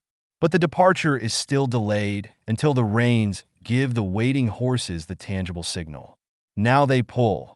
The vigorously shaken bells begin their familiar Janissary music so powerfully that instantly the spider. 72 Introduction to Psychoanalysis. Web of the dream is torn. Again, it is nothing but the shrill tone of the alarm clock. And still a third example. I see a kitchen maid walking along the corridor to the dining room with some dozens of plates piled high. The pillar of porcelain in her arms seems to me in danger of losing its balance. Take care, I warn her. The whole load will fall to the ground naturally. The inevitable retort follows. One is used to that, etc., and I still continue to follow the passing figure with apprehensive glances. Sure enough, at the threshold she stumbles. The brittle dishes fall and rattle and crash over the floor in 1,000 pieces. But the endless racket is not, as I soon notice, a real rattling, but really a ringing, and with this ringing, as the awakened subject now realizes, the alarm has performed its duty. These dreams are very pretty, quite meaningful, not at all incoherent, as dreams usually are. We will not object to them. On that score, that which is common to them all is that the situation terminates each time in a noise, which one recognizes upon waking up as the sound of the alarm. Thus we see here how a dream originates, but also discovers something else. The dream does not recognize the alarm. Indeed, the alarm does not appear in the dream. The dream replaces the alarm sound with another. It interprets the stimulus which interrupts the sleep, but interprets it each time in a different way. Why? There is no answer to this question. It seems to be something arbitrary. But to understand the dream means to be able to say why it has chosen just this sound and no other for the interpretation of the alarm clock stimulus. In quite analogous fashion, we must raise the objection to the Maury experiment that we see well enough that the stimulus appears in the dream, but that we do not discover why it appears in just this form, and that the form taken by the dream does not seem to follow from the nature of the sleep-disturbing stimulus. Moreover, in the Maury expery, meant a mass of other dream material links itself to the direct stimulus product, as, for example, the extravagant adventures in the Cologne dream, for which one can give no account. Now I shall ask you to consider the fact that the waking dreams offer by far the best chances for determining the influence of external sleep-disturbing stimuli. In most of the other cases, it will be more difficult. One does not wake up in all. Difficulties and preliminary approach 73. Dreams. And in the morning, when one remembers the dream of the night, how can one discover the disturbing stimulus which was perhaps an operation at night? I did succeed once in subsequently establishing such a sound stimulus, though naturally only in consequence of special circumstances. I woke up one morning in a place in the Tyrolese mountains, with the certainty that I had dreamt the Pope had died. I could not explain the dream, but then my wife asked me, "Did you hear the terrible bell ringing that broke out early this morning from all the churches and chapels?" No, I had heard nothing. My sleep is a sound one, but thanks to this information, I understood my dream. How often may such stimuli incite the sleeper to dream without his knowing of them afterward? Perhaps often, perhaps infrequently. When the stimulus can no longer be traced, one cannot be convinced of its existence. Even without this fact, we have given up evaluating the sleep-disturbing stimuli, since we know that they can explain only a little bit of the dream and not the whole dream reaction. But we need not give up this whole theory for that reason. In fact, it can be extended. It is clearly immaterial through what cause the sleep was disturbed and the psyche incited to dream. If the sensory stimulus is not always externally induced, it may be instead a stimulus proceeding from the internal organs, a so-called somatic stimulus. This conjecture is obvious, and it corresponds to the most popular conception of the origin of dreams. Dreams come from the stomach, one often hears it said. Unfortunately, it may be assumed here again that the cases are frequent in which the somatic stimulus which operated during the night can no longer be traced after waking, and has thus become unverifiable. But let us not overlook the fact that many recognized experiences testify to the derivation of dreams from the somatic stimulus. It is in general indubitable that the condition of the internal organs can influence the dream. The relation of many a dream can tend to a distension of the bladder, or to an excited condition of the genital organs, is so clear that it cannot be mistaken. From these transparent cases, one can proceed to others in which, from the content of the dream, at least a justifiable conjecture may be made that such somatic stimuli have been operative, inasmuch as there is something in this content which may be conceived as elaboration, represent a 74 * Introduction to Psychoanalysis. Tie-in interpretation of the stimuli. The dream investigator Schirmer, 1861, insisted with particular emphasis on the derivative of the dream from organic stimuli, and cited several splendid examples in proof. For example, in a dream he sees two rows of beautiful boys with blonde hair and delicate complexions stand opposite each other in preparation for a fight, fall upon each other, seize each other, take up the old position again, and repeat the whole performance. Here the interpretation of these rows of boys as teeth is plausible in itself, and it seems to become convincing when after this scene the dreamer pulls a long tooth out of his jaws. The interpretation of long, narrow, winding corridors as intestinal stimuli seems sound and confirms Schirmer's assertion that the dream above all seeks to represent the stimulus-producing organ by means of objects resembling it. Thus, we must be prepared to admit that the internal stimuli may play the same role in the dream as the external. Unfortunately, their evaluation is subject to the same difficulties as those we have already encountered. In a large number of cases, the interpretation of the stimuli as somatic remains uncertain and undemonstrable. Not all dreams, but only a certain portion of them, arouse the suspicion that an internal organic stimulus was concerned in their causation. And finally, the internal stimuli will be as little able as the external sensory stimuli to explain any more of the dream than pertains to the direct reaction to the stimuli. The origin, therefore, of the rest of the dream remains obscure. Let us, however, notice a peculiarity of dream life which becomes apparent in the study of these effects of stimuli. The dream does not simply reproduce the stimulus, but it elaborates it, it plays upon it, places it in a sequence of relationships, replaces it with something else.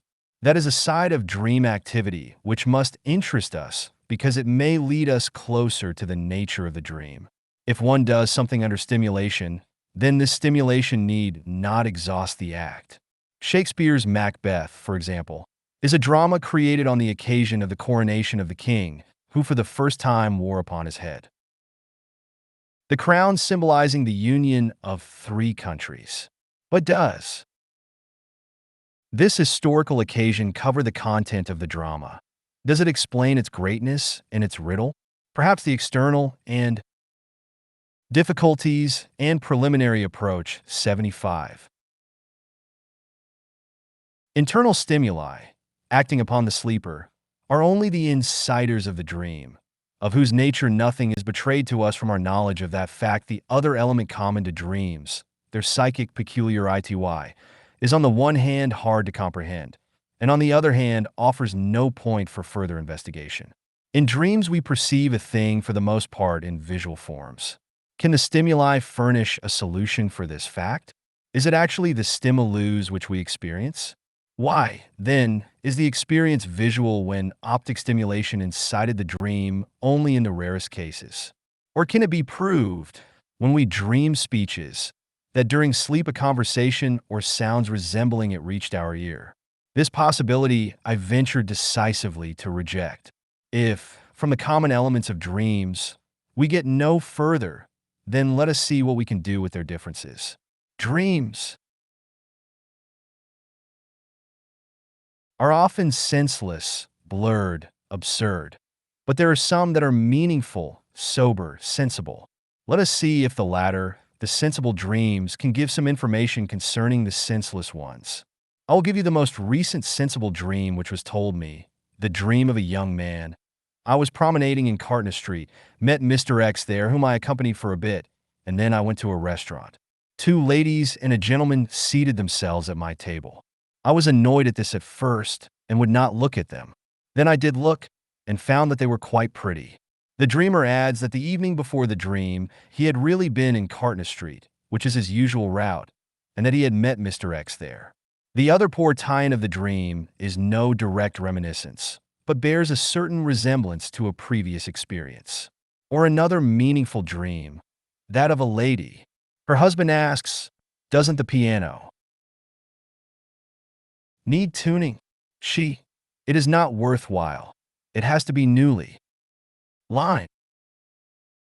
This dream reproduces without much alteration a conversation which took place the day before between herself and her husband.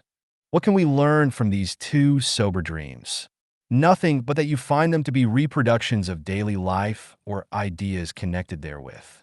This would at least be something if it could be stated of all dreams. There is no question, however, that this applies to only a minority of dreams. In most dreams, there is no sign of any connection with the previous day, and no light is thereby cast on the senseless and absurd dream. 76 Introduction to Psychoanalysis. Know only that we have struck a new problem. We wish to know not only what it is that the dream says, but when, as in our examples, the dream speaks plainly, we also wish to know why and wherefore this recent experience is repeated in the dream. I believe you are as tired as I am of continuing attempts like these. We see, after all, that the greatest interest in a problem is inadequate if one does not know a path which will lead to a solution. Up to this point, we have not found this path. Experimental psychology gave us nothing but a few very valuable pieces of information concerning the meaning of stimuli as dream insiders.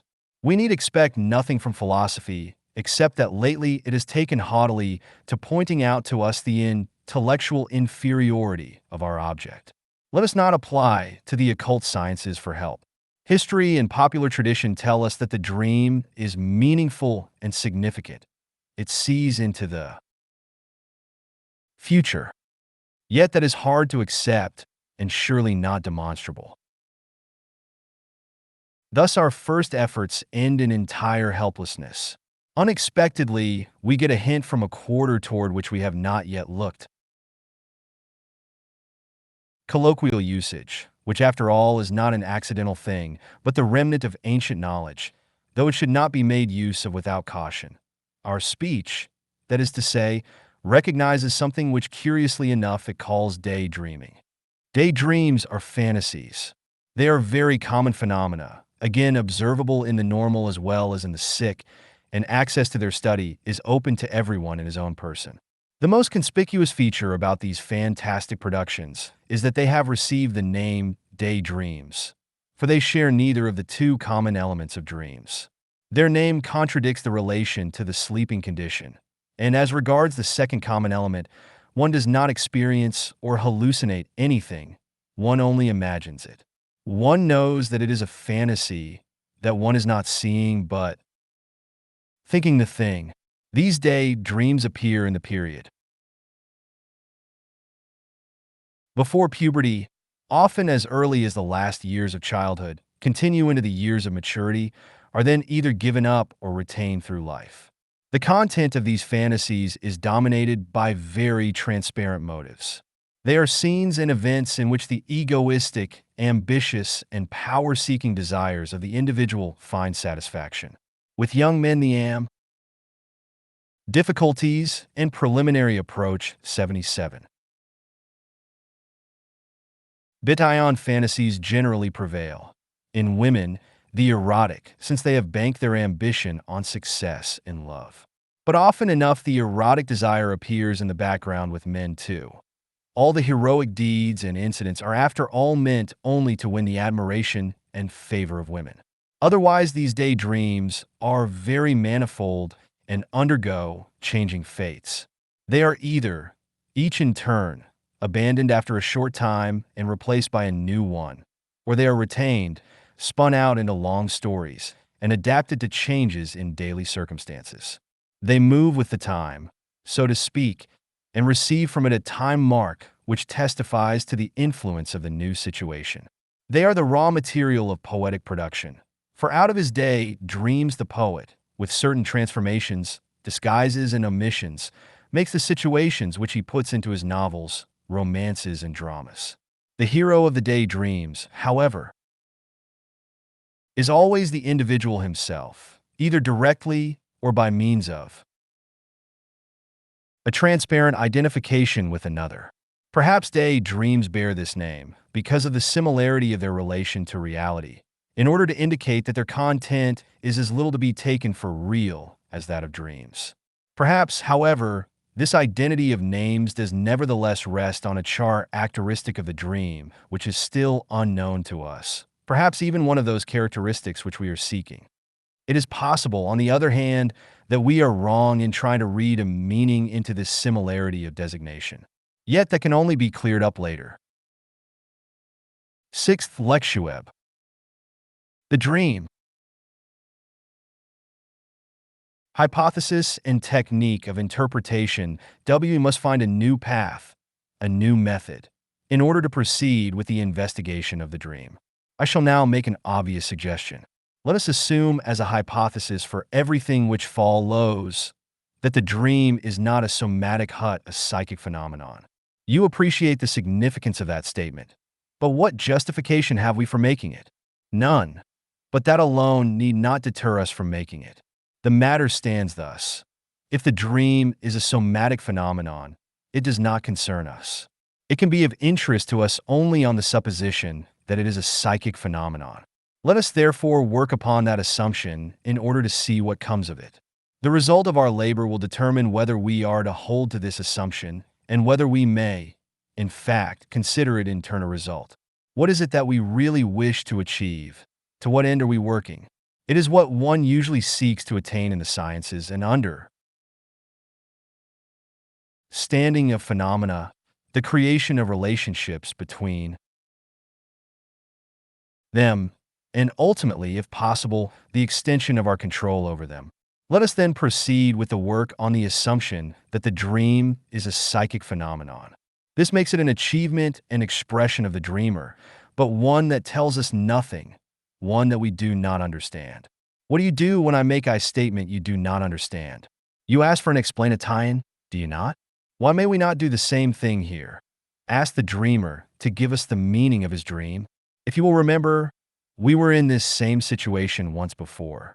It was when we were investigating errors, a case of a blip of the tongue. Someone said, "De sin ding zum vor Schwein gekommen," whereupon we asked, no, luckily not 78. Hypothesis and technique of interpretation, 79. We, but others, persons in no way associated with psychoanalysis. These persons asked him what he meant by this unintelligible talk. He immediately answered that he had intended to say, "Das wären Schweinereien," but that he had suppressed this intention in favor of the other, more gentle, "De sin ding zum Vorschein gekommen." When I explained to you at the time that this inquiry was typical of every psychoanalytical investigation, and now you understand that psychoanalysis follows the technique, as far as possible, of having the subjects themselves cover the solutions of their riddles. The dreamer himself, then, is to tell us the meaning of his dream. It is common knowledge, however, that this is not such an easy matter with dreams. In the ease of slips, our method worked in a number of cases, but we encountered some where the subject did not wish to say anything. In fact, indignantly rejected the answer that we suggested. Instances of the first method are entirely lacking in the case of dreams.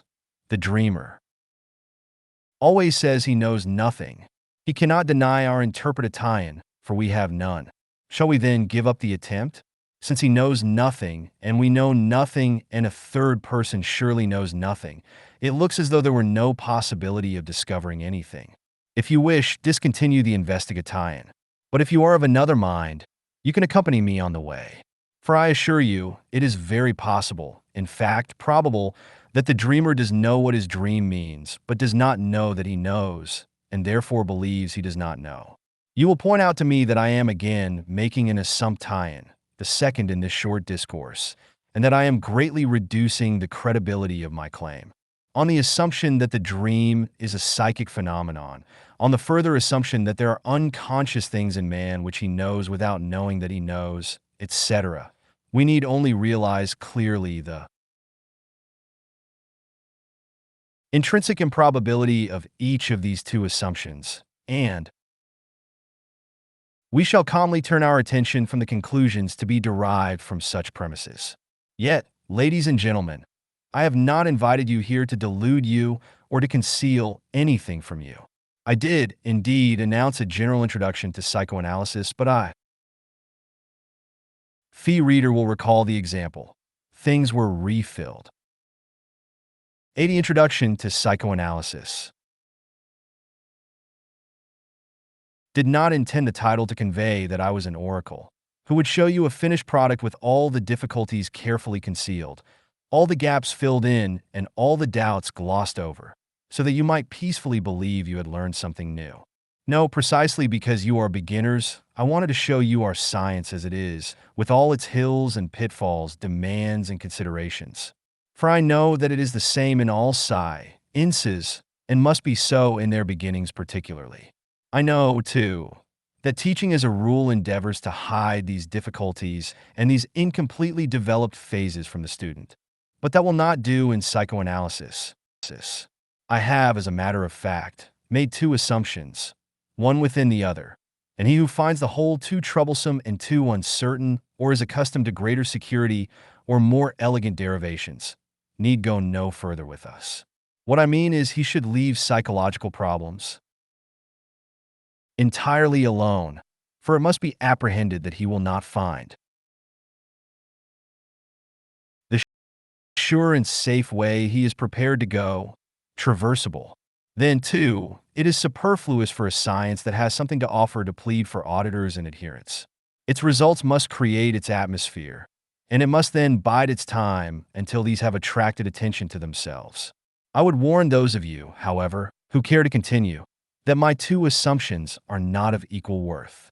The first, that the dream is a psychic phenomenon, is the assumption we wish to prove by the results of our work.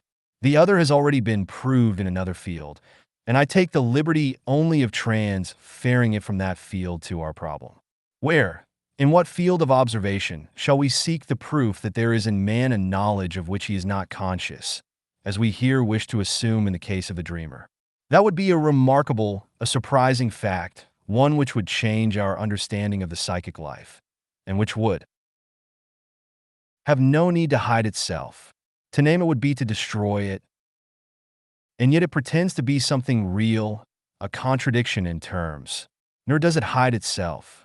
It is no result of the fact itself that we are ignorant of its existence and have not troubled sufficiently about it.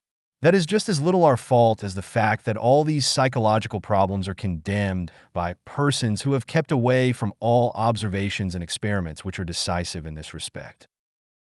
Hypothesis and technique of interpretation 81. The proof appeared in the field of hypnotic phenomena. When, in the year 1889, I was a witness to the extraordinarily enlightening demonstrations of Seibold and Bernheim and Nancy, I witnessed also the following experiment. If one placed a man in the somnambulistic state, allowed him to have all manner of hallucinatory experience, and then woke him up, it appeared in the first instance that he knew nothing about what had happened during his hypnotic sleep. Bernheim then directly invited him to relate what had happened to him during the hypnosis. He maintained he was unable to recall anything, but Bernheim insisted. He persisted. He assured him he did know, that he must recall, and incredible though it may seem, the man wavered, began to rack his memory, recalled in a shadowy way first one of the suggested experiences, then another. The recollection became more and more complete, and finally was brought forth without a gap. The fact that he had this knowledge finally, and that he had had no experiences from any other source in the meantime, permits the conclusion that he knew of these recollections in the beginning. They were merely inaccessible. He did not know that he knew them. He believed he did not know them. This is exactly what we suspect in the dreamer. I trust you were taken by surprise by the establishment of this fact, and that you will ask me why I did not refer to this proof before in the case of the slips, where we credited the man who made a mistaken speech with intentions he knew nothing about, in which he denied.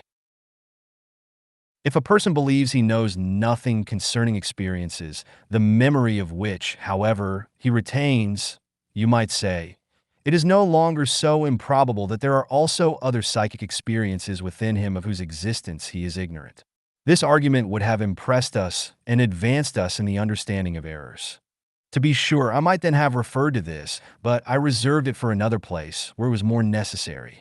Errors have in a measure explained themselves, have in part furnished us with the warning that we must assume the existence of psychic processes of which we know nothing, for the sake of the connection of the phenomena. In dreams, we are compelled to look to other sources for explanations. And besides, I count on the fact that you will permit the inference I draw from hypnotism more readily in this instance. The condition in which we make. 82 Introduction to Psychoanalysis. Mistakes must seem to you to be the normal one.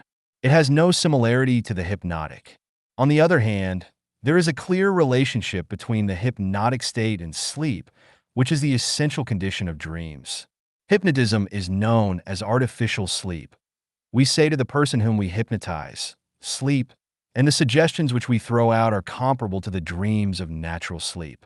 The psychical conditions are in both cases really analogous. In natural sleep, we withdraw our attention from the entire outside world. In the hypnotic, on the other hand, from the whole world with the exception of the one person who has hypnotized us, with whom we remain in touch. Furthermore, the so-called nurse's sleep, in which the nurse remains in touch with the child and can be waked only by him, is a normal counterpart of hypnotism. The transference of one of the conditions of hypnotism to natural sleep does not appear to be such. A daring proceeding. The inferential assumption that there is also present in the case of the dreamer a knowledge of his dream, a knowledge which is so inaccessible that he does not believe it himself, does not seem to be made out of whole cloth. Let us note that at this point there appears a third approach to the study of the dream, from the sleep-disturbing stimuli, from the daydreams, and now, in addition, from the suggested dreams of the hypnotic state. Now we return, perhaps with increased faith, to our problem. Apparently, it is very probable that the dreamer knows of his dream. The question is, how to make it possible for him to discover this knowledge and to impart it to us? We do not demand that he give us the meaning of his dream at once, but he will be able to discover its origin, the thought and sphere of interest from which it springs.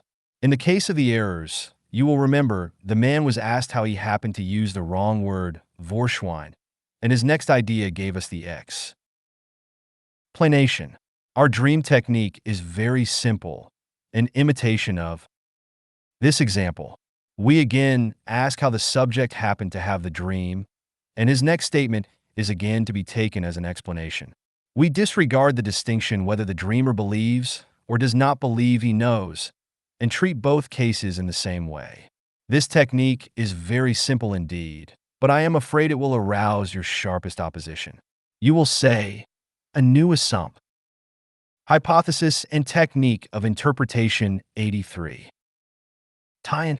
The third, and the most improbable of all. If I ask the dreamer what he considers the explanation of his dream to be, his very next association is to be the desired explanation. But it may be he thinks of nothing at all, or his next thought may be anything at all. We cannot understand upon what we can base such anticipation. This really is putting too much faith in a situation where a slightly more critical attitude would be more suitable. Furthermore, a dream is not an isolated error, but consists of many elements. To which idea should we pin faith? You are right in all the non-essentials. A dream must indeed be distinguished from a word slip, even in the number of its elements. The technique is compelled to consider this very carefully. Let me suggest that we separate the dream into its elements and carry on the investigation of each element separately. Then the analogy to the word slip is again set up. You are also correct when you say that in answer to the separate dream elements, no association may occur to the dreamer. There are cases in which we accept this answer, and later you will hear what those cases are. They are, oddly enough, cases in which we ourselves may have certain associations. But in general, we shall contradict the dreamer when he maintains he has no associations. We shall insist that he must have some association, and we shall be justified. He will bring forth some association. Any one, it makes no difference to us. He will be especially facile with certain information which might be designated as historical. He will say, that is something that happened yesterday, as in the two prosaic dreams with which we are acquainted. Or, that reminds me of something that happened recently. And in this manner we shall notice that the act of associating the dreams with recent impressions is much more frequent than we had at first supposed. Finally, the dreamer will remember occurrences more remote from the dream, and ultimately even events in the far past. But in the essential matters you are mistaken. If you believe that we assume arbitrarily that the dreamer's next association will disclose just what we are seeking or must lead to it, then on the contrary the association is just as likely to be entirely inconsequential and without any connection with what we are seeking, and that it is an example of my unbounded optimism. 84 Introduction, FO, Psychoanalysis.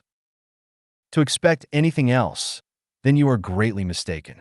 I have already taken the liberty of pointing out that in each one of you there is a deep-rooted belief in psychic freedom and volition, a belief which is absolutely unscientific and which must capitulate before the claims of a determinism that controls even the psychic life. I beg of you to accept it as a fact that only this one tie-in will occur to the person questioned. But I do not put one belief in opposition to another. It can be proved that the association, which the subject produces, is not voluntary, is not indeterminable, not unconnected with what we seek. Indeed, I discovered long ago, without, however, laying too much stress on the discovery, that even experimental psychology has brought forth this evidence. I ask you to give your particular attention to the significance of this subject. If I invite a person to tell me what occurs to him in relation to some certain element of his dream, I am asked. Ing him to abandon himself to free association, controlled by a given premise. This demands a special delimitation of the attention, quite different from cogitation, in fact, exclusive of cogitation. Many persons put themselves into such a state easily. Others show an extraordinarily high degree of clumsiness. There is a higher level of free association again, where I omit this original premise and designate only the manner of the association, e.g., rule that the subject freely give a proper name or a number. Such an association would be more voluntary, more indeterminable than the one called forth by our technique. But it can be shown that it is strongly determined each time by an important inner mental set which, at the moment at which it is active, is unknown to us, just as unknown as the disturbing tendencies in the case of errors and the provocative tendencies in the case of accidental occurrences. I, and many others after me, have again and again instigated such investigations for names and numbers which occur to the subject without any restraint, and have published some results. The method is the following. Proceeding from the disclosed names, we awaken continuous associations which then are no longer entirely free, but rather are limited as are the associations to the dream elements. And this is true until the impulse is exhausted. By that time, however, the motivation and significance of the free name associations is explained. The Investiga. Hypothesis and Technique of Interpretation, 85. Tie-ins always yield the same results. The information often covers a wealth of material and necessitates lengthy elaboration. The associations to freely appearing numbers are perhaps the most significant. They follow one another so quickly in approach. A hidden goal with such inconceivable certainty that it is really startling. I want to give you an example of such a name analysis, one that happily involves very little material. In the course of my treatment of a young man, I referred to this subject and mentioned the fact that despite the apparent volition, it is impossible to have a name occur which does not appear to be limited by the immediate conditions, the peculiarities of the subject, and the momentary situation. He was doubtful, and I proposed that he make such an attempt immediately. I know he has especially numerous relations of every sort with women and girls, and so am of the opinion that he will have an unusually wide choice if he happens to think of a woman's name. He agrees. To my astonishment, and perhaps even more to his, no avalanche of women's names descends upon my head, but he is silent for a time, and then admits that a single name has occurred to him, and no other, albino. How? Extraordinary, but what associations have you with this name? How many albinos do you know? Strangely enough, he knew no albinos, and there were no further associations with the name. One might conclude the analysis had proved a failure. But no, it was already complete. No further association was necessary. The man himself had unusually light coloring. In our talks during the cure, I had frequently called him an albino and faun. We were at the time occupied in determining the feminine characteristics of his nature. He himself was the albino, who at that moment was to him the most interesting feminine person.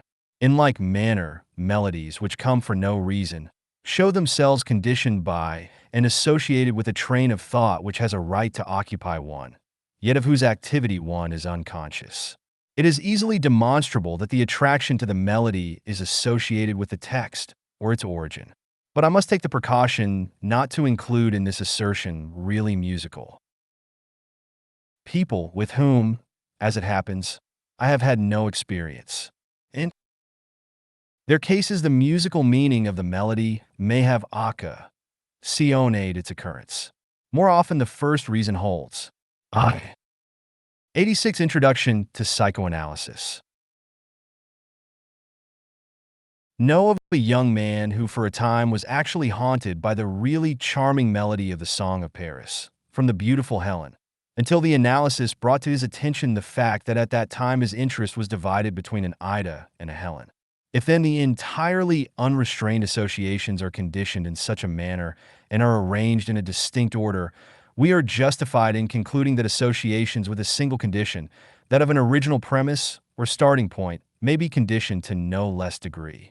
The investigation does in fact show that aside from the conditioning which we have established by the premise, a second farther dependence is recognizable upon powerful effective thoughts, upon cycles of interest and complexes of whose influence we are ignorant, therefore unconscious at the time. Associations of this character have been the subject matter of very enlightening experimental investigations, which have played a noteworthy role in the history of psychoanalysis. The Wundt school proposed the so-called association experiment, wherein the subject is given the task of answering in the quickest possible time, with any desired reaction, to a given stimulus word. It is then possible to study the interval of time that elapses between the stimulus and the reaction, the nature of the answer given as reaction, the possible mistake in a subsequent repetition of the same attempt, and similar matters. The Zurich school, under the leadership of Bleuler and Jung, gave the explanation of the reactions following the association experiment by asking the subject to explain a given reaction by means of further associations, in the cases where there was anything extraordinary in the reaction. It then became apparent that these extraordinary reactions were most sharply determined by the complexes of the subject. In this matter, Bleuler and Jung built the first bridge from experimental psychology to psychoanalysis. Thus instructed, you will be able to say, we recognize now that free associations are predetermined, not voluntary, as we have believed.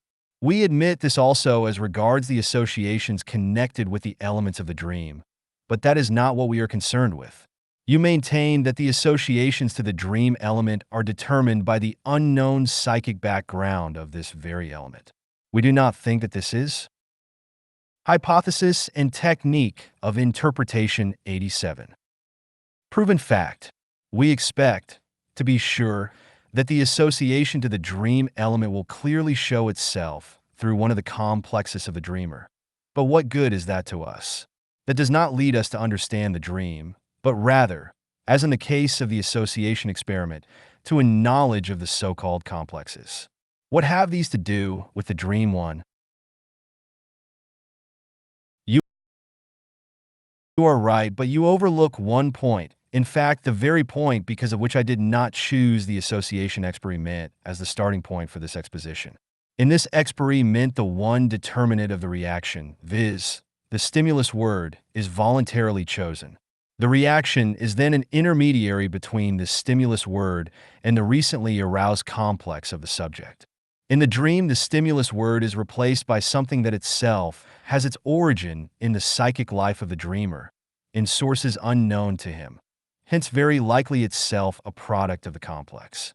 It is not an altogether phantasy hypothesis, then, that the more remote associations, even those that are connected with the dream element, are determined by no other complex than the one which determines the dream element itself, and will lead to the disclosure of the complex.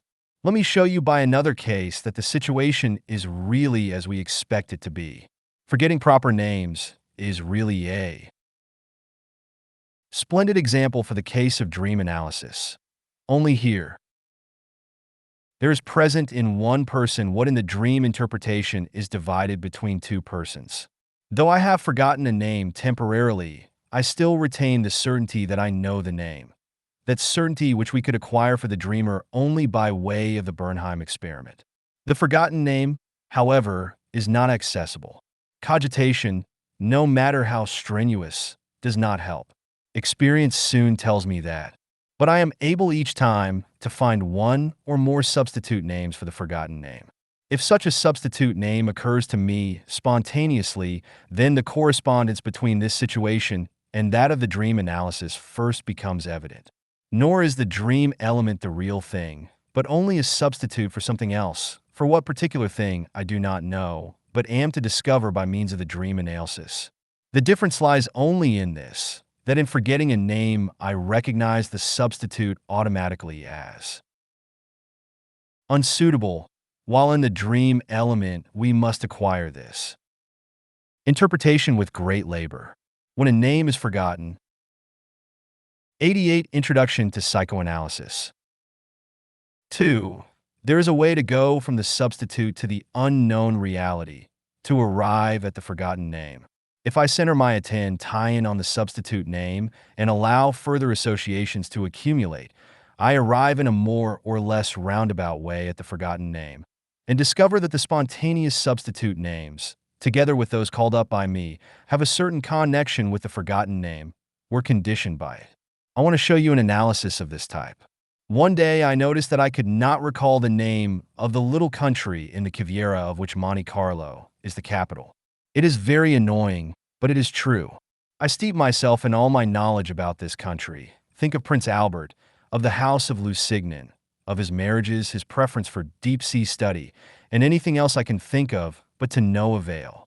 So I give up the thinking, and in place of the lost name, allow substitute names to suggest themselves. They come quickly: Monte Carlo itself, then Piedmont, Albania, Montevideo, Calico. Albania is the first to attract my attention. It is replaced by Montenegro, probably because of the contrast between black and white. Then I see that 4 of these substitutes contain the same syllable mon. I suddenly have the forgotten word, and cry aloud, Monaco. The substitutes really originated in the forgotten word, the 4 first from the first syllable. The last brings back the sequence of syllables and the entire final syllable. In Italian, I'm also able easily to discover what it was that took the name from my memory for a time. Monaco is also the Italian name of Munich. This latter town exerted the inhibiting influence. The example is pretty enough, but too simple. In other cases, we must add to the first substitute names a long line of associations, and then the analogy to the dream interpretation becomes clearer. I have also had such experiences. Once when a stranger invited me to drink Italian wine with him, it so happened in the hostelry that he forgot the name of the wine he had intended to order just because he had retained a most pleasant memory of it. Out of a profusion of dissimilar substitute associations which came to him in the place of the forgotten name, I was able to conclude that the memory of some one named Hedwig had deprived him of the name of the wine, and he actually confirmed not only that he had first tasted this. Hypothesis and technique of interpretation 89. Wine in the company of a Hedwig, but he also, as a result of this declaration, recollected the name again. He was at the time happily married, and this Hedwig belonged to former times, not now recalled with pleasure. What is possible in forgetting names must work also in dream interpretation, viz. Making the withheld actuality accessible by means of substitutions and through connecting associations. As exemplified by name forgetting, we may conclude that in the case of the associations to the dream element, they will be determined as well by the dream element as by its unknown essential. Accordingly, we have advanced a few steps in the formulation of our dream technique. Suivante lecture. The dream. Manifest dream content and latent dream thought. We have not studied the problem of errors in vain. Thanks to our efforts in this field, under the conditions known to you, we have evolved 2 different things: a conception of the elements of the dream and a technique for dream interpretation. The concept tie-in of the dream element goes to show something unreal, a substitute for something else, unknown to the dreamer, similar to the tendency of errors, a substitute for something the dreamer knows but cannot approach. We hope to transfer the same conception to the whole dream, which consists of just such elements. Our method consists of calling up, by means of free associations, other substitute formations in addition to these elements, from which we divine what is hidden. Let me ask you to permit a slight change in our nomenclature, which will greatly increase the flexibility of our vocabulary. Instead of hidden, unapproachable, unreal, let us give a truer description and say inaccessible or unknown to the consciousness of the dreamer. By this we mean only what the connection with the lost word or with the interfering intention of the error can suggest to you, namely, unconscious for the time, OEing. Naturally, in contrast to this, we may term conscious the elements of the dream itself and the substitute formations just gained by association. As yet, there is absolutely no theoretical construction implied in this nomenclature. The use of the word unconscious as a suitable and intelligible descriptive epithet is above criticism. If we transfer our conception from a single element to the entire dream, we find that the dream as a whole is a distorted substitute for something else, something unconscious. To asterisk 90. Dreams, manifest content, and latent thought 91. Cover this unconscious thing is the task of dream interpretation. From this, three important rules, which we must observe in the work of dream interpretation, are straightway derived. 1. What the dream seems to say, whether it be sensible or absurd, clear or confused, is not our concern, since it can under no condition be that unconscious content we are seeking. Later we shall have to observe an obvious limitation of this rule. 2. The awakening of substitute formations for each element shall be the sole object of our work.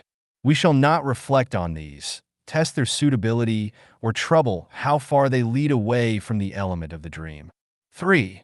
We shall wait until the hidden unconscious we are seeking appears of itself, as the missing word Monaco in the experiment which we have described. Now we can understand, too, how unimportant it is how much, how little, above all, how accurately or how indifferently the dream is remembered. For the dream which is remembered is not the real one, but a distorted substitute, which is to help us approach the real dream by awakening other substitute formations and by making the unconscious in the dream conscious. Therefore, if our recollection of the dream was faulty, it has simply brought about a further distortion of this substitute. A distortion which cannot, however, be unmotivated. One can interpret one's own dreams as well as those of others. One learns even more from these, for the process yields more proof. If we try this, we observe that something impedes the work. Haphazard ideas arise, but we do not let them have their way. Tendencies to test and to choose make themselves felt. As an idea occurs, we say to ourselves, no, that does not fit, that does not belong here. Of a second, that is too senseless. Of a third, this is entirely beside the point, and one can easily observe how the ideas are stifled and suppressed by these objections, even before they have become entirely clear. On the one hand, therefore, too much importance is attached to the dream elements themselves. On the other, the result of free association is vitiated by the process of selection. If you are not interpreting the dream alone, if you allow someone else to interpret it for you, you will soon discover another motive which induces you to make this forbidden choice. At times you say to yourself, no, this idea is too unpleasant. I either will not or cannot divulge this. 92 Introduction to Psychoanalysis. Clearly, these objections are a menace to the success of our work. We must guard against them, in our own case by the firm resolve not to give way to them, and in the interpretation of the dreams of others by making the hard and fast rule for them, never to omit any idea from their account, even if one of the following four objections should arise. That is, if it should seem too unimportant, absurd, too irrelevant, or too embarrassing to relate. The dreamer promises to obey this rule, but it is annoying to see how poorly he keeps his promise at times. At first, we account for this by supposing that in spite of the authoritative assurance which has been given to the dreamer, he is not impressed with the importance of free association, and plan perhaps to win his theoretic approval by giving him papers to read, or by sending him to lectures which are to make him a disciple of our views concerning free association. But we are deterred from such blunders by the observation that in one's own case, where convictions may certainly be trusted, the same critical objections arise against certain ideas, and can only be suppressed subsequently, upon second thought, as it were. Instead of becoming vexed at the disobedience of the dreamer, These experiences can be turned to account in teaching something new, something which is the more important the less we are prepared for it. We understand that the task of interpreting dreams is carried on against a certain resistance which manifests itself by these critical objections. This resistance is independent of the theoretical conviction of the dreamer. Even more is apparent. We discover that such a critical objection is never justified. On the contrary, those ideas which we are so anxious to suppress prove without exception to be the most important, the most decisive in the search for the unconscious. It is even a mark of distinction if an idea is accompanied by such an objection. This resistance is something entirely new, a phenomenon which we have found as a result of our hypotheses, although it was not originally included in them.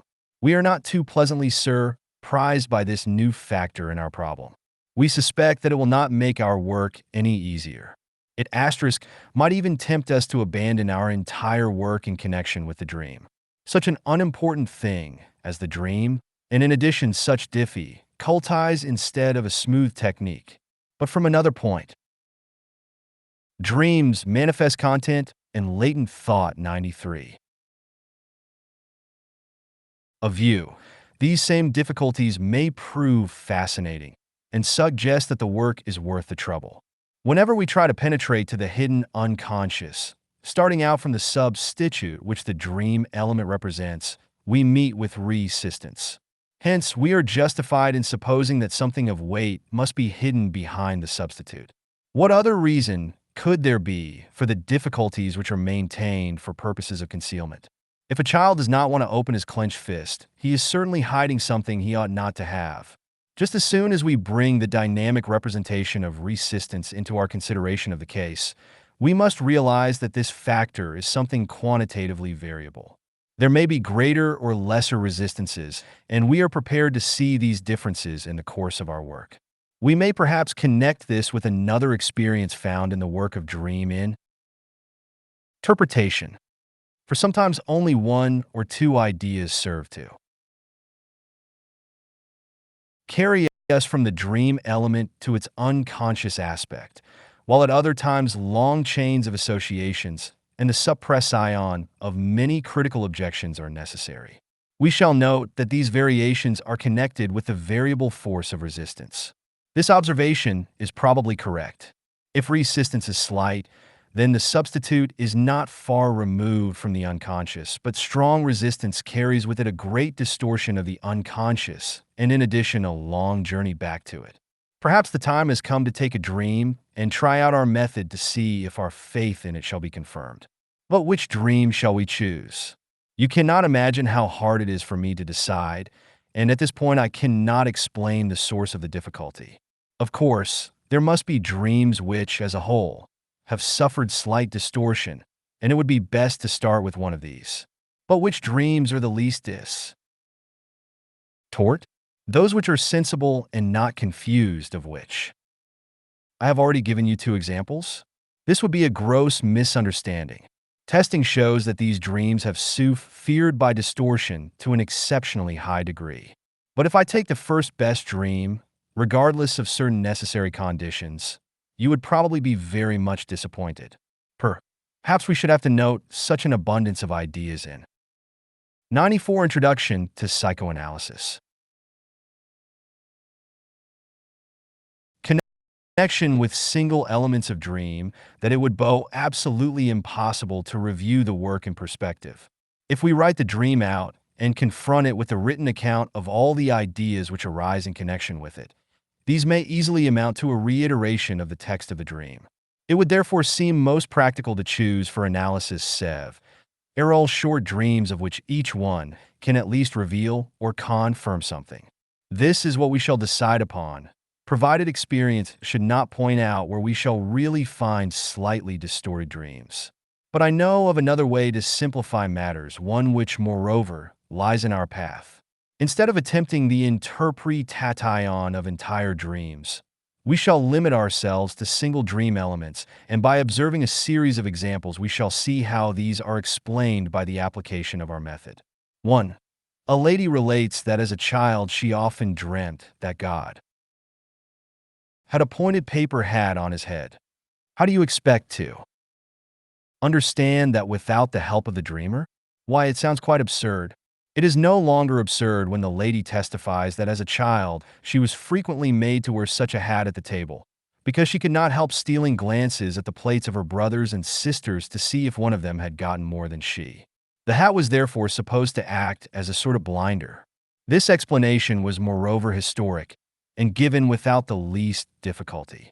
The meaning of this fragment and of the whole brief dream is clear with the help of a further idea of the dreamer.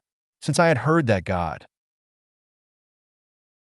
was all-knowing and all-seeing, she said, the dream can only mean that I know everything and see everything just as God does, even when they try to prevent me. This example is perhaps too simple. 2. A skeptical patient has a longer dream, in which certain people happen to tell her about my book concerning laughter and praise it highly. Then something is mentioned about a certain canal / perhaps another book in which asterisk canal occurs, or something else with the word canal. She doesn't know. It is all confused. Now you will be inclined to think that the element canal will evade interpretation because it is so vague. You are right as to the supposed difficulty, but it is not difficult because it is. Dreams, manifest content, and latent thought 95. Vague, but rather it is vague for a different reason. The same reason which also makes the interpretation difficult. The dreamer can think of nothing concerning the word canal. I naturally can think of nothing. A little while later, as a matter of fact on the next day, she tells me that something occurred to her that may perhaps be related to it, a joke that she has heard. On a ship between Dover and Calais, a well-known author is conversing with an Englishman, who quoted the following ing proverb in a certain connection. I do sublime, o ridicule, Illinois ny a chuan pa. When the author answers, oui le pas de Calais, two with which he wishes to say that he finds France sublime and England ridiculous. But the pas de Calais is really a canal, namely the English Channel. Do I think that this idea has anything to do with the dream? Certainly, I believe that it really gives the solution to the puzzling dream fragments. Or can you doubt that this joke was already present in the dream as the unconscious factor of the element canal? Can you take it for granted that it was subsequently added to it? The idea testifies to the skepticism which is concealed behind her obtrusive admiration. And the resistance is probably the common reason for both phenomena, for the fact that the idea came so hesitatingly and that the decisive element of the dream turned out to be so vague. Kindly observe at this point the relation of the dream element to its unconscious factor. It is like a small part of the unconscious, like an allusion to it. Through its isolation, it became quite unintelligible. 3. A patient dreams, in the course of a longer dream. Around a table of peculiar shape, several members of his family are sitting, etc. In connection with this table, it occurs to him that he saw such a piece of furniture during a visit to a certain family. Then his thoughts continue. In this family, a peculiar relation had existed between father and son, and soon he adds to this that as a matter of fact the same relation exists between himself and his father. The table is therefore taken up into the dream to designate this parallel. This dreamer had for a long time been familiar with the claims of dream interpretation. Otherwise, he might have taken exception to the fact that so trivial a detail as the shape of a table, asterisk from the sublime to the ridiculous, is but a narrow passage. 3. Yes, the passage from Calais. 96. Introduction to Psychoanalysis should be taken as the basis of the investigation. As a matter of fact, we judge nothing in the dream as accidental or indifferent, and we expect to reach our conclusion by the explanation of just such trivial and unmotivated details. Perhaps you will be surprised that the dream work should arouse the thought we are in exactly the same position as they are, just by the choice of the table. But even this becomes clear when you learn that the name of the family in question is Tischler. By permitting his own family to sit at such a table, he intends to express that they too are Tischler. Please note how, In relating such a dream interpretation, one must of necessity become indiscreet. Here you have arrived at one of the difficulties in the choice of examples that I indicated before. I could easily have substituted another example for this one, but would probably have avoided this indiscretion at the cost of committing another one in its place. The time has come to introduce two new terms which we could have used long ago. We shall call that which the dream relates, the manifest content of the dream. That which is hidden, which we can only reach by the analysis of ideas, we shall call latent dream thoughts. We may now consider the connection between the manifest dream content and the latent dream thoughts as they are revealed in these examples. Many different connections can exist. In examples 1 and 2, the manifest content is also a constituent part of the latent thought, but only a very small part of it. A small piece of a great composite psychic structure in the unconscious dream thought has been trotted into the manifest dream, like a fragment of it, or in other cases, like an allusion to it, like a catchword, or an abbreviation in the telegraphic code. The interpretation must mold this fragment or indication into a whole, as was done most successfully in example 2. One sort of distortion of which the dream mechanism consists is therefore substitution by means of a fragment or an illusion. In the third, moreover, we must recognize another relation, which we shall see more clearly and distinctly expressed in the following examples.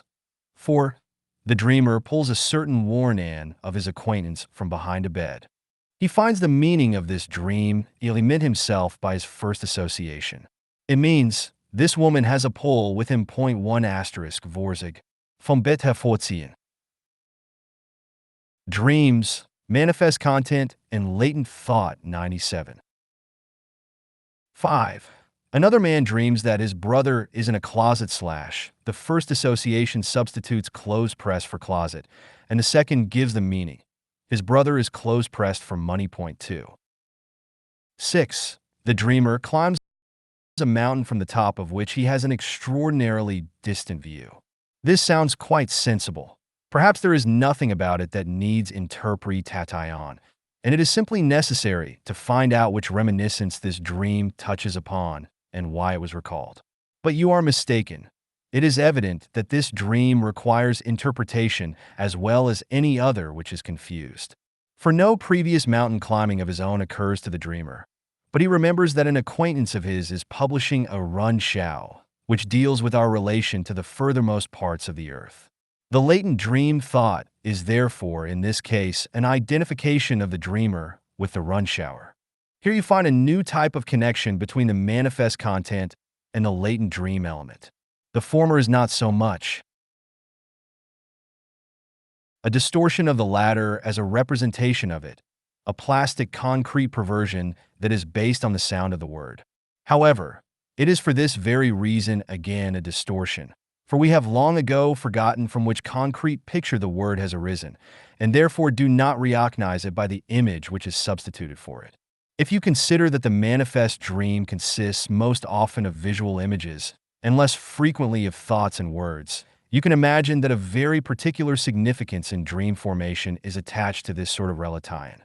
You can also see that in this manner it becomes possible to create substitute formations for a great number of abstract thoughts in the manifest dream, substitutions that serve the purpose of further concealment all the same.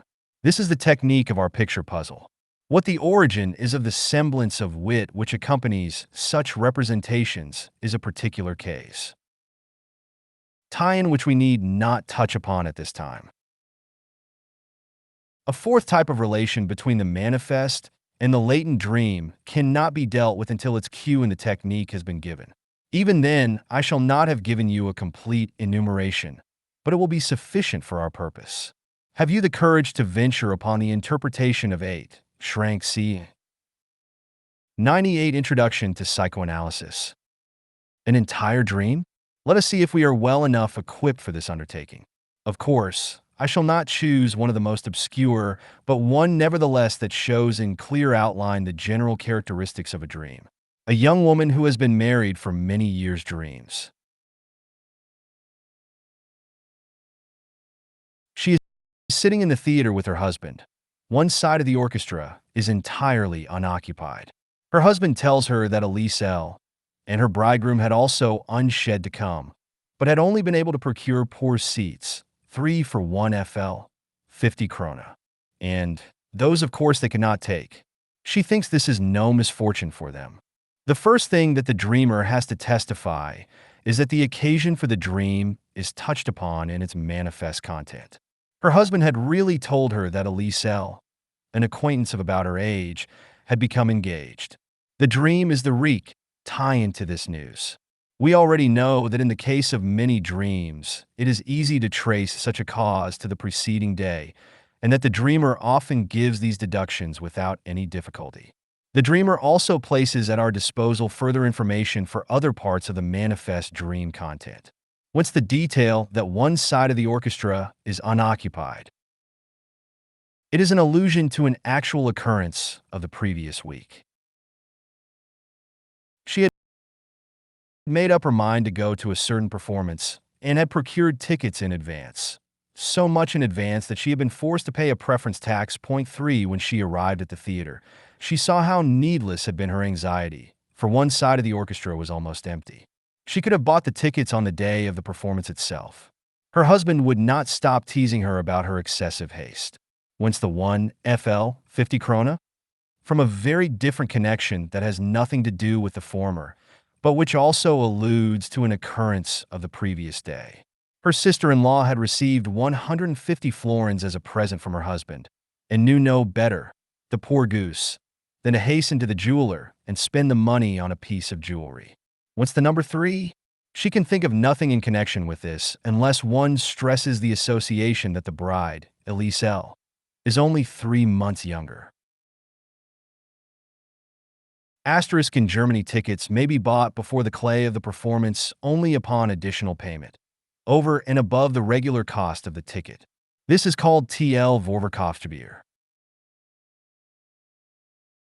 Dreams, manifest content, and latent thought 99.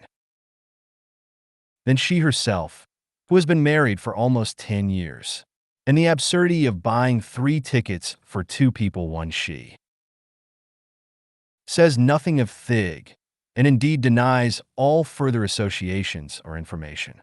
But she has given us so much material in her few associations that it becomes possible to derive the latent dream thought from it. It must strike us that in her remarks concerning the dream, time elements which constitute a common element in the various parts of this material appear at several points. She attended to the tickets too soon, took them too hastily, so that she had to pay more than usual for them. Her sister-in-law likewise hastened to carry her money to the jeweler's to buy a piece of jewelry, just as if she might miss it. Let us add to the express signs too early, precipitately, which are emphasized so strongly, the occasion for the dream, namely, that her friend only 3 months younger than herself had even now gotten a good husband, and the criticism expressed in the condemnation of her sister-in-law, that it was foolish to hurry so. Then the following construction of the latent dream thought, for which the manifest dream is a badly distorted substitute, comes to us almost spontaneously. How foolish it was of me to hurry so in marrying. Elise's example shows me that I could have gotten a husband later too. The precipitateness is represented by her own behavior in buying the tickets, and that of her sister-in-law in purchasing jewelry. Going to the theater was substituted for getting Mar read. This appears to have been the main thought, and perhaps we may continue, though with less certainty, because the analysis in these parts is not supported by statements of the dreamer. And I would have gotten 100 times as much for my money. 150 FL is 100 times as much as 1 FL 50 krona. If we might substitute the dowry for the money, then it would mean that one buys a husband with a dowry. The jewelry as well as the poor seats would represent the husband. It would be even more desirable if the fragment 3 seats had something to do with a husband, but our understanding does not penetrate so far. We have only guessed that the dream expresses her disparagement of her own husband and her regret at having married so early. It is my opinion that we are more surprised and confused than 100 Introduction to Psychoanalysis. Satisfied by the result of this first dream interpretation, we are swamped by more impressions than we can master. We see that the teachings of dream interpretation are not easily exhausted. Let us hasten to select those points that we recognize as giving us new, sound insight. In the first place, it is remarkable that in the latent thought the main emphasis falls on the element of haste. In the manifest dream, there is absolutely no mention of this to be found. Without the analysis, we should not have had any idea that this element was of any importance at all. So it seems possible that just the main thing, the central point of the unconscious thoughts, may be absent in the manifest dream. Because of this, the original impression in the dream must of necessity be entirely changed. Secondly, in the dream there is a senseless combination, 3 for 1 FL 50 krona.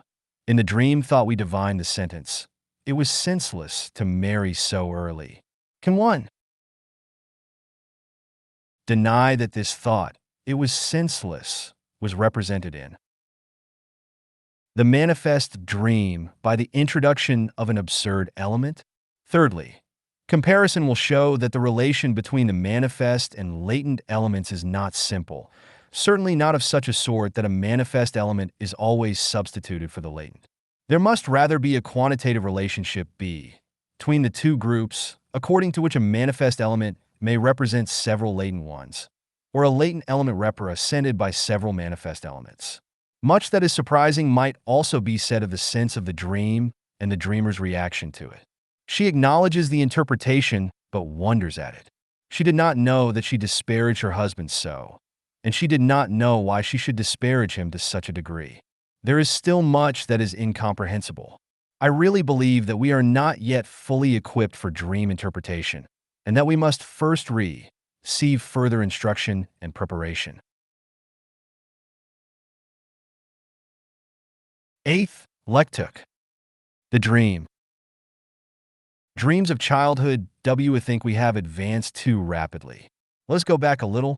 Before our last attempt to overcome the difficulties of dream distortion through our technique, we had decided that it would be best to avoid them by limiting ourselves only to those dreams in which distortion is either entirely absent or of trifling importance, if there is such. But here again we digress from the history of the evolution of our knowledge. For as a matter of fact, we become aware of dreams entirely free of distortion only after the consistent application of our method of interpretation and after complete analysis of the distorted dream. The dreams we are looking for are found in children. They are short, clear, coherent, easy to understand, unambiguous, and yet unquestionable dreams. But do not think that all children's dreams are like this. Dream distortion makes its appearance very early in childhood, and dreams of children from 5 to 8 years of age have been recorded that showed all the characteristics of later dreams. But if you will limit yourselves to the age beginning with conscious psychic activity, up to the 4th or 5th year, you will discover a series of dreams that are of a so-called infantile character. In a later period of childhood, you will be able to find some dreams of this nature occasionally. Even among adults, dreams that closely resemble the typically infantile ones occur under certain conditions. From these children's dreams, we gain information concerning the nature of dreams with great ease and certainty, and we hope it will prove decisive and of universal application. 1. For the understanding of these dreams, we need no analysis. No technical methods. We need not question the child that is giving an account of his dream. But one must add to this a 101. 102 Introduction to Psychoanalysis. Story taken from the life of the child. An experience of the previous day will always explain the dream to us. The dream is a sleep reaction of psychic life upon these experiences of the day. We shall now consider a few examples, so that we may base our further deductions upon them. A. A boy of 22 months is to present a basket of cherries as a birthday gift. He plainly does so very unwillingly, although they promise him that he will get some of them himself. The next morning he relates, as his dream, Hermann eat all cherries / and A little girl of 3¼ years makes her first trip across a lake. At the landing, she does not want to leave the boat and cries bitterly. The time of the trip seems to her to have passed entirely too rapidly. The next morning, she says, "Last night I rode on the lake." We may add the supplementary fact that this trip lasted longer. C. A boy of 5¼ years is taken on an excursion into the Escherntal near Hallstatt. He had heard that Hallstatt lay at the foot of the Dachstein and had shown great interest in this mountain. From his home in Aussee, there was a beautiful view of the Dachstein, and with a telescope one could discern the simony hut upon it. The child had tried again and again to see it through the telescope, with what result no one knew. He started on the excursion in a joyously expectant mood. Whenever a new mountain came in sight, the boy asked, "Is that the Dachstein?" The oftener this question was answered in the negative, the more moody he became. Later he became entirely silent and would not take part in a small climb to a waterfall. They thought he was overtired, but the next morning he said quite happily, "Last night I dreamed that we were in the Timony Huddle." It was with this expectation, therefore, that he had taken part in the excursion. The only detail he gave was one he had heard before. You had to climb steps for 6 hours. These 3 dreams will suffice for all the information we desire. 2. We see that children's dreams are not meaningless. They are intelligible, significant psychic acts. You will recall what I represented to you as the medical opinion concerning the dream. One simile of untrained fingers wandering aimlessly over the dreams of childhood. 103. Keys of the piano. You cannot fail to see how decidedly these dreams of childhood are opposed to this conception. But it would be strange indeed if the child brought forth complete psychic products in sleep, while the adult in the same condition contents himself with spasmodic reactions. Indeed, we have every reason to attribute the more normal and deeper sleep to the child. 3. Dream distortion is lacking in these dreams. Therefore, they need no interpretation. The manifest and latent dreams are merged. Dream distortion is therefore not inherent in the dream. I may assume that this relieves you of a great burden. But upon closer consideration, we shall have to admit of a tiny bit of distortion, a certain differentiation between manifest dream content and latent dream thought, even in these dreams.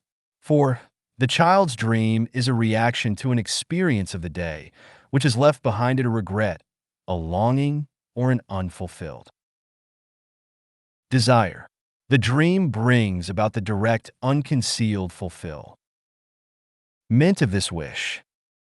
Now recall our discussions concerning the importance of the role of external or internal bodily stimuli as disturbers of sleep or as dream producers. We learned definite facts about this, but could only explain a very small number of dreams in this way. In these children's dreams, nothing points to the influence of such somatic stimuli. We cannot be mistaken, for the dreams are entirely intelligible and easy to survey. But we need not give up the theory of physical causality entirely on this account.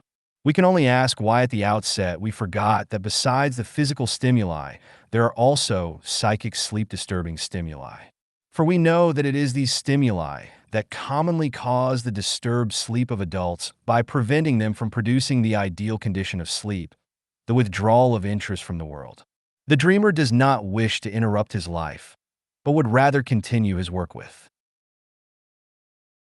the things that occupy him, and for this reason he does not sleep. The unfulfilled wish, to which he reacts by means of the dream, is the psychic sleep-disturbing stimulus for the child. 5. From this point, we easily arrive at an explanation of the function of the dream. The dream, as a reaction to the psychic stimulus, must have the value of a release of this stimulus which results in its elimination and in the continuation of sleep. We do not know how this release is made possible by the dream, but 104 Introduction to Psychoanalysis. We note that the dream is not a disturber of sleep, as Calumny says, out a guardian of sleep, whose duty it is to quell disturbances. It is true, we think we would have slept better if we had not dreamt. But here we are wrong. As a matter of fact, we would not have slept all without the help of the dream. That we have slept so soundly is due to the dream alone. It could not help disturbing us slightly, just as the night watchman often cannot avoid making a little noise while he drives away the rioters who would awaken us with their noise. 6. One main characteristic of the dream is that a wish is its source, and that the content of the dream is the gratification of this wish. Another equally constant feature is that the dream does not merely express a thought, but also represents the fulfillment of this wish in the form of a hallucinatory experience. I should like to travel on the lake / says the wish that excites. The dream. The dream itself has as its content, I travel on the lake. One distinction between the latent and manifest dream, a distortion of the latent dream thought, therefore remains even in the case of these simple children's dreams, namely the translation of the thought into experience. In the interpretation of the dream, it is of utmost importance that this change be traced back. If this should prove to be an extremely common characteristic of the dream, then the above-mentioned dream fragment, I see my brother in a closet, could not be translated, my brother is close-pressed, but rather, I wish that my brother were close-pressed, my brother should be close-pressed. Of the two universal characteristics of the dream we have cited, the second plainly has greater prospects of unconditional acknowledgement than the first. Only extensive investigation can ascertain that the cause of the dream must always be a wish, and cannot also be an anxiety, a plan, or a reproach. But this does not alter the other characteristic, that the dream does not simply reproduce the stimulus, but by experiencing it anew, as it were, removes, expels, and settles it. 7. In connection with these characteristics of the dream, we can again resume the comparison between the dream and the error. In the case of the latter, we distinguish an interfering tendency and one interfered with, and the error is the compromise between the two. The dream fits into the same scheme. The tendency. Dreams of Childhood 105. Interfered with in this case can be no other than that of sleep. For the interfering tendency, we substitute the psychic stimulus, the wish which strives for its fulfillment. Let us say, for thus far we are not familiar with any other sleep-disturbing psychic stimulus. In this instance, also the dream is the result of compromise. We sleep, and yet we experience the removal of a wish. We gratify the wish, but at the same time continue to sleep. Both are partly carried out and partly given up. 8. You will remember that we once hoped to gain access to the understanding of the dream problem by the fact that certain very transparent fantasy formations are called daydreams. Now these daydreams are actual wish fulfillments of ambitious or erotic wishes with which we are familiar. But they are conscious, and though vividly imagined, they are never hallucinatory experiences. In this instance, therefore, the less firmly established of the two main characteristics of the dream holds, while the other proves itself entirely dependent upon the condition of sleep and impossible to the waking state. In colloquial usage, therefore, there is a presentment of the fact that the fulfillment of a wish is a main characteristic of the dream. Furthermore, if the experience in the dream is a transformed representation only made possible by the condition of sleep, in other words, a sort of nocturnal daydream, then we can readily understand that the occurrence of fantasy formations can release the nocturnal stimulus and bring satisfaction. For daydreaming is an activity closely bound up in gratification and is, indeed, pursued only for this reason. Not only this, but other colloquial usages also express the same feeling. Well-known proverbs say, "The pig dreams of acorns, the goose of maize," or ask, "Of what does the hen dream? Of millet."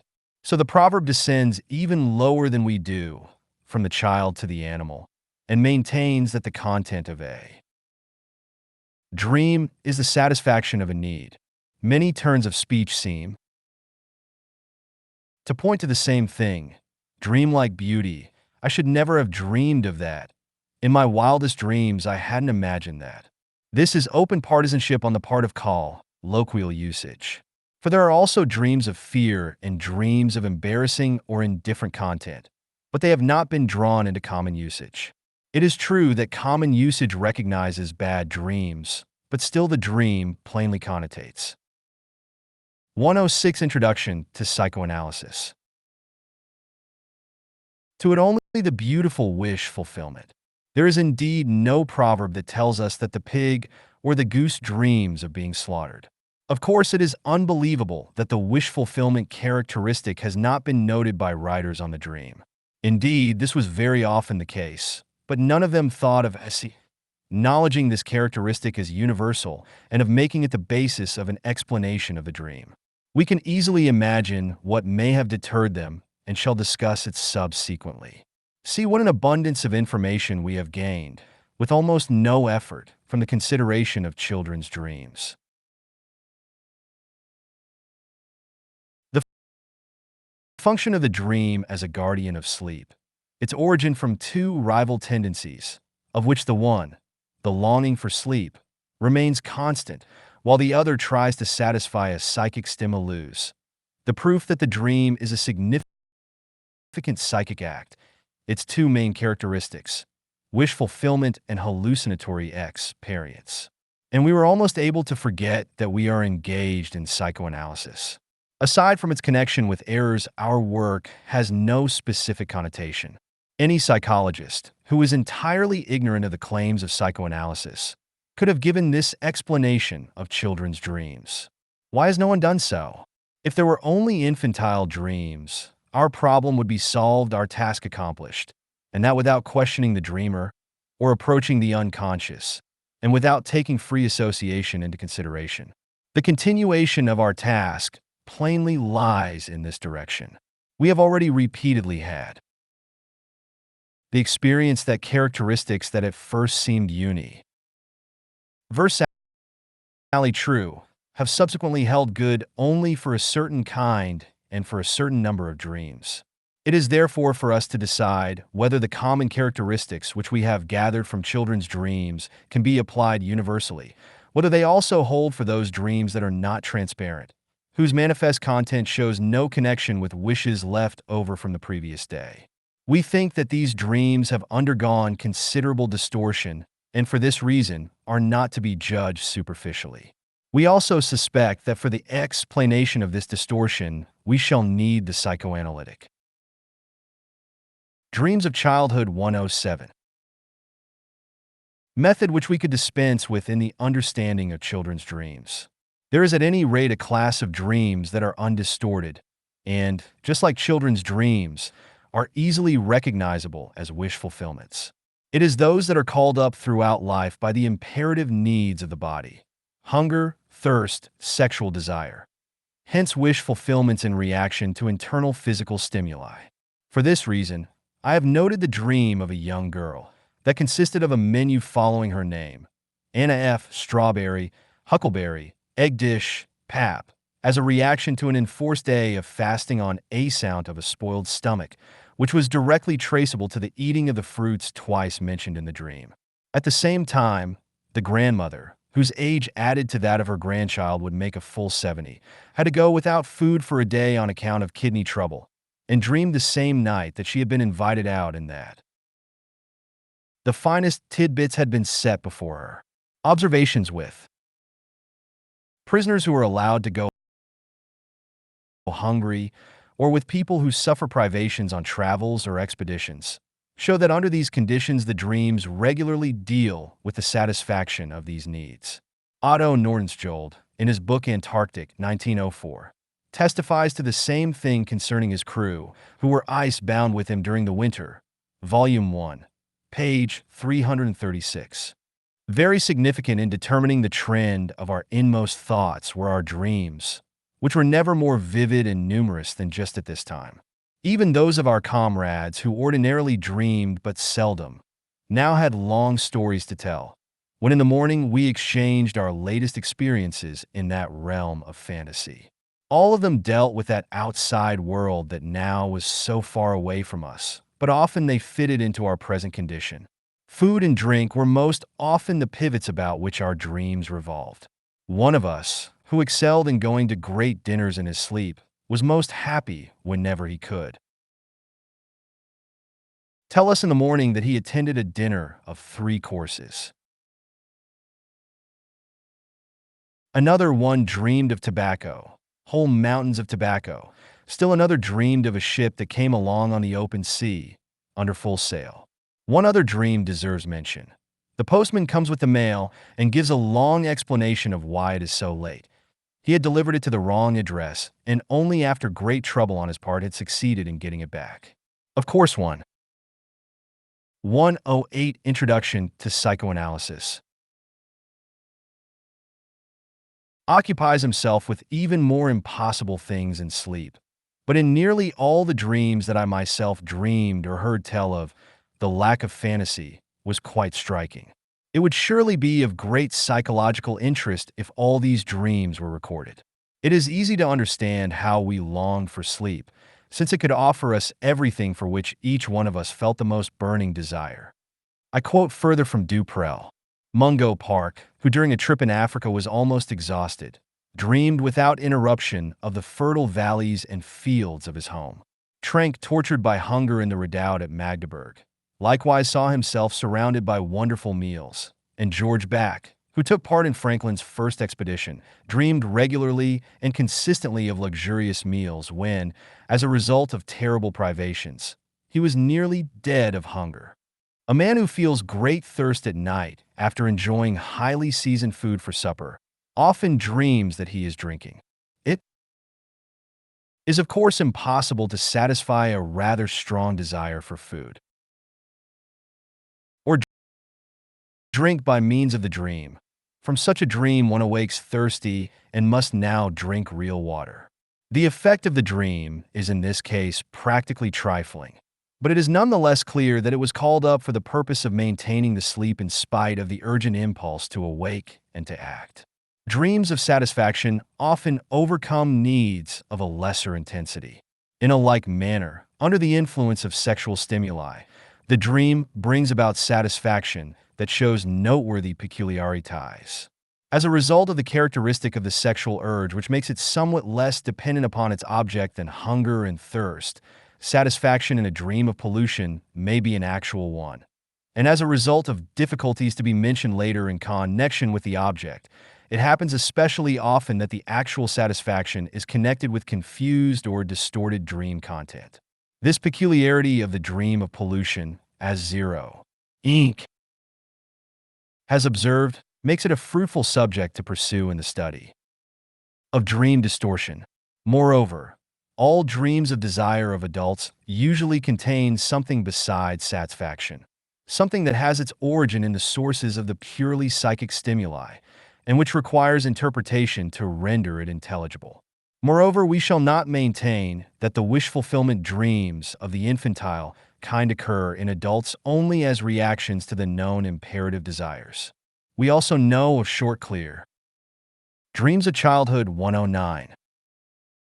Dreams of this sort under the influence of dominating situations that arise from unquestionably psychic sources.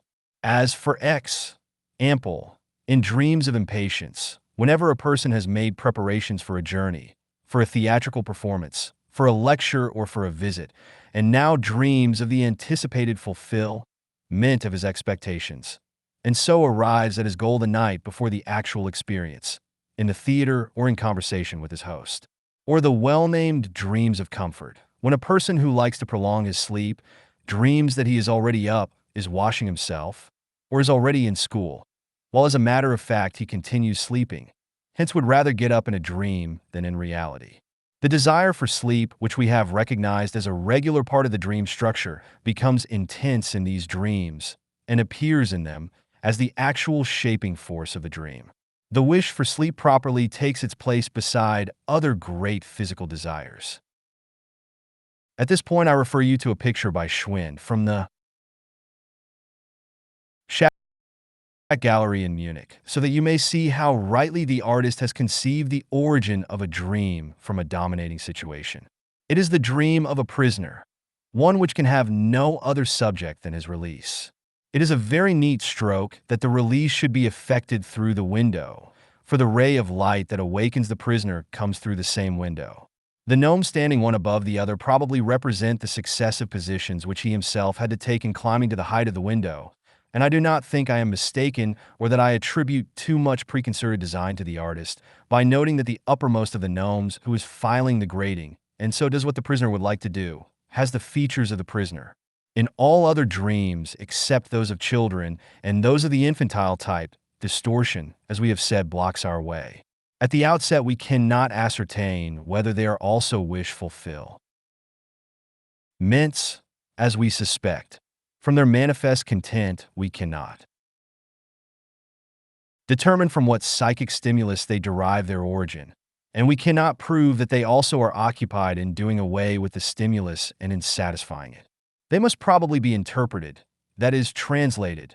Their distortion must be annulled, their manifest content replaced by their latent thought before we can judge whether what we have found in children's dreams may claim a universal application for all dreams.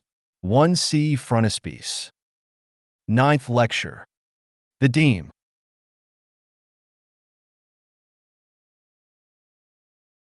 The dream censor W. Have learned to know the origin, nature, and function of the dream from the study of children's dreams. Dreams are the removal of sleep-disturbed ing psychic stimuli by way of hallucinated satisfaction. Of adult dreams, to be sure, we could explain only one group, what we characterized as dreams of an infantile type. As to the others, we know nothing as yet, nor do we understand them. For the present, however, we have obtained a result whose significance we do not wish to underestimate. Every time a dream is completely comprehensible to us, it proves to be an hallucinated wish fulfillment. This coincidence cannot be accidental, nor is it an unimportant matter. We conclude on the basis of various considerations, and by analogy to the conception of mistakes, that another type of dream is a distorted substitute for an unknown content, and that it must first be led back to that content. Our next task is the investigation and the understanding of this dream. Distortion. Dream distortion is the thing which makes the dream seem strange and incomprehensible to us. We want to know several things about it. Firstly, whence it comes, its dynamics. Secondly, what it does. And finally, how it does it. We can say at this point that dream distortion is the product of the dream work. That is, of the mental functioning of which the dream itself is the conscious symptom. Let us describe the dream work and trace it back to the forces which work upon it. And now I shall ask you to listen to the following dream. It was recorded by a lady of our profession, and according to her, originated with a highly cultivated and respected lady of advanced age. No analysis of this dream was made. Our no. The Dream Censor 111. Format remarks that to a psychoanalyst it needs no interpretation. The dreamer herself did not interpret it, but she judged and condemned it as if she understood its interpretation. For she said concerning it, that a woman of 50 should dream such abominable, stupid stuff, a woman who has no other thought, day and night, than to care for her child. And now follows the dreams of the services of love. She goes into military hospital number 1 and says to the sentry at the gate that she must speak to the chief physician. She maintains a name which is not familiar to her, as she wants to offer her service to the hospital. She stresses the word service, so love services. Since she is an old lady, he lets her pass after some hesitation. But instead of reaching the chief physician, she finds herself in a large somber room in which there are many officers and army doctors sitting and standing around a long table. She turns with her proposal to a staff doctor who, after a few words, soon understands her. The words of her speech in the dream are, I and numerous other women and girls of Vienna are ready for the soldiers, troops, and officers without distinction. Here in the dream follows a murmur, ing, that the idea is, however, correctly understood by those Present she sees from the semi-embarrassed, somewhat malicious expressions of the officers. The lady then continues, I know that our decision sounds strange, but we are in bitter earnest. The soldier in the field is not asked either whether or not he wants to die. A moment of painful silence follows. The staff doctor puts his arm around her waist and says, Madam, let us assume that it really came to that. Murmurs. She withdraws from his arm with the thought, they are all alike. And answers, My heavens, I am an old woman, and perhaps will never be confronted with that situation. One consideration, moreover, must be kept in mind, the consideration of age, which prevents an older woman from, with a very young boy. Murmurs, that would be horrible. The staff doctor, I understand perfectly. Several officers, among them one who had paid court to her in her youth, laugh loudly, and the lady asks to be conducted to the chief physician, whom she knows, so that everything may be arranged. At this she realizes with great dismay that she does not know his name. The staff officer, nevertheless, very politely and respectfully shows her the way. 112 Introduction to Psychoanalysis. To the second story, up a very narrow, winding iron stairway, which leads to the upper story directly from the door of the room. In going up, she hears an officer say, That is a tremendous decision irrespective of whether a woman is young or old. All honor to her. With the feeling that she is merely doing her duty, she goes up an endless staircase. This dream she repeats twice in the course of a few weeks, with, as the lady notices, quite insignificant and very senseless changes. This dream corresponds in its structure to a daydream. It has few gaps, and many of its individual points might have been elucidated as to content through inquiry, which, as you know, was omitted. The conspicuous and interesting point for us, however, is that the dream shows several gaps not of recollection, but of original content. In 3 places the content is apparently obliterated. The speeches in which these gaps occur are interrupted by murmurs. Since we have performed no analysis, we have, strictly speaking, also no right to make any assertion about the meaning of the dream. Yet there are intimate tie-ins given from which something may be concluded. For example, the phrase services of love, and above all the bits of speech which immediately precede the murmurs, demand a completion which can have but one meaning. If we interpolate these, then the phantasy yields as its content the idea that the dreamer is ready, as an act of patriotic duty, to offer her person for the satisfaction of the erotic desires of the army, officers as well as troops. That certainly is exceedingly shocking. It is an impudent libidinous fantasy, but it does not occur in the dream at all. Just at the point where consistency would demand this confession, there is a vague murmur in the manifest dream. Something is lost or suppressed. I hope you will recognize the inevitability of the conclusion that it is the shocking character of these places in the dream tie was the motive for their suppression. Yet where do you find a parallel for this state of affairs? In these times you need not seek far. Take up any political paper, and you will find that the text is obliterated here and there, and that in its place shimmers the white of the paper. You know that that is the work of the newspaper censor. In these blank spaces something. The Dream Censor 113 was printed, which was not to the liking of the censorship author. It is, and for that reason it was crossed out. You think that it is a pity, that it probably was the most interesting part, it was the best part. In other places the censorship did not touch the completed sentence. The author foresaw what parts might be expected to meet with the objection of the censor, and for that reason he softened them by way of prevention, modified them slightly, or contented himself with innuendo and allusion to what really wanted to flow from his pen. Thus the sheet, it is true, has no blank spaces, but from certain circumlocutions and obscurities of expression you will be able to guess that thoughts of the censorship were the restraining motive. Now, let us keep to this parallel. We say that the omitted dream speeches, which were disguised by a murmuring, were also sacrifices to a censorship. We actually speak of a dream censor to which we may ascribe a contributing part in the dream distortion. Wherever there are gaps in the manifest dream, it is the fault of the dream censor. Indeed, we should go further and recognize each time as a manifestation of the dream censor. Those places at which a dream element is especially faint, indify, nightly and doubtfully recalled among other, more clearly delineated portions, but it is only rarely that this censorship manifests itself so undisguisedly, so naively one may say, as in the example of the dream of the services of love. Far more frequently, the censorship manifests itself according to the second type, through the production of weakenings, innuendos, illusions instead of direct truthfulness. For a third type of dream censorship, I know of no parallel in the practice of newspaper censorship, yet it is just this type that I can demonstrate by the only dream example which we have so far analyzed. You will remember the dream of the 3 bad theater tickets for 1.50 florin. In the latent thoughts of this dream, the element precipitately, too soon, stood in the foreground.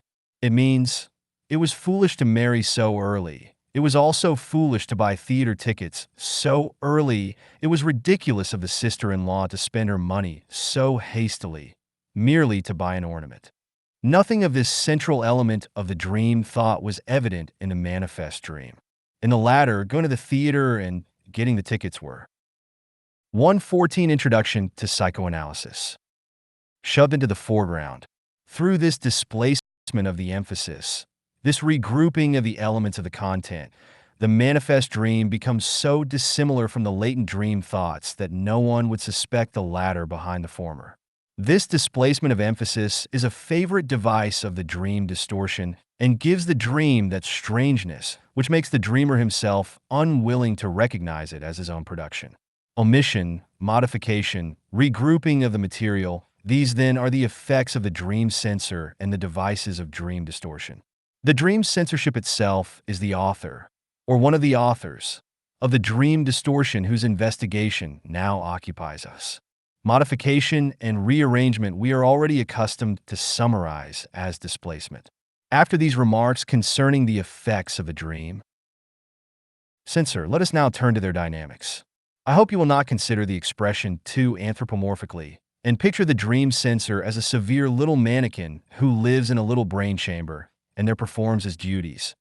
Nor should you attempt to localize him too much to think of a brain center from which his censoring influence emanates, and which would cease with the injury or extirpation of this center. For the present, the term dream censor is no more than a very convenient phrase for a dynamic relationship. This phrase does not prevent us from asking by what tendencies such influence is exerted and upon which tendencies it works. Nor will we be surprised to discover that we have already encountered the dream censor before, perhaps without recognizing him. For such was actually the case. You will remember that we had a surprising experience when we began to apply our technique of free association.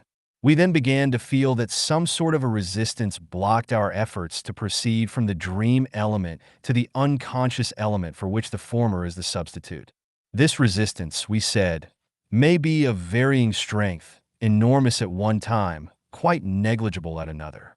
In the latter case, we need cross only a few intermediate steps in our work of interpretation. But when the resistance is strong, then we must go through a long chain of associations, are taken far afield, and must overcome all the difficulties which present themselves. As critical objections to the association technique, what we met with in the work of interpretation, we must now bring in the dream censor 115. The dream work as the dream censor. The resistance to interpretation is nothing but the objectivation of the dream censor. The latter proves to us that the force of the censor has not spent itself in causing the dream distortion, has not since been extinguished, but that this censorship continues as a permanent institution with the purpose of preserving the distortion. Moreover, just as in the interpretation the strength of the resistance varied with each element, so also the distortion produced by the censor in the same dream is of varying magnitude for each element. If one compares the manifest with the latent dream, One sees that certain isolated latent elements have been practically eliminated, others more or less modified, and still others left unchanged. Indeed, have perhaps been taken over into the dream content with additional strength. But we wanted to discover what purposes the censorship serves and against which tendencies it acts. This question, which is fundamental to the understanding of the dream, indeed perhaps to human life, is easily answered if we look over a series of those dreams which have been analyzed. The tendencies which the censorship exercises are those which are recognized by the waking judgment of the dreamer, those with which he feels himself in harmony. You may rest assured that when you reject an accurate interpretation of a dream of your own, you do so with the same motives with which the dream censor works, the motives with which it produces the dream distortion and makes the interpretation necessary. Recall the dream of our 50-year-old lady. Without having interpreted it, she considers her dream abominable. Would have been still more outraged if our informant had told her anything about the indubitable meaning. And it is just on account of this condemnation that the shocking spots in her dream were replaced by a murmur. The tendencies, however, against which the dream censor directs itself, must now be described from the standpoint of this instance. One can say only that these tendencies are of an objectionable nature throughout, that they are shocking from an ethical, aesthetic, and social point of view, that they are things one does not dare even to think, or thinks of only with abhorrence. These censored wishes, which have attained to a distorted expression in the dream, are above all expressions of a boundless, reckless egoism, and indeed, the personal ego. 116 Introduction to Psychoanalysis occurs in every dream to play the major part in each of them, even if it can successfully disguise itself in the manifest content. This sacro-egoismo of the dream is surely not unconnected with the sleep-inducing cessation of psychic activity which consists, it should be noted, in the withdrawal of interest from the entire external world. The ego, which has been freed of all ethical restraints, feels itself in accord with all the demands of the sexual striving, with those demands which have long since been condemned by our aesthetic rearing, demands of such a character that they resist all our moral demands for restraint. The pleasure striving, the libido, as we term it, chooses its objects without inhibitions, and indeed prefers those that are forbidden. It chooses not only the wife of another, but above all, those incestuous objects declared sacred by the agreement of mankind, the mother and sister in the man's case, the father and brother in the woman's. Even the dream of our 50-year-old lady is an incestuous one, its libido unmistakably directed toward her son. Desires which we believe to be far from human nature show themselves strong enough to arouse dreams. Hate, too, expends itself without restraint.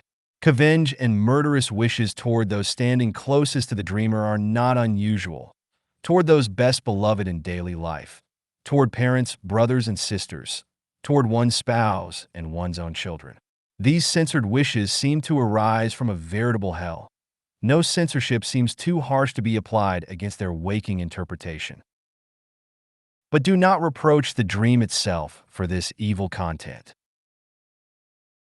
You will not, I am sure, forget that the dream is charged with the harmless, indeed the useful function of guarding sleep from disturbance. This evil content, then, does not lie in the nature of the dream.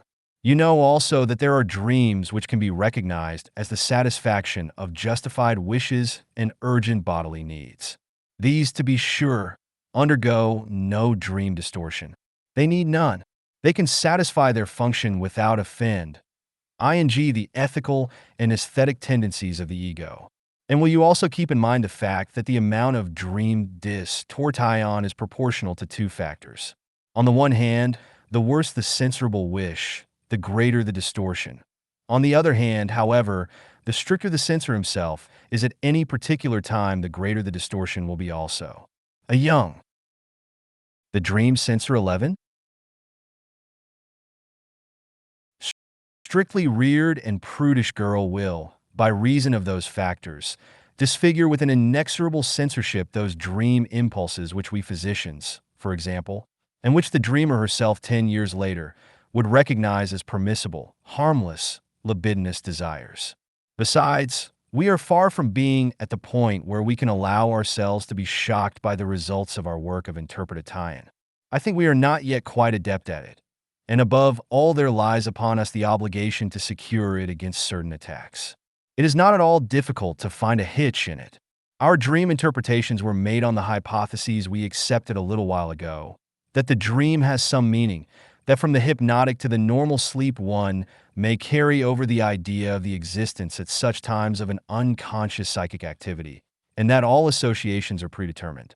If we had come to plausible results on the basis of these hypotheses, we would have been justified in concluding that the hypotheses were correct. But what is to be done when the results are what I have just pictured them to be?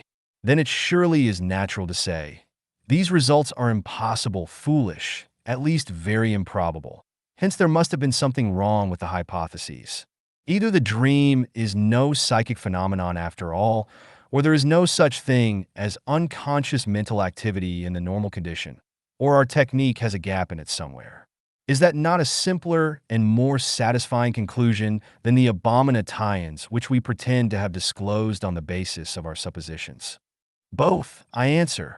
It is a simpler as well as a more satisfying conclusion, but not necessarily more correct for that reason.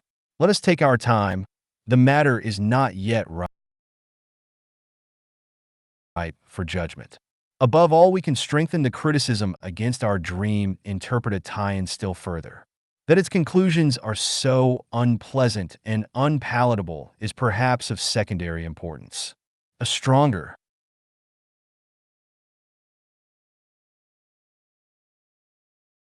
argument is the fact that the dreamers to whom we ascribe such wish tendencies from the interpretation of their dreams reject the interpretations most emphatically and with good reason. What, says the one, you want to prove to me by this dream that I begrudged the sums which I spent for my sister's truths, so, and my brother's education? But indeed that can't be so. Why, I work only for my sister.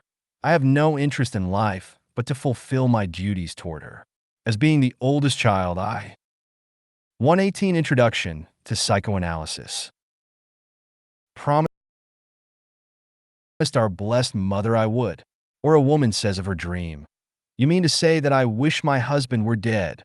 Why, that is simply revolting nonsense.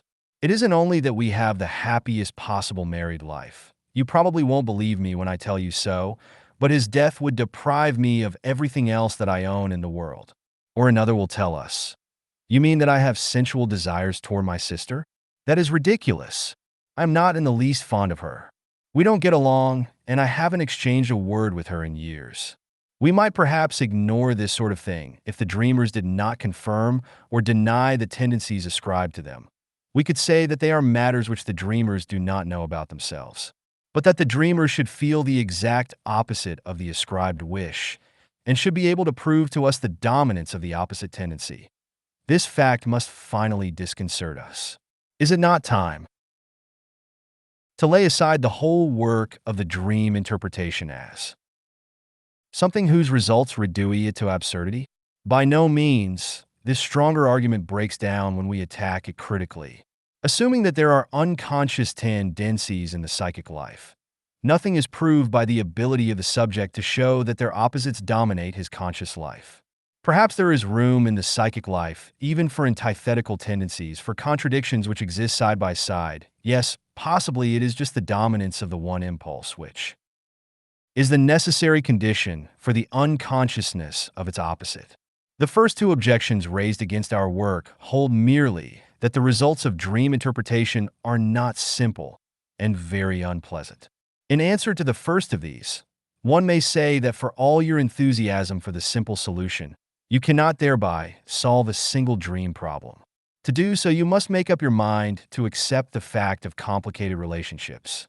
And to the second of these objections, one may say that you are obviously wrong to use a preference or a dislike as the basis for a scientific judgment. What difference does it make if the results of the dream interpretation seem unpleasant, even embarrassing and disgusting to you? That doesn't prevent them from existing, As I used to hear my teacher Charcot say in similar cases when I was a young doctor, one must be humble. One must keep personal preferences and antipathies in the back. The Dream Censor 119. Ground if one wishes to discover the realities of the world. If a physicist can prove to you that the organic life of this planet must, within a short period of time, become completely extinct, do you also venture to say to him, that cannot be so? This prospect is too unpleasant. On the contrary, you will be silent until another physicist proves some error in the assumptions or calculations of the first. If you reject the unpleasant, you are repeating the mechanism of dream construction instead of understanding and mastering it. Perhaps you will promise to overlook the repulsive character of the censored dream wishes and will take refuge in the argument that it is improbable, after all, that so wide a field be given over to the evil in the constitution of man. But does your own experience justify you in saying that? I will not discuss the question of how you may estimate yourselves, but have you found so much goodwill among your superiors and rivals, so much chivalry among your enemies, so little envy in their calm? Painy, that you feel yourselves in duty bound to enter a protest against the part played by the evil of egoism in human nature? Are you ignorant of how uncontrolled and undependable the average human being is in all the affairs of sex life? Or do you not know that all the immoralities and excesses of which we dream nightly are crimes committed daily by waking persons? What else does psychoanalysis do here but confirm the old saying of Plato, that the good people are those who content themselves with dreaming what the others, the bad people, really do? And now turn your attention from the individual case to the Great War devastating Europe. Think of the amount of brutal ity, the cruelty and the lies allowed to spread over the civilized world.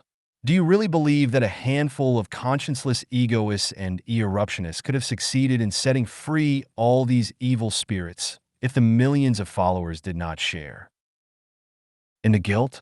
Do you dare under these circumstances to break a lance for the absence of evil from the psychic constitution of mankind? You will reproach me with judging the war one-sidedly. You will say that it has also brought forth all that is most beautiful and noble in mankind, its heroic courage, its self-sacrifice, its social feeling. Certainly, but do not at this point allow yourselves to become guilty of the injustice which has so often in. 120 Introduction to Psychoanalysis. Perpetrated against psychoanalysis, of reproaching it with deny one thing because it was asserting another. It is not our intention to deny the noble strivings of human nature, nor have we ever done anything to deprecate their value. On the contrary, I show you not only the censored evil dream wishes, but also the censor which suppresses them and renders them unrecognizable. We dwell on the evil in mankind with greater emphasis only because others deny it, a method whereby the psychic life of mankind does not become better, but merely incomprehensible. When, however, we give up this one-sided ethical estimate, we shall surely be able to find a more accurate formula for the relationship of the evil to the good in human nature. And thus the matter stands. We need not give up the conclusions to which our labors in dream interpretation lead us, even though we must consider those conclusions strange. Perhaps we can approach their understanding later by another path. For the present, let us repeat, dream distortion is a consequence of the censorship practiced by accredited tendencies of the ego against those wish impulses that are in any way shocking, impulses which stir in us nightly during sleep. Why? These wish impulses come just at night, and whence they come. These are questions which will bear considerable investigation. It would be a mistake, however, to omit to mention with fitting emphasis another result of these investigations. The dream wishes which try to disturb our sleep are not known to us. In fact, we learn of them first through the dream interpretation. Therefore, they may be described as at that time unconscious in the sense above defined. But we can go beyond this and say that they are more than merely at that time unconscious. The dreamer, to be sure, denies their validity, As we have seen in so many cases, even after he has learned of their existence by means of the interpretation. The situation is then repeated which we first encountered in the interpretation of the tongue slip hiccup, where the toastmaster was outraged and has assured us that neither then nor ever before had he been conscious of disrespectful impulse toward his chief. This is repeated with every interpretation of a markedly distorted dream, and 4. That reason attains a significance for our conception. We are now prepared to conclude that there are processes and tendencies. The dream censor 121. In the psychic life of which one knows nothing at all, has known nothing for some time, might in fact perhaps never have known anything. The unconscious thus receives a new meaning for us. The idea of at present or at a specific time disappears from its conception, for it can also mean permanently unconscious, not merely latent at the time. Obviously, we shall have to learn more of this at another session. 10th lecture. The dream. Symbolism in the dream, Goethe discovered that the distortion of dreams, a disturbing element in our work of understanding them, is a result of a censorious activity which is directed against the unacceptable of the unconscious wish impulses. But, of course, we have not maintained that censorship is the only factor which is to blame for the dream distortion, and we may actually make the discovery in a further study of the dream that other items play a part in this result. That is, even if the dream censorship were eliminated, we might not be in a position to understand the dreams. The actual dream still might not be identical with the latent dream thought. This other item which makes the dream unintelligible, this new addition to dream distortion, we discover by considering a gap in our technique. I have already admitted that for certain elements of the dream, no associations really occur to the person being analyzed. This does not happen so often as the dreamers maintain. In many cases, the association can be forced by persistence. But still, there are certain instances in which no association is forthcoming, or if force does not furnish what we expected. When this happens in the course of a psychoanalytic treatment, then a particular meaning may be attached thereto, with which we have nothing to do here. It also occurs, however, in the interpretation of the dreams of a normal person or in interpreting one's own dreams. Once a person is convinced that in these cases no amount of forcing of associations will avail, he will finally make the discovery that the unwished for contingency occurs regularly in certain dream elements, and he will begin to recognize a new order of things there, where at first he believed he had come across a peculiar exception to our technique. 122. Symbolism in the dream 123. In this way, we are tempted to interpret these silent dream elements ourselves, to undertake their translation by the means at hand. The fact that every time we trust to this substitution, we obtain a satisfactory meaning is forced upon us. Until we resolve upon this decision, the dream remains meaningless. Its continuity is broken. The accumulation of many similar cases tends to give the necessary certainty to our first timid attempts.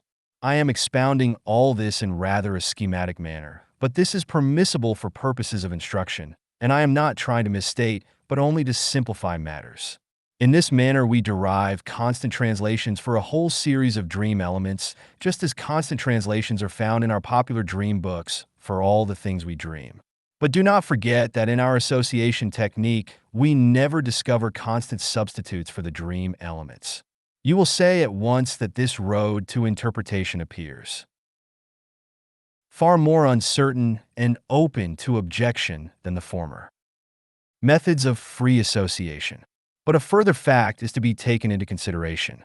After one has gathered a sufficient number of such constant substitutes empirically, he will say that of his own knowledge he should actually have denied that these items of dream interpretation could really be understood without the associations of the dreamer. The facts that force us to recognize their meaning will appear in the second half of our analysis. We call such a constant relationship between a dream element and its interpretation symbolic.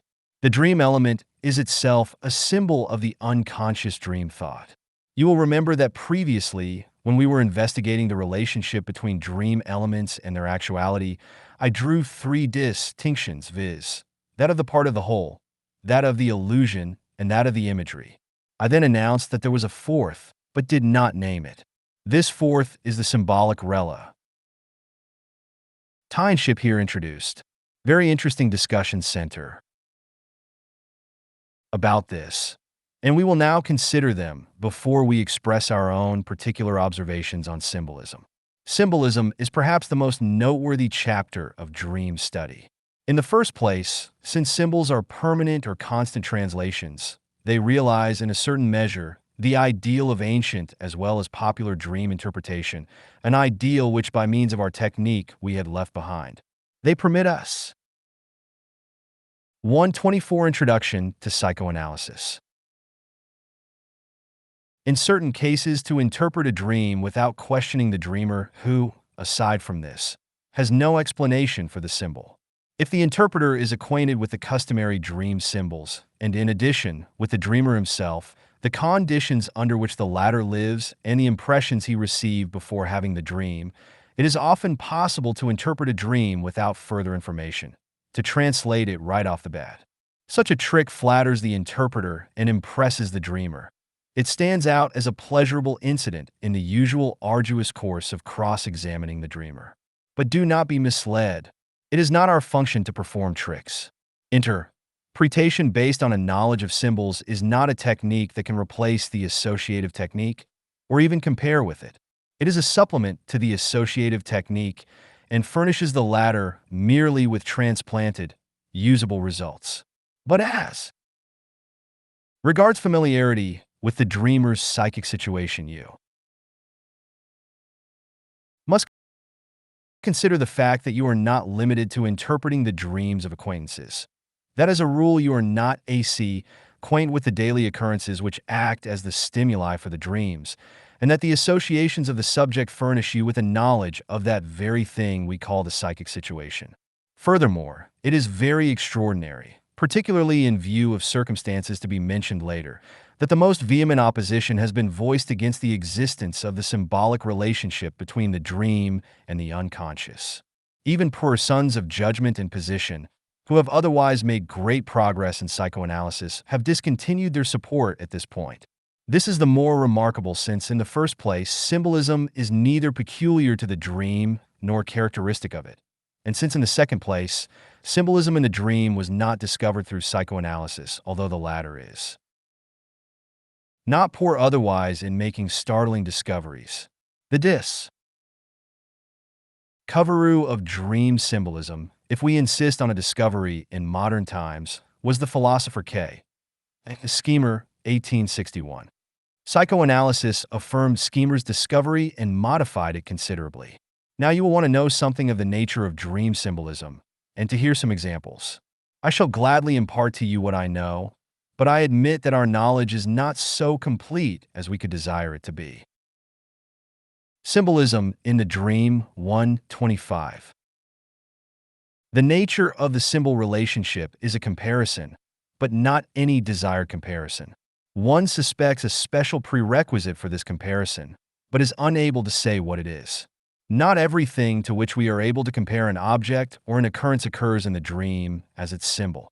On the other hand, the dream does not symbolize anything we may choose, but only specific elements of the dream thought. There are limitations on both sides. It must be admitted that the idea of the symbol cannot be sharply delimited at all times. It mingles with the substantiation, dramatization, etc., even approaches the illusion. In one series of symbols, the basic comparison is apparent to the senses. On the other hand, there are other symbols which raise the question of where the similarity, this something intermediate cf. This suspected comparison, is to be sought. We may discover it by more careful consideration, or it may remain hidden to us. Furthermore, it is extraordinary if the symbol is a comparison, that this comparison is not revealed by the association, that the dreamer is not acquainted with the comparison, that he makes use of it without knowing of its existence. Indeed, The dreamer does not even care to admit the validity of this comparison when it is pointed out to him. So you see, a symbolic relationship is a comparison of a very special kind, the origin of which is not yet clearly understood by us. Perhaps later we may find references to this unknown factor. The number of things that find symbolic representation in the dream is not great. The human body as a whole, parents, children, brothers and sisters, birth, death, nakedness, and a few others. The only typical, that is, regular representation of the human person as a whole is in the form of a house, as was recognized by Schema who, indeed, wished to credit this symbol with an overwhelming significance which it does not deserve. It occurs in dreams that a person, now lustful, now frightened, climbs down the fronts of houses, those with entirely smooth walls are men, but those which are provided with projections and balconies to which one can hold on are women. Parents appear in the dream as king and queen or other persons highly respected. The dream in this instance is very pious. It treats children and brothers and sisters less tenderly. They are symbolized as little animals or vermin. Birth is almost regularly represented by some reference to water. Either one plunges into 126 Introduction to Psychoanalysis. The water or climbs out of it, or rescues someone from the water, or is himself rescued from it, i.e., there is a mother relation to the person. Death is replaced in the dream by taking a journey, riding in a train, being dead by various darksome, timid suggestions, nakedness by clothes and uniforms. You see here how the lines between symbolic and suggestive represent a tie and merge one into another. In contrast to the paucity of this enumeration, it is a striking fact that the objects and subject matter of another sphere are represented by an extraordinarily rich symbolism. This is the sphere of the sexual life, the genitals, the sex processes, and sexual intercourse. The great majority of symbols in the dream are sex symbols.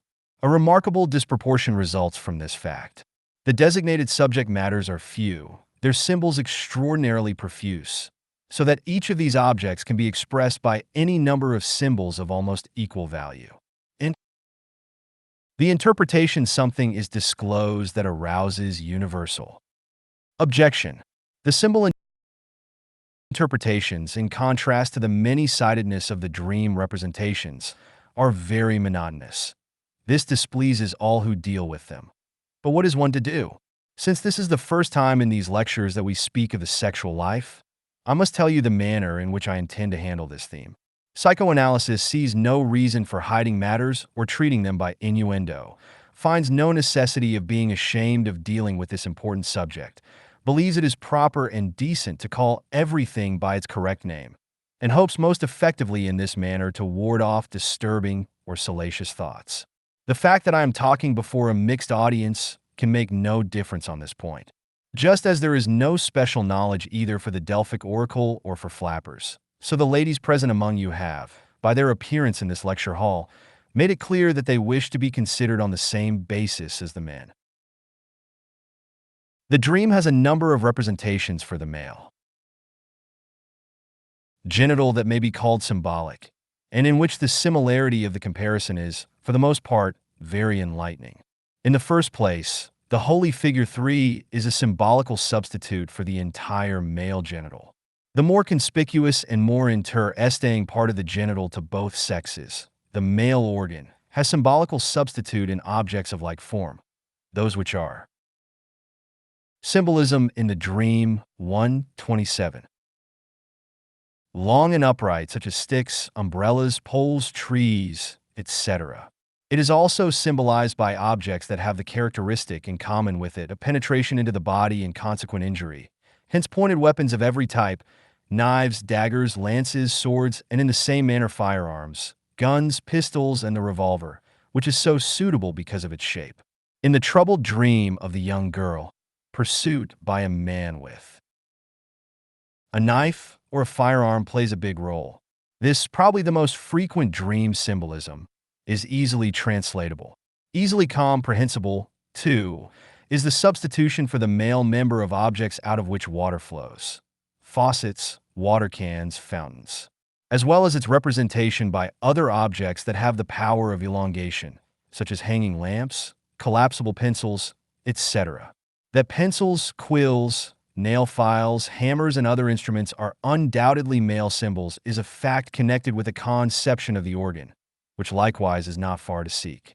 The extraordinary characteristic of the member of being able to raise itself against the force of gravity, one of the phenomena of erection, leads to symbolic representations by balloons, aeroplanes, and more recently, zeppelins. The dream has another far more expressive way of symbolizing erection. It makes the sex organ the essential part of the whole person in pictures. The person himself as flying. Do not feel disturbed because the dreams of flying, often so beautiful, and which we all have had, must be interpreted as dreams of general sexual excitement, as erection dreams. P. Federn, among the psychoanalytical students, has confirmed this interpretation beyond any doubt, and even Marley Void, much praise for his sobriety, who carried in his dream experiments with artificial positions of the arms and legs, and who was really opposed to psychoanalysis, perhaps knew nothing about psychoanalysis, has come to the same conclusion as a result of his research. It is no objection to this conclusion that women may have the same dreams of flying. Remember that our dreams act as wish fulfillments, and that the wish to be a man is often present in women, consciously or unconsciously. And the fact that it is possible for a woman to realize this wish by the same sensation as a man does will not mislead anyone acquainted with anatomy. There is a small organ in the genitals of a woman similar to that of the male, and this small organ, the clitoris, even in childhood, and in the 128 Introduction to Psychoanalysis, years before sexual intercourse, plays the same role as does the large organ of the male. To the less comprehensible male sex symbols belong certain reptiles and fish, notably the famous symbol of the snake. Why hats and cloaks should have been turned to the same use is certainly difficult to discover, but their symbolic meaning leaves no room for doubt. And finally, the question may be raised whether possibly the substitution of some other member as a representation for the male organ may not be regarded as symbolic. I believe that one is forced to this conclusion by the context and by the female counterparts. The female genital is symbolically represented by all those objects which share its peculiarity of enclosing a space capable of being filled by something, viz., by pits, caves, and hollows, by pitchers and bottles, by boxes and trunks, jars, cases, pockets, etc. The ship, too, belongs in this category. Many symbols represent the womb of the mother rather than the female genital, as wardrobes, stoves, and primarily a room. The room symbolism is related to the house symbol. Doors and entrances again become symbolic of the genital opening. But materials, too, are symbols of the woman. Wood, paper, and objects that are made of these materials, such as tables and books, of animals, at least the snail and mussel, are unmistakably recognizable as symbols for the female. Of parts of the body, the mouth takes the place of the genital opening, while churches and chapels are structural symbolisms. As you see, all of these symbols are not equally comprehensible.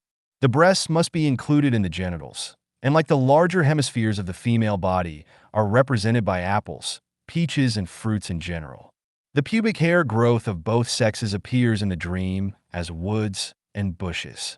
The complicated topography of the female genitals accounts for the fact that they are often represented as scenes with cliffs, woods, and water, while the imposing mechanism of the male sex apparatus leads to the use of all manner of very complicated machinery, difficult to describe. A noteworthy symbol of the female genital is also the jewel. Casket, jewels, and treasure are also representatives of the bee. Love person in the dream. Sweets frequently occur as representatives of sexual delights. The satisfaction in one's own. Symbolism in the dream 129. Genital is suggested by all types of play, in which may be included piano playing. Exquisite symbolic representations of onanism are sliding and coasting, as well as tearing off a branch. A particularly remarkable dream symbol is that of having one's teeth fall out or having them pulled. Certainly, its most immediate interpretation is castration as a punishment for onanism. Special representations for the relations of the sexes are less numerous in the dream than we might have expected from the foregoing. Rhythmic activities such as dancing, riding, and climbing may be mentioned. Also, harrowing experiences such as being run over. One may include certain manual activities and, of course, being threatened with weapons. You must not imagine that either the use or the translation of these symbols is entirely simple. All manner of unexpected things are continually happening. For example, it seems hardly believable that in these symbolic representations the sex differ. Instances are not always sharply distinguished. Many symbols represent a genital in general, regardless of whether male or female, e.g., the little child, the small son or daughter. It sometimes occurs that a predominantly male symbol is used for a female genital, or vice versa. This is not understood until one has acquired an insight into the development of the sexual representations of mankind. In many instances, this double meaning of symbols may be only apparent. The most striking of the symbols, such as weapons, pockets, and boxes, are excluded from this by sexual usage. I should now like to give a summary from the point of view of the symbols rather than of the thing represented, of the field out of which the sex symbols are for the most part taken, and then to make a few remarks about the symbols which have points in common that are not understood. An obscure symbol of this type is the hat, perhaps headdress on the whole, and is usually employed as a male representation, though at times as a female. In the same way the cloak represents a man, perhaps not always the genital aspect. You are at liberty to ask why. The cravat, which is suspended and is not worn by women, is an unmistakable male symbol. White laundry, all linen, in fact, is female. Dresses, uniforms are, as we have already seen, substitutes for nakedness, for body formation. The shoe or slipper is a female genital. Tables, and would have already been men. 130 Introduction to Psychoanalysis. Tionid as puzzling but undoubtedly female symbols. Ladders, ascents, steps in relation to their mounting are certainly symbols of sexual intercourse. On closer consideration, we see that they have the rhythm of walking as a common characteristic. Perhaps, too, the heightening of excitement and the shortening of the breath, the higher one mounts. We have already spoken of natural scenery as a representation of the female genitals. Mountains and cliffs are symbols of the male organ. The garden a frequent symbol of the female genitals. Fruit does not stand for the child, but for the breasts. Wild animals signify sensually aroused persons, or further, base impulses, passions. Blossoms and flowers represent the female genitals, or more particularly, virginity. Do not forget that the blossoms are really the genitals of the plants. We already know the room as a symbol. The representation may be extended in that the windows, entrances, and exits of the room take on the meaning of the body openings. Whether the room is open or closed is a part of the symbolism, and the key that opens it is an unmistakable male symbol. This is the material of dream symbolism. It is not complete and might be deepened as well as extended. But I am of the opinion it will seem more than enough to you, perhaps will make you reluctant. You will ask, do I really live in the midst of sex symbols? Are all the objects that surround me, all the clothes I put on, all the things that I touch, always sex symbols and nothing else? There really are sufficient grounds for such questions. And the first is, where in fact are we to find the meaning of these dream symbols if the dreamer himself can give no information concerning them, or at best can give only incomplete information? My answer is, from many widely different sources, from fairy tales and myths, jokes and farces, from folklore, that is, the knowledge of the customs, usages, sayings, and songs of peoples, from the poetic and vulgar language. Everywhere we find the same symbolism, and in many of these instances we understand them without further information. If we follow up each of these sources separately, we shall find so many parallels. Lo, the dream symbolism, that we must believe in the correctness of our interpretations. The human body, we have said, is, according to Schemer, symbolism in the dream 131. Frequently symbolized in the dream by the house. Continuing this representation, the windows, doors, and entrances are the entrances into the body cavities. The facades are smooth or pro-V'd with balconies and projections to which to hold. The same symbolism is to be found in our daily speech when we greet a good friend as old house, or when we say of someone, we'll hit him in the belfry slash, or maintain of another that he's not quite right in the upper story. In anatomy, the body openings are sometimes called the body portals. The fact that we meet our parents in the dream as imperial or royal persons is at first surprising, but it has its parallel in the fairy tale. Doesn't it begin to dawn upon us that the many fairy tales which begin once upon a time there was a king and a queen intend nothing else than once there was a father and a mother F. In our families, we refer to our children as princes, the eldest as the crown prince. The king usually calls himself the father of the country. We playfully designate little children as worms and say, sympathetically, poor little worm. Let us return to the symbolism of the house. When we use the projections of the house to hold ourselves onto in the dream, are we not reminded of the familiar colloquialism about persons with well-developed breasts? She has something to hold on to, one. The folk express this in still another way when it says, there is lots of wood in front of her house, as though it wished to come to the aid of our interpretation that wood is a feminine, maternal symbol. In addition to wood, there are others. We might not understand how this material has come to be a substitute for the maternal, the feminine. Here our comparison of languages may be helpful. The German word Holz, wood, is said to be from the same stem as the Greek word vxrj, which means stuff, raw material. This is an example of the case, not entirely unusual, where a general word for material finally is exclusively used for some special material. There is an island in the ocean, known by the Nar of Madeira. The Portuguese gave it this name at the time of its discovery because it was at that time entirely covered with forests, for in the language of the Portuguese, Madeira means wood. You will recognize, however, that Madeira is nothing else than the slightly changed Latin word. 132 Introduction to Psychoanalysis. Materia, which again has the general meaning of material. Material is derived from mater or mother. The material out of which something is made is at the same time its mother part. In the symbolic use of wood for woman, mother, this ancient conception still lives. Birth is regularly expressed in dreams by some connection with water. One plunges into the water, or comes out of the water, which means one gives birth to, or is born.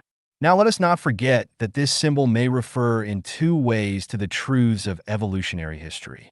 Not alone have all land mammals, including the ancestors of man, developed out of water animals. This is the ultimate fact, but every single mammal, every human being, lived the first part of his existence in the water. Namely, lived in the body of his mother as an embryo in the amniotic fluid and came out of the water at the time of his birth. I do not wish to maintain that the dreamer knows this. On the contrary, I hold that he does not have to know. The dreamer very likely knows some things because of the fact that he was told about them in his childhood, and for that very reason, I maintain that this knowledge has played no part in the construction of his symbols. He was told in childhood that the stork brought him. But where did it get him? Out of a lake, out of the well, again, out of the water. One of my patients to whom such information had been given, a little count, disappeared for a whole afternoon. Finally, he was discovered lying at the edge of the palace lake, his little face bent above the water and earnestly peering into it to see if he could not see the little children at the bottom. In the myths of the birth of the hero, which zero ink submit to comparative examination, the oldest is that of King Sargon of Agade, about 2800 BC, exposure in the water and rescue from water play a predominating role. Kink has recognized that these are representations of birth, analogous to those customary in dreams. When a person in his dream rescues an other from the water, the latter becomes his mother, or just plainly mother. In the myth, a person who rescues a child out of the water professes herself as the real mother of the child. In a well-known joke, the intelligent Jewish boy is asked who was the mother of Moses. He answered without hesitation, the princess.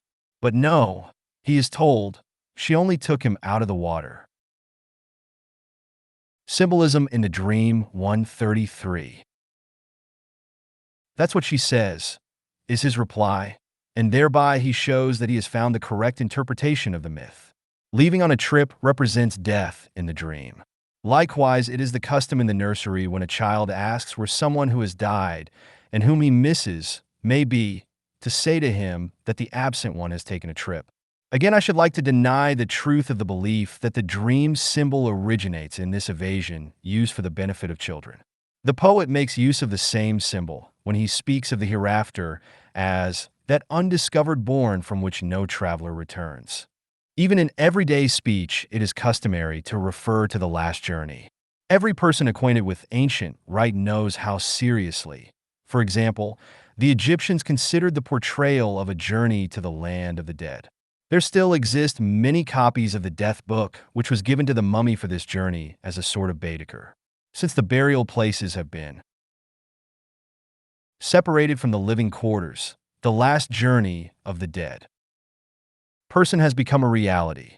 In the same manner, the genital symbolism is just as little peculiar to the dream alone.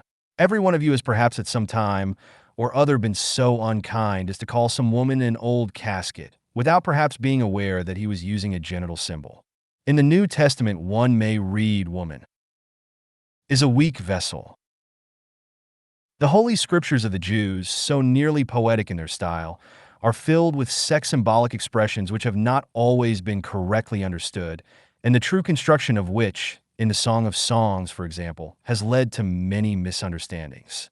In the later Hebraic literature, the representation of woman as a house, the door taking the place of the sex opening, is very widespread. The man complains, for instance, when he discovers a lack of virginity, that he has found the door open. The symbol of the table for woman is also known to this literature. The woman says of her husband, "I set the table for him, but he upset it." Lame children are supposed to result from the fact that the man has overturned the table. One take these examples from a work by L. Levy of Brienne, The Sexual Symbolism of the Bible and the Talmud. That ships, too, represent women in dreams is a belief derived from the etymologists who maintained ship was originally the name of an earthen vessel and is the same word as shaft. 134 Introduction to Psychoanalysis. To create. The Greek myth of Periander of Corinth and his wife Melissa is proof that the stove or oven is a woman and a womb.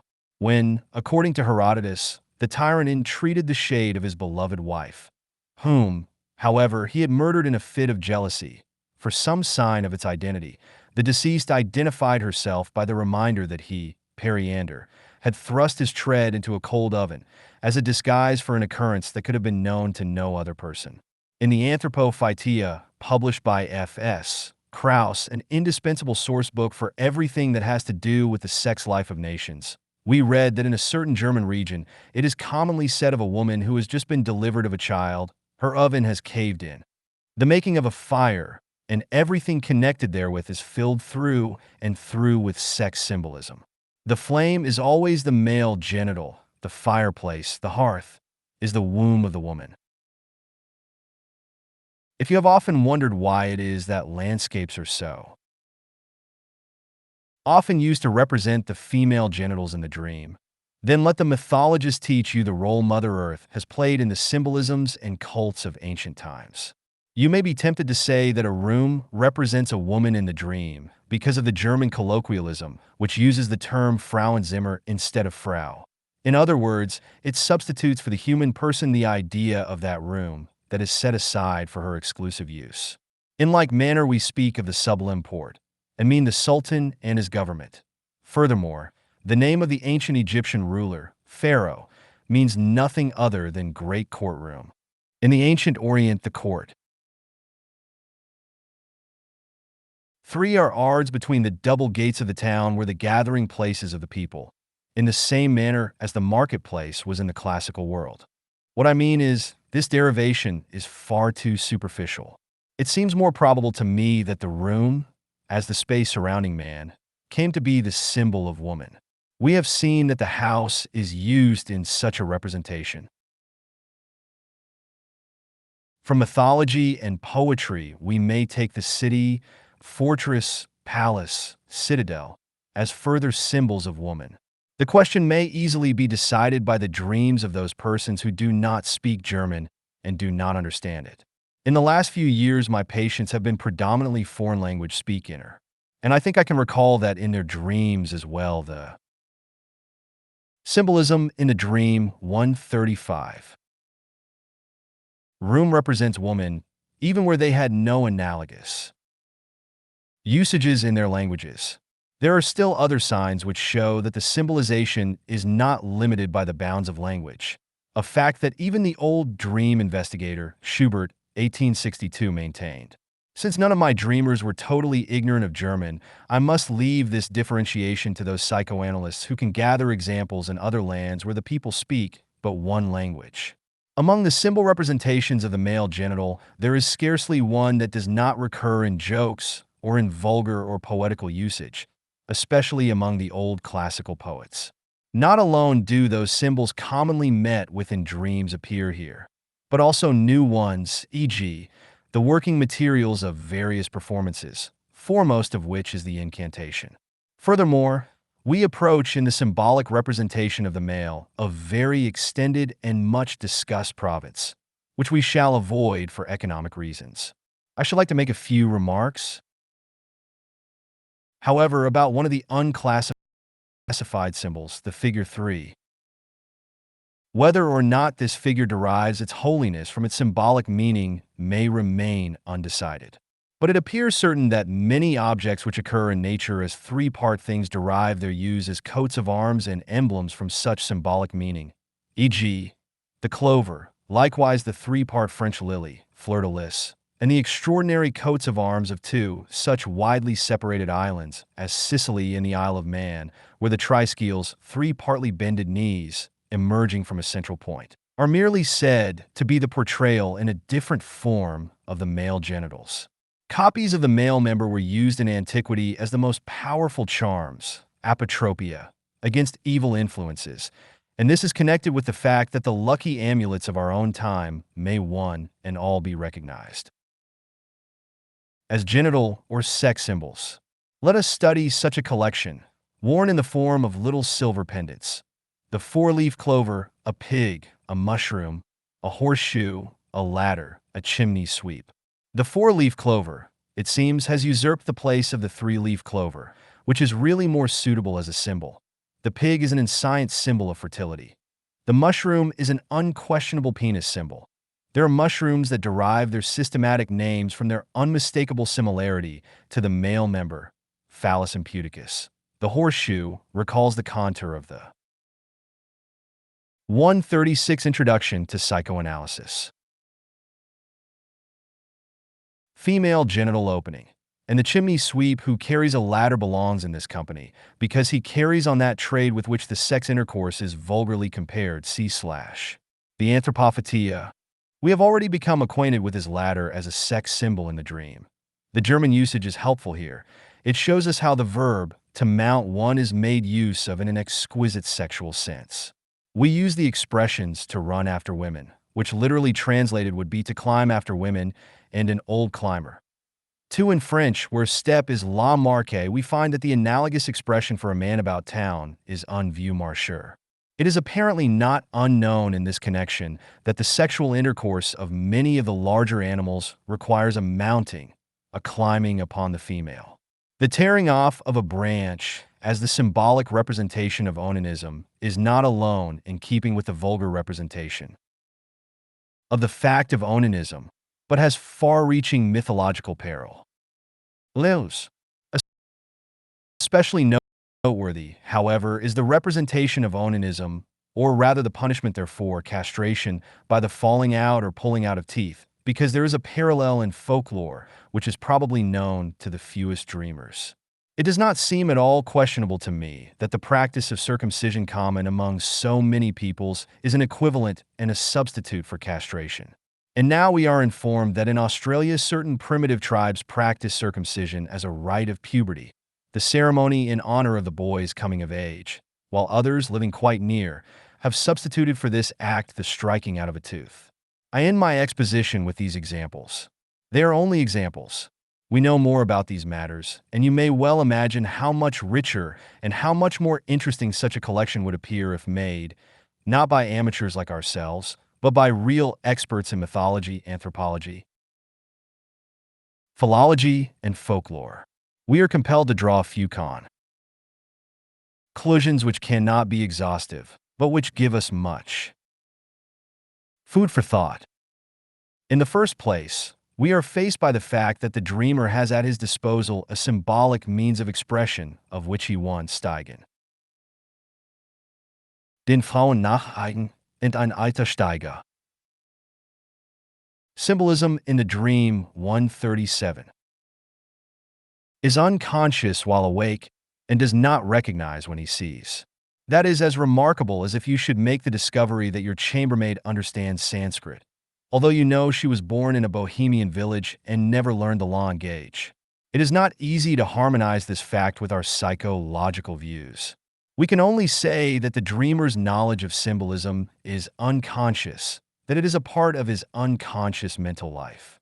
We make no progress with this assumption. Until now, it was only necessary to admit of unconscious impulses, those about which one knew nothing, either for a period of time or at all times. But now we deal with something more. Indeed, with unknown knowledge, with thought relationships, comparisons between unlike objects which lead to this, that one constant may be substituted for another. These comparisons are not made anew each time, but they lie ready. They are complete for all time. That is to be concluded from the fact of their agreement in different persons, agreement despite differ. Instances in language. But whence comes the knowledge of these symbol relationships? The usages of language cover only a small part of them. The dreamer is for the most part unacquainted with the numerous parallels from other sources. We ourselves must first laboriously gather them together. Secondly, these symbolic representations are peculiar neither to the dreamer nor to the dream work by means of which they become expressed. We have learned that mythology and fairy tales make use of the same symbolism, as well as do the people in their sayings and songs, the ordinary language of everyday and poetic fantasy. The field of symbolism is an extraordinarily large one, and dream symbolism is but a small part thereof. It is not even expedient to approach the whole problem from the dream side. Many of the symbols that are used in other places do not occur in the dream at all, or at best only very seldom. Many of the dream symbols are to be found in other fields only very rarely. As you have seen, one gets the impression that he is here confronted with an ancient but no longer existent method of expression, of which various phases, however, continue in different fields, one here, one there, a third, perhaps in a slightly altered form, in several fields. I am reminded of the fantasy of an interesting mental defective who had 138 Introduction to Psychoanalysis. Imagined a fundamental language, of which all these symbolic representations were the remains.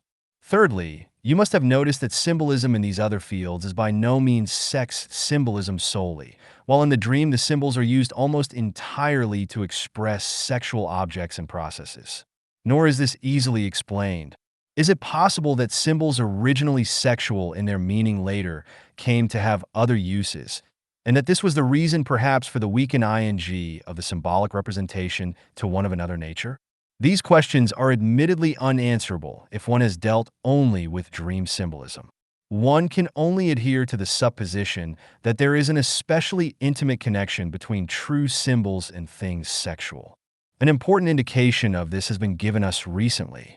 A philologist, H. Sperber UPS, who works independently of psychoanalysis, advanced the theory that sexual needs have played the largest part in the origin and development of lawn gauges.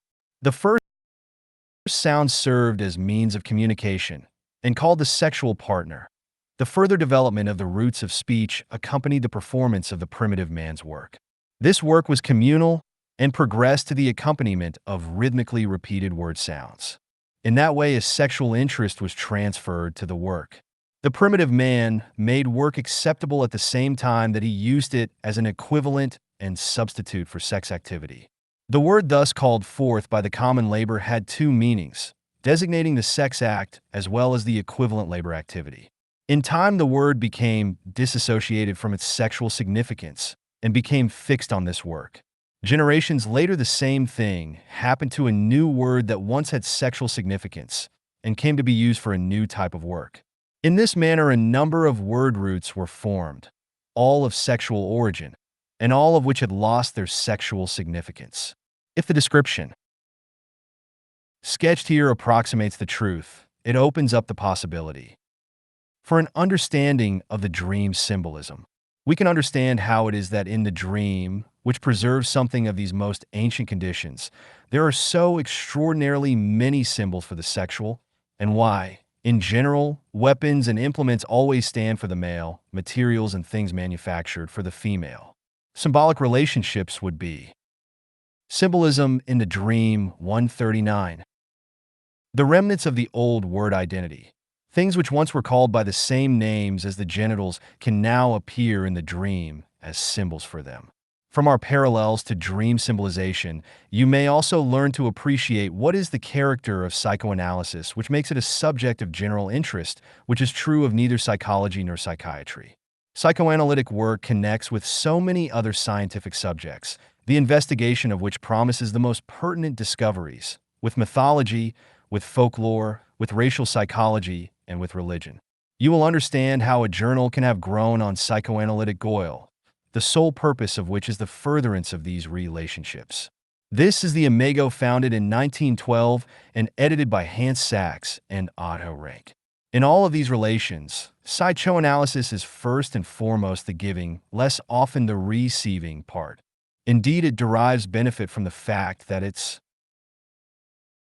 unusual teachings are substantiated by their recurrence in other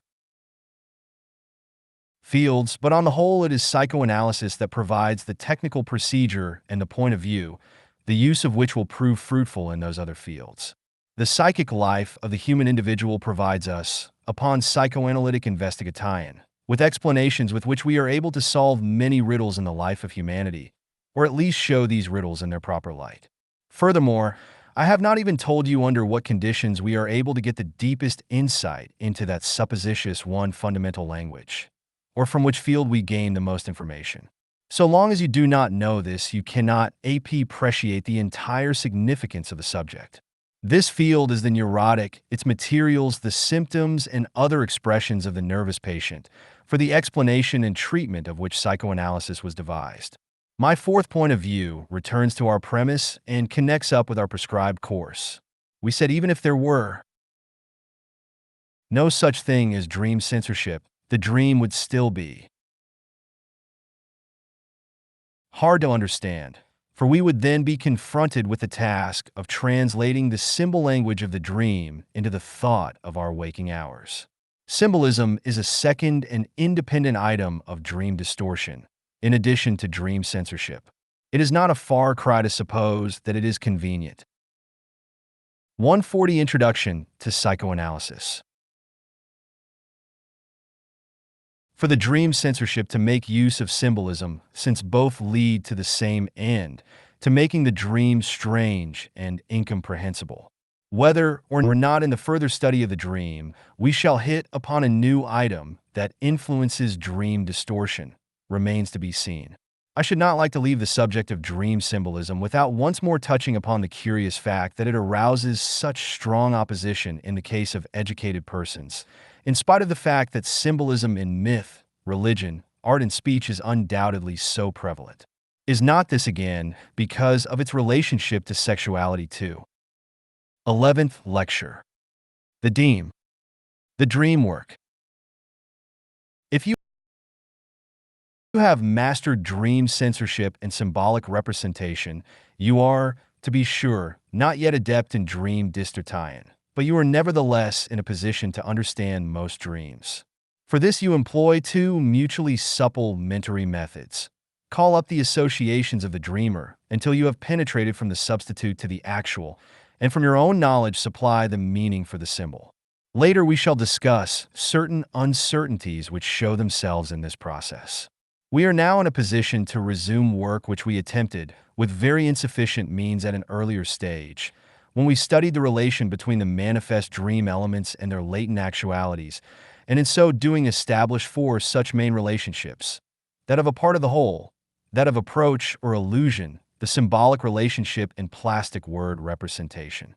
We shall now attempt the same on a larger scale by comparing the manifest dream content as a whole with the latent dream which we found by interpretation. I hope you will never again confuse these two. If you have achieved this, you have probably accomplished more in the understanding of the dream than the majority of the readers of my interpretation of dreams. Let me remind you once more that this process, which changes the latent into the manifest dream, is called dream work. Work which proceeds in the opposite direction, from the manifest dream to the latent, is our work of interpretation. The work of interpretation attempts to undo the dream work. Infantile dreams that are recognized as evident wish fulfillments nevertheless have undergone some dream work, namely, the transformation of the wish into reality, and generally, too, of thoughts into visual pictures. Here we 141. 142 Introduction to Psychoanalysis. Need no interpretation, but only a retracing of these transforms tie-ins. Whatever dream work has been added to other dreams, we call dream distortion, and this can be annulled by our work of interpretation. The comparison of many dream interpretations has rendered it possible for me to give you a coherent representation of what the dream work does with the material of the latent dream. I beg of you, however, not to expect to understand too much of this. It is a piece of description that should be listened to with calm attention.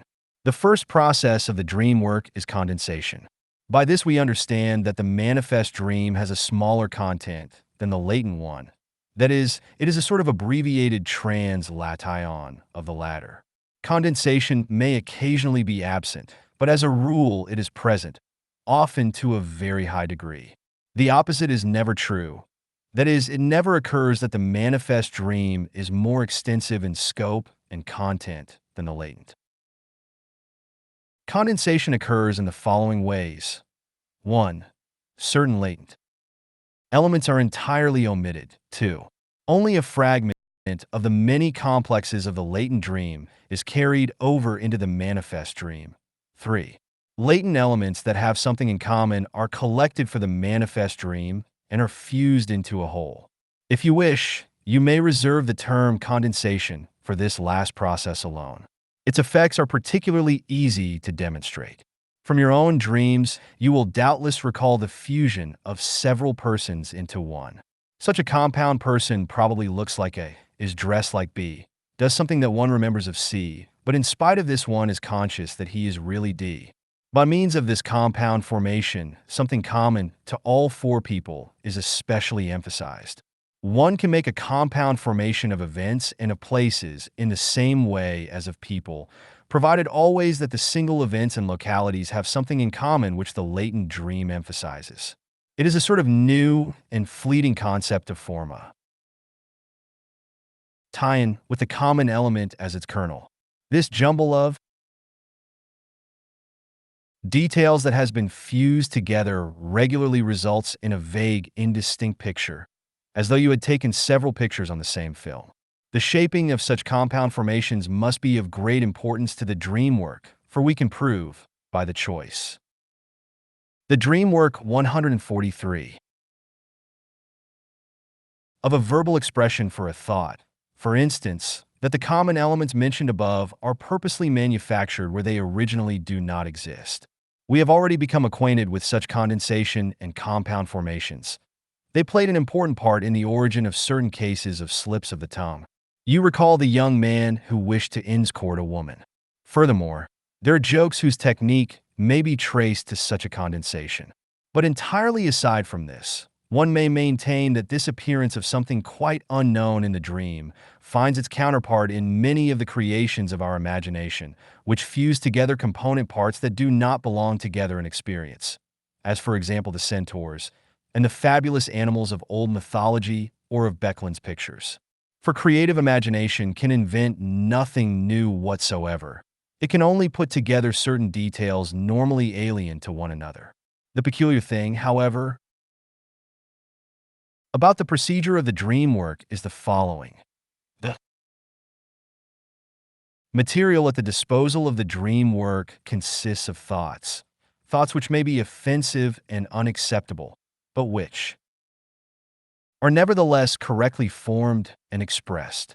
These thoughts are transformed into something else by the dream work, and it is remarkable and incomprehensible that this translation, this rendering, as it were, into another script or language, employs the methods of condensation and combination. For a translation usually strives to respect the discriminations expressed in the text and to differentiate similar things. The dream work, on the contrary, tries to fuse two different thoughts by looking, just as the joke does, for an ambiguous word which shall act as a connecting link between the two thoughts. One need not attempt to understand this feature of the case at once, but it may become significant for the conception of the dream work.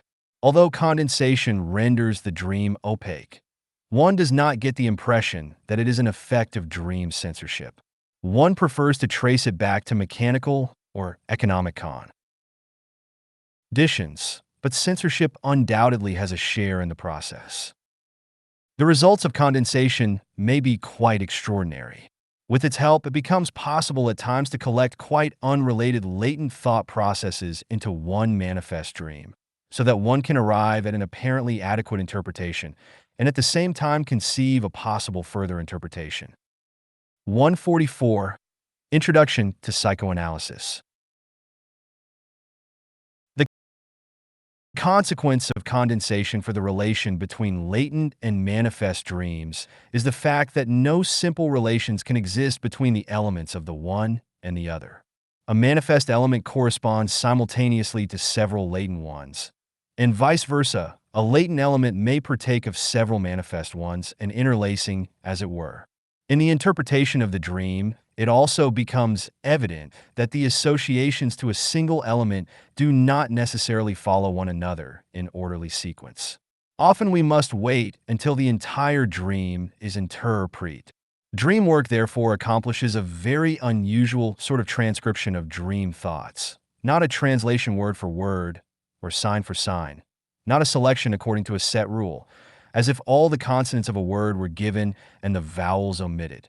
Nor is it what we might call substitution, namely, the choice of one element to take the place of several others. It is something very different and much more complicated. The second process of the dream work is displacement.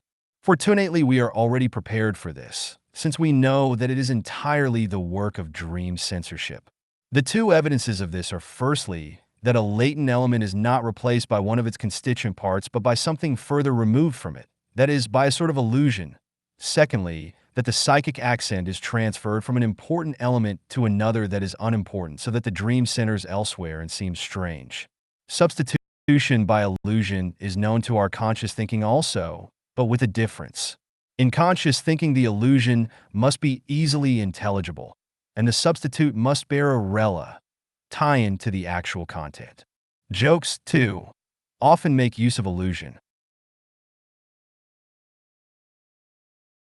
They let the condition of content association slide and replace it with usual external associations, such as resemblances in sound, ambiguity of words, etc. They retain, however, the condition of intelligibility. The joke would lose all its effect if the illusion could not be traced back to the actual without any effort whatsoever. The illusion of displacement has freed itself of both these limitations. Its connection with the element which it replaces is most external and remote, is unintelligible for this reason. And if it is retraced, its interpretation gives the impression of an unsuccessful joke or of a forced, far-fetched explainer. The dream work 145. Time. For the dream censor has only then accomplished its purpose, when it has made the path of return from the illusion to the original undiscoverable. The displacement of emphasis is unheard of as a means of expressing thoughts. In conscious thinking, we occasionally admit it to gain a comic effect.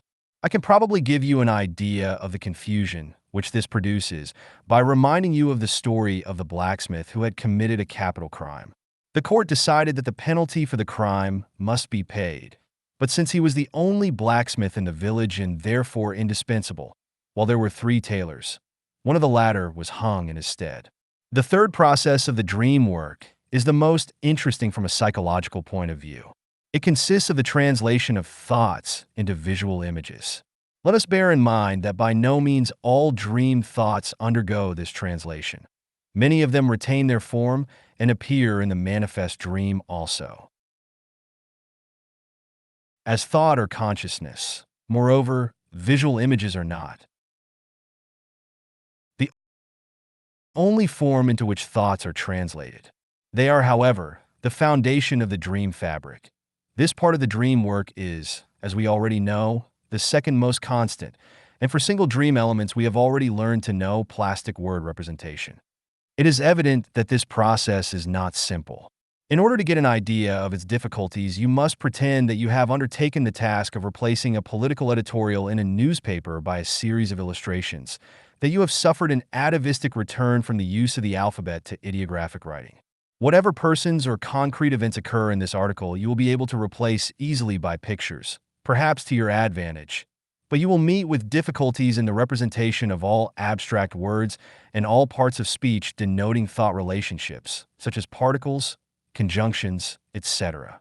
With the abstract words, you could use all sorts of artifices. You will, for instance, try to change the text of the article into different words which may sound unusual, but whose components will be more concrete and more adapted to representation. You will then recall that most abstract words were concrete before their meaning paled, and will therefore go back to the original concrete significance of these words as often as possible. And so you.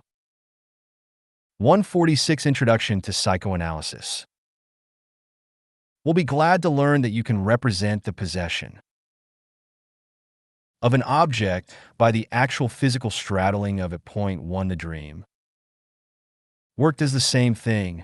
Under such circumstances, you can hardly demand accuracy of representation. You will also have to allow the dream work to replace an element that is as hard to depict as, for instance, broken faith by another kind of rupture, a broken leg. Point 2. In this way, you will be able to smooth away to some extent the crudity of imagery when the latter is endeavoring to replace word expression in the representation of parts of speech that denote thought relations, such as because, therefore, but, etc. You have no such aids. These constituent parts of the text will therefore be lost in your translation into images. In the same way, the dream work resolves the content of the dream thought into its raw 1. Besitzen to straddle. 2. While revising these pages, I chanced upon a newspaper article that I quote here as an unexpected supplement to the above lines. The punishment of God. A beacon acam faux beacon paith. Mrs. Anna M., the wife of a soldier in the reserve, accused Mrs. Clementine C. of being untrue to her husband. The accusation reads that Mrs. C. had carried on an illicit relationship with Carl M., while her own husband was on the battlefield, one, from which he even sent her 70 kronen a month. Mrs. C. had received quite a lot of money from the husband of the plaintiff, while she and her children had to live in hunger and in misery. Friends of her husband had told her that Mrs. C. had visited inns with them and had caroused there until late at night. The accused had even asked the husband of the plaintiff before several infantrymen whether he would not soon get a divorce from his old woman and live with her. Mrs. C.'s housekeeper had also repeatedly seen the husband of the plaintiff in her, Mrs. C.'s, apartment in complete negligee. Yesterday, Mrs. C. denied before a judge in Leopoldstadt that she even knew him. There could be no question of intimate relation between them. The witness, Albertine M., however, testified that Mrs. C. had kissed the husband of the plaintiff and that she had surprised them at it. When M. was called as a witness in an earlier proceeding, he had denied any intimate relation to the accused. Yesterday, the judge received a letter in which the witness retracts the statement he made in the first proceeding and admits that he had carried on a love affair with Mrs. C. until last June. He says that he only denied this relationship in the former proceeding for the sake of the accused because before the proceeding she had come to him and begged on her knees that he should save her and not confess. Today, wrote the witness, I felt impelled to make a full confession to the court, since I have a ralse in my left arm and tlie as appears to me as the punishment of God for my transgression. Though Judge O maintained the penal offense had already become null and void, whereupon the plaintiff withdrew her accusation and the liberation of the accused followed. The Dream Work 147. Material of objects and activities. You may be satisfied if the possibility is vouchsafed you to suggest certain relations, not representable in themselves, in a more detailed elaboration of the image. In quite the same way the dream work succeeds in expressing much of the content of the latent dream thought in the formal peculiarities of the manifest dream, in its clearness or vagueness, in its division into several parts, etc. The number of fragmentary dreams into which the dream is divided corresponds as a rule to the number of main themes of thought sequences in the latent dream. A short preliminary dream often stands as an introduction or a motivation to the complementary dream which follows. A subordinate clause in dream thought is represented in the manifest dream as an interpolated change of scene, etc. The form of the dream is itself, therefore, by no means without significance and challenges interpretation. Different dreams of the same night often have the same meaning and testify to an increasing effort to control a stimulus of growing urgency. In a single dream, a particularly troublesome element may be represented by duplicates, that is, by numerous symbols. By continually comparing dream thought with the manifest dream that replaces it, we learn all sorts of things for which we were not prepared, as for instance, the fact that even the nonsense and absurdity of the dream have meaning. Yes, on this point the opposition between the medical and psychoanalytic conception of the dream reaches a climax not previously achieved. According to the former, the dream is senseless because the dreaming psychic activity has lost all power of critical judgment. According to our theory, on the other hand, the dream becomes senseless whenever a critical judgment contained in the dream thought wishes to express the opinion. It is nonsense. The dream which you all know about the visit to the theater, 3 tickets, 1 FL 50 krona, is a good example of this. The opinion expressed here is, it was nonsense to marry so early. In the same way, we discover in interpretation what is the significance of the doubts and uncertainties so often expressed by the dreamer as to whether a certain element really occurred in the dream, whether it was this or something else. As a rule, these doubts and uncertainties correspond to nothing in the 148 Introduction to Psychoanalysis. Latent dream thought. They are occasioned throughout by the working of the dream censor and are equivalent to an unsuccessful attempt at suppression.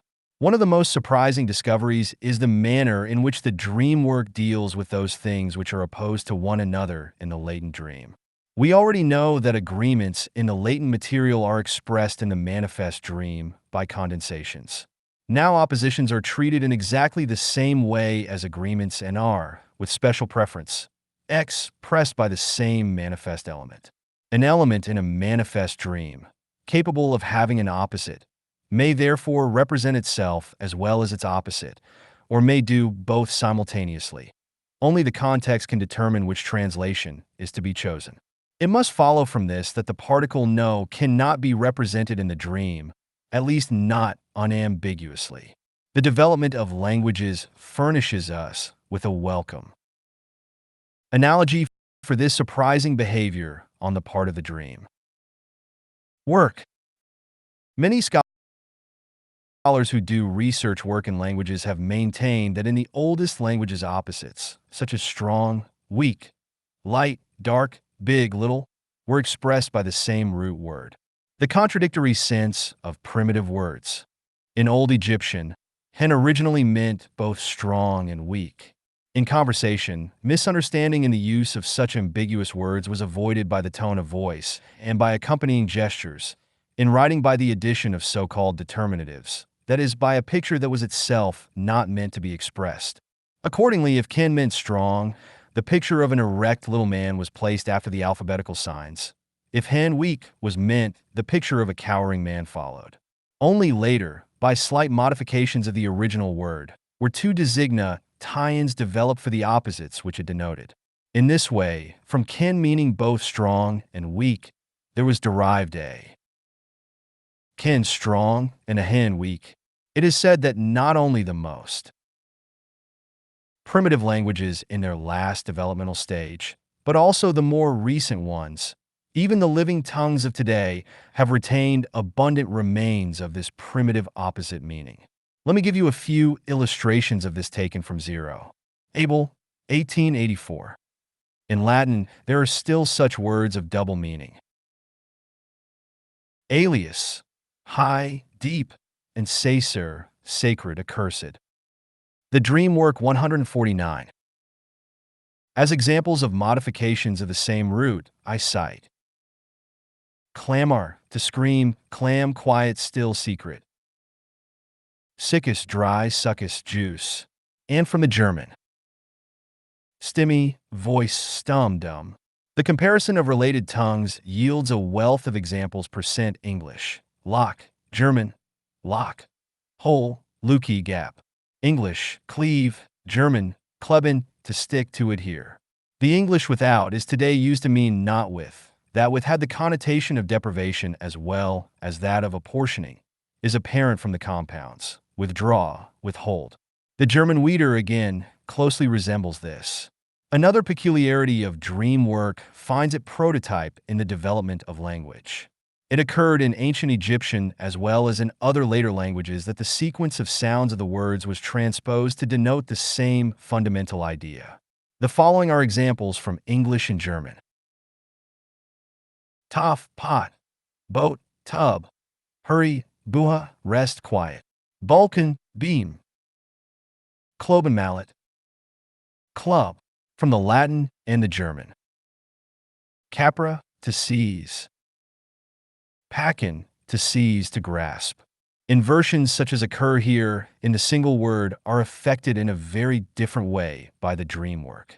We already know the inversion of the sense, substitution by the opposite. Besides, there are inversions of situations, of relations between two people, and so in dreams we are in a sort of topsy-turvy world. In a dream, it is frequently the rabbit that shoots the hunter. Further inversion occurs in the sequence of events, so that in the dream the cause is placed after the effect. It is like a performance in a third-rate theater, where the hero falls before the shot which kills him is fired from the wings. Or there are dreams in which the whole sequence of the elements is inverted, so that in the interpretation one must take the last first, and the first last in order to obtain a meaning. You will recall from our study of dream symbolism that to go or fall into the water means the same as to come out of it, namely, to give birth to, or to be born, and that mounting stairs or a ladder means the same as going down. The advantage that dream tortines may gain from such freedom of representation is unmistakable. 150 Introduction to Psychoanalysis. These features of the dream work may be called archaic. They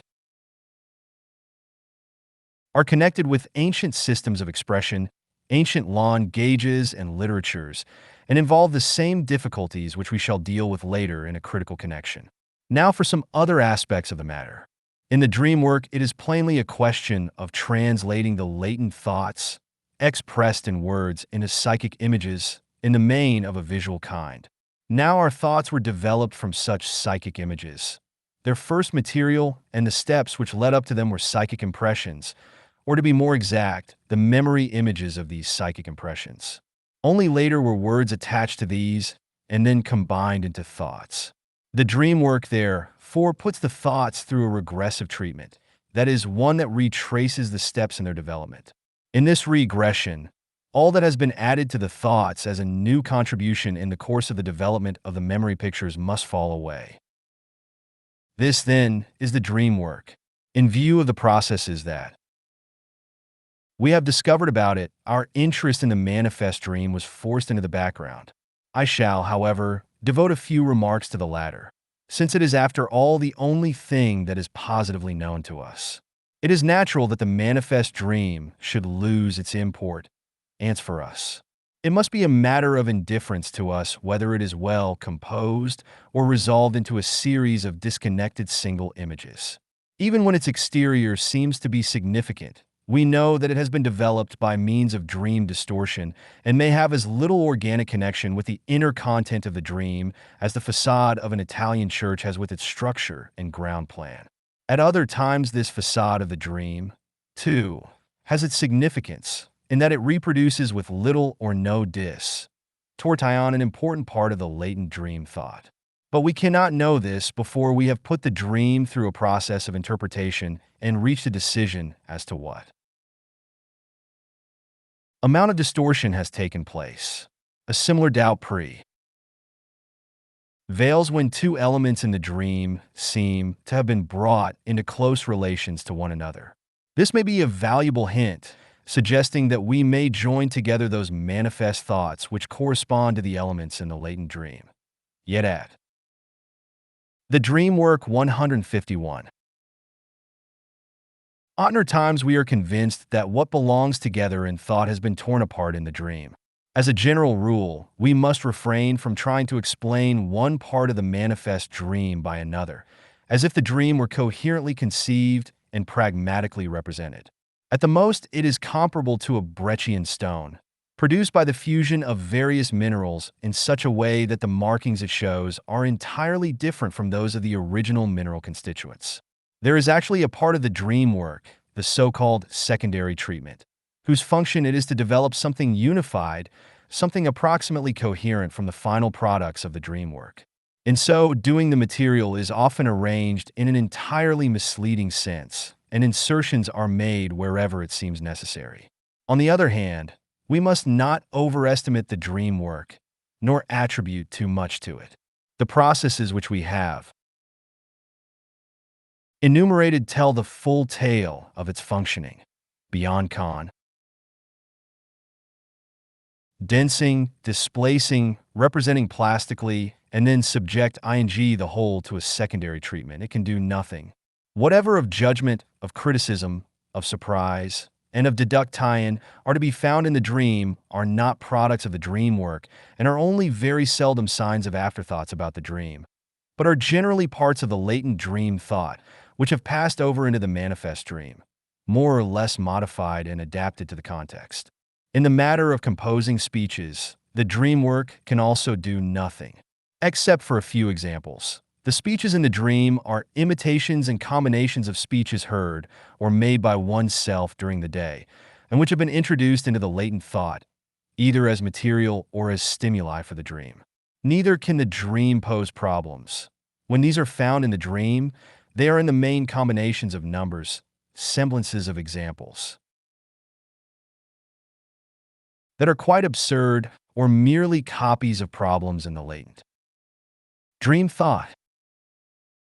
Under these conditions, it is not surprising that the interest which has attached itself to the dream work is soon deflected from it to the latent dream thoughts which are revealed in more or less distorted form in the manifest dream.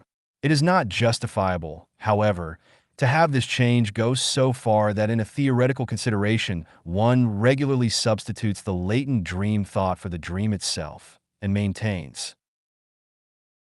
152 Introduction to Psychoanalysis. Of the latter, what can hold only for the former? It is odd that the results of psychoanalysis should be misused for such an exchange.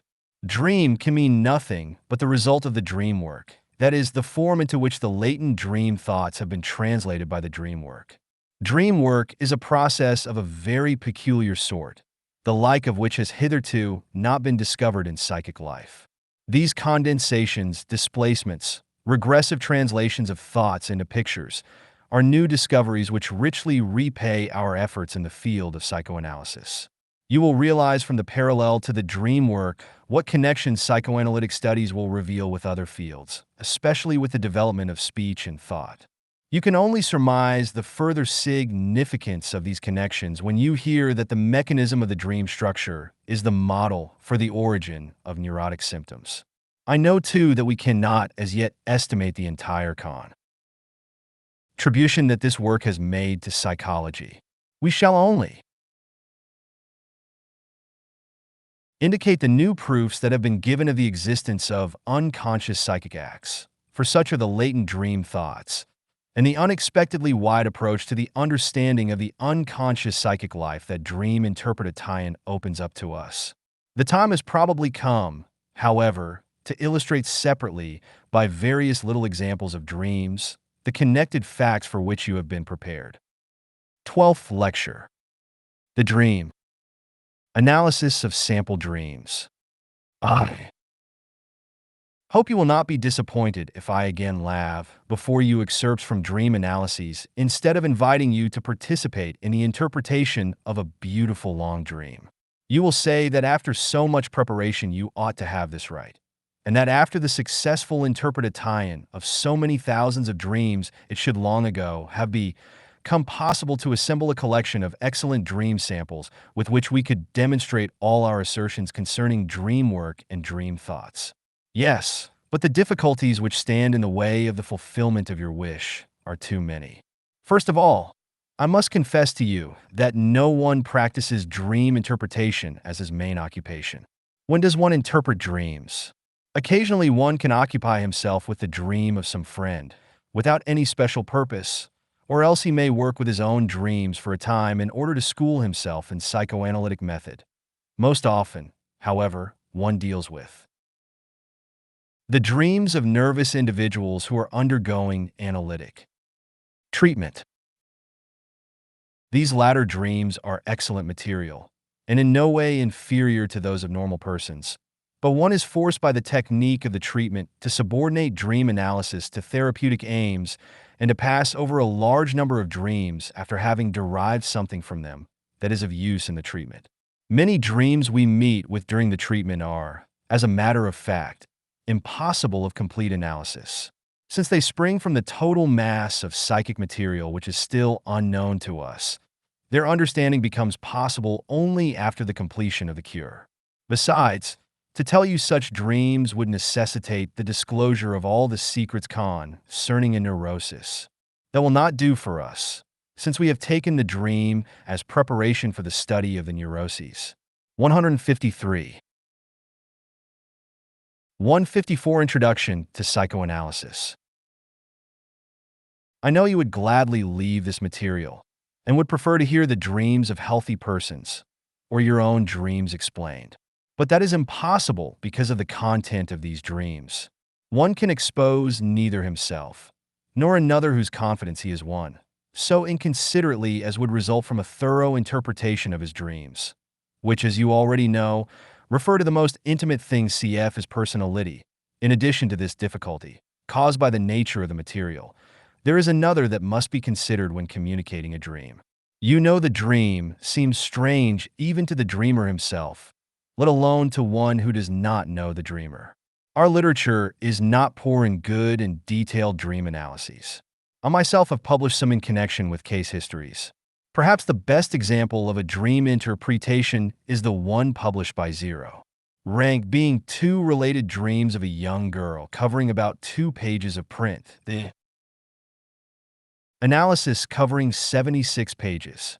I would need about a whole semester in order to take you through such a task.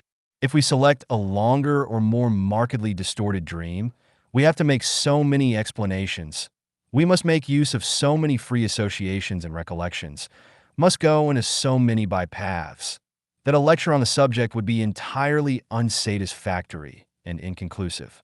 So I must ask you to be content with what is more easily obtained, with the recital of small bits of dreams of neurotic persons, in which we may be able to recognize this or that isolated fact.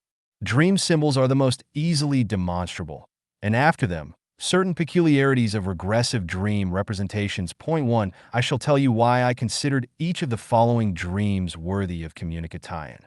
1. A dream consisting of only 2 brief pictures. The dreamer's uncle is smoking a cigarette, although it is Saturday. A woman caresses him as though he were her child. In commenting on the first picture, the dreamer, a Jew, remarks that his uncle is a pious man who never did and never would do anything so sinful as smoking on the Sabbath. As to the woman of the second picture, he has no free associations other than his mother. These 2 pictures or thoughts should one this highly technical concept is explained in the interpretation of dreams, Chapter 7, Section B, pages 422 etc. Analysis of sample dreams 155. Obviously be brought into connection with each other, but how? Since he expressly rules out the reality of his uncle's action, then it is natural to interpolate an if. If my uncle, that pious man, should smoke a cigarette on Saturday, then I could also permit my mother's caresses. This obviously means that the mother's caresses are prohibited, in the same manner as is smoking on Saturday, to a pious Jew.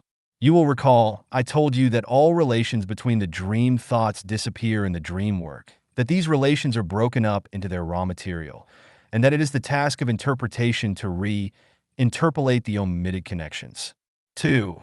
Through my publications on dreams, I have become, in certain respects, the public consultant on matters pertaining to dreams, and for many years I have been receiving communicatines from the most varied sources, in which dreams are related to me or presented to me for my judgment. I am, of course, grateful to all those persons who include with the story of the dream enough material to make an interpretation possible, or who give such an interpretation themselves. It is in this category that the following dream belongs, the dream of a Munich physician in the year 1910. I select it because it goes to show how impossible of understanding a dream generally is before the dreamer has given us what information he has about it. I suspect that at bottom you consider the ideal dream interpretation, that in which one simply inserts the meaning of the symbols and would like to lay aside the technique of free association to the dream elements. I wish to disabuse your minds of this harmful error. On July 13th, 1910, toward morning, I dreamed that I was bicycling down a street in Tübingen when a brown dachshund tore after me and caught me by the heel. A bit further on I get off, seat myself on a step, and begin to beat the beast, which has clenched its teeth tight. Feel no discomfort from the biting or the whole scene. 2 elderly ladies are sitting opposite me and watching me with grins on their faces. Then I wake up and, as so often happens to me, the whole dream becomes perfectly clear to me in this moment of transition to the waking state. Symbols are of little use in this case. The dreamer, however, informs us lately fell in love with a girl, just from seeing her. 156 Introduction to Psychoanalysis. On the street, but had no means of becoming acquainted with her. The most pleasant means might have been the Dachshund, since I am a great lover of animals, and also felt that the girl was in sympathy with this characteristic.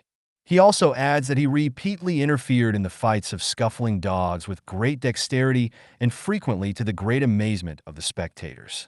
Thus we learn that the girl, who pleased him, was always accompanied by this particular dog. This girl, however, was disregarded in the manifest dream, and there remained only the dog which he associates with her. Perhaps the elderly ladies who simpered at him took the place of the girl. The remainder of what he tells us is not enough to explain this point. Biting. A bicycle in the dream is a direct repetition of the remembered situation. He had never met the girl with the dog except when he was on his bicycle. 3. When anyone has lost a loved one, he produces dreams of a special sort for a long time afterward, dreams in which the knowledge of death enters into the most remarkable compromises with the desire to have the deceased alive again. At one time the deceased is dead and yet continues to live on because he does not know that he is dead and would die completely only if he knew it. At another time he is half dead and half alive, and each of these conditions has its particular signs. One cannot simply label these dreams nonsense, for to come to life again is no more impossible in the dream than, for example, it is in the fairy story, in which it occurs as a very frequent fate. As far as I have been able to analyze such dreams, I have always found them to be capable of a sensible solution, but that the pious wish to recall the deceased to life goes about expressing itself by the oddest methods. Let me tell you such a dream, which seems queer and senseless enough, an analysis of which will show you many of the points for which you have been prepared by our theoretical discussions. The dream is that of a man who had lost his father many years previously. Father is dead, but has been exhumed and looks badly. He goes on living, and the dreamer does everything to prevent him from noticing that fact. Then the dream goes on to other things, apparently irrelevant. The father is dead. That we know. That he was exhumed is not really true, nor is the truth of the rest of the dream him. Analysis of sample dreams 157. Pourtant, but the dreamer tells us that when he came back from his father's funeral, one of his teeth began to ache.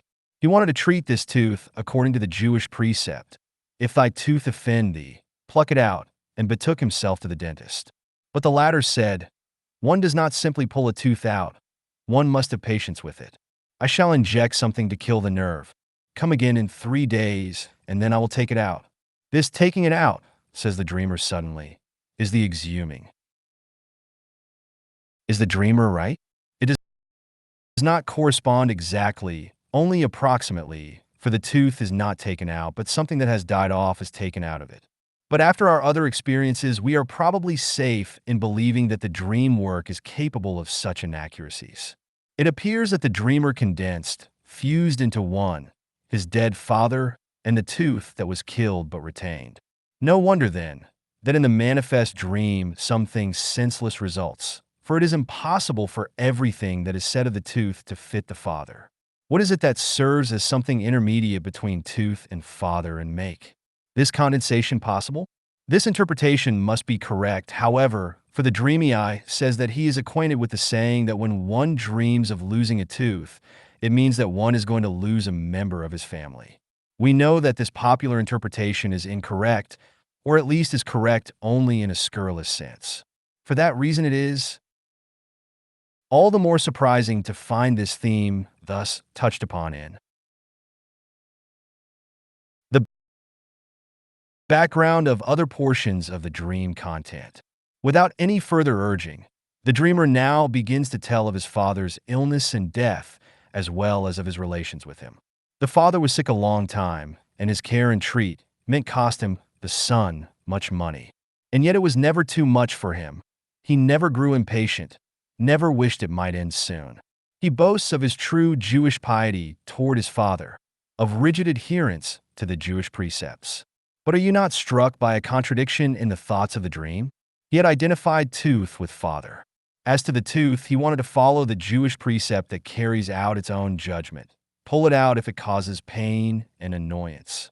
He had also been 158 Introduction to Psychoanalysis.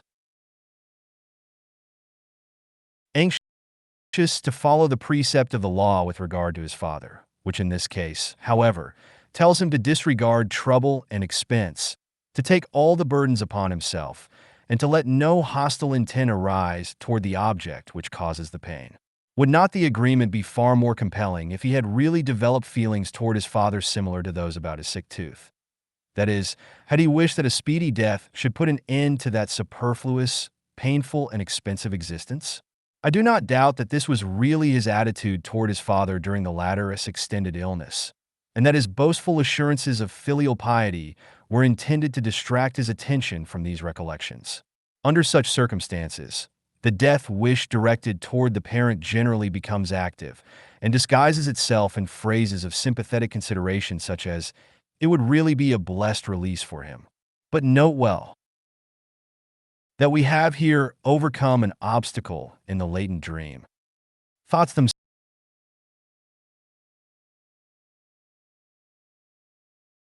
themselves.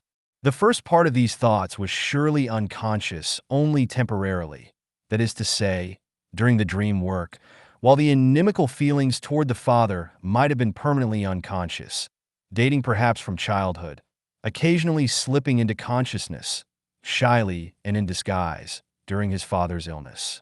We can assert this with even greater certainty of other latent thoughts which have made unmistakable contributions to the dream content. To be sure, none of these inimical feelings toward the father can be discovered in the dream. But when we search a childhood history for the root of such enmity toward the father, we recollect that fear of the father arises because the latter, even in the earliest years, opposes the boy's sex activities, just as he is ordinarily forced to oppose them again, after puberty, for social motives. This relation to the father applies also to our dreamer. There had been mixed, with his love for him, much respect and fear, having its source in early sex intimidation. From the onanism complex, we can now explain the other parts of the manifest dream. He looks badly does, to be sure, allude to another remark of the dentist, that it looks badly to have a tooth missing in that place. But at the same time it refers to the looking badly by which the young man betrayed, or feared to betray, his excessive sexual activity during puberty. It was not without lightening his own heart that the dreamer. Analysis of Sample Dreams 159 transposed the bad looks from himself to his father in the manifest content, an inversion of the dream work with which you are familiar. He goes on living since then, disguises itself with the wish to have him alive again, as well as with the promise of the dentist that the tooth will be preserved. A very subtle phrase, however, is the following. The dreamer does everything to prevent him, the father, from noticing the fact, a phrase calculated to lead us to conclude that he is dead. Yet the only meaningful conclusion is again drawn from the onanism complex, where it is a matter of course for the young man to do everything in order to hide his sex life from his father. Remember, in conclusion, that we were constantly forced to interpret the so-called toothache dreams as dreams dealing with the subject of onanism and the punishment that is feared. You now see how this incomprehensible dream came into being by the creation of a remarkable and misleading condensa. Tie-in by the fact that all the ideas emerge from the midst of the latent thought process, and by the creation of ambiguous substitute formations for the most hidden and, at the time, most remote of those. For we have tried repeatedly to understand those prosaic and banal dreams which have nothing foolish or repulsive about them, but which cause us to ask, why do we dream such unimportant stuff? So I shall give you a new example of this kind. 3 dreams belonging together, all of which were dreamed in the same night by a young woman. A. She is going through the hall of her house and strikes her head against the low-hanging chandelier, so that her head meets. She has no reminiscence to contribute, nothing that really happened. The information she gives leads in quite another direction. Asterisk, you know how badly my hair is falling out? Mother said to me yesterday, my child, if it goes on like this, you will have a head like the cheek of a buttock. Thus the head here stands for the other part of the body. We can understand the chandelier symbolically without other help. All objects that can be lengthened are symbols of the male organ. Thus the dream deals with a bleeding at the lower end of the body, which results from its collision with the male organ. This might still be ambiguous. Her further associations show that it has to do with 160 Introduction to Psychoanalysis. Her belief that menstrual bleeding results from sexual intercourse with a man, a bit of sexual theory believed by many immature girls. B. She sees a deep hole in the vineyard which she knows was made by pulling out a tree. Here with her remark that she misses the tree. She means that she did not see the tree in the dream. But the same phrase serves to express another thought which symbolic interpretation makes completely certain. The dream deals with another bit of the infantile sex theory, namely, with the belief that girls originally had the same genitals as boys and that the later conformation resulted from castration, pulling out of a tree. C. She is standing in front of the drawer of her writing table, with which she is so familiar that she knows immediately. If anybody has been through it, the writing table drawer, like every drawer, chest, or box, stands for the female genital.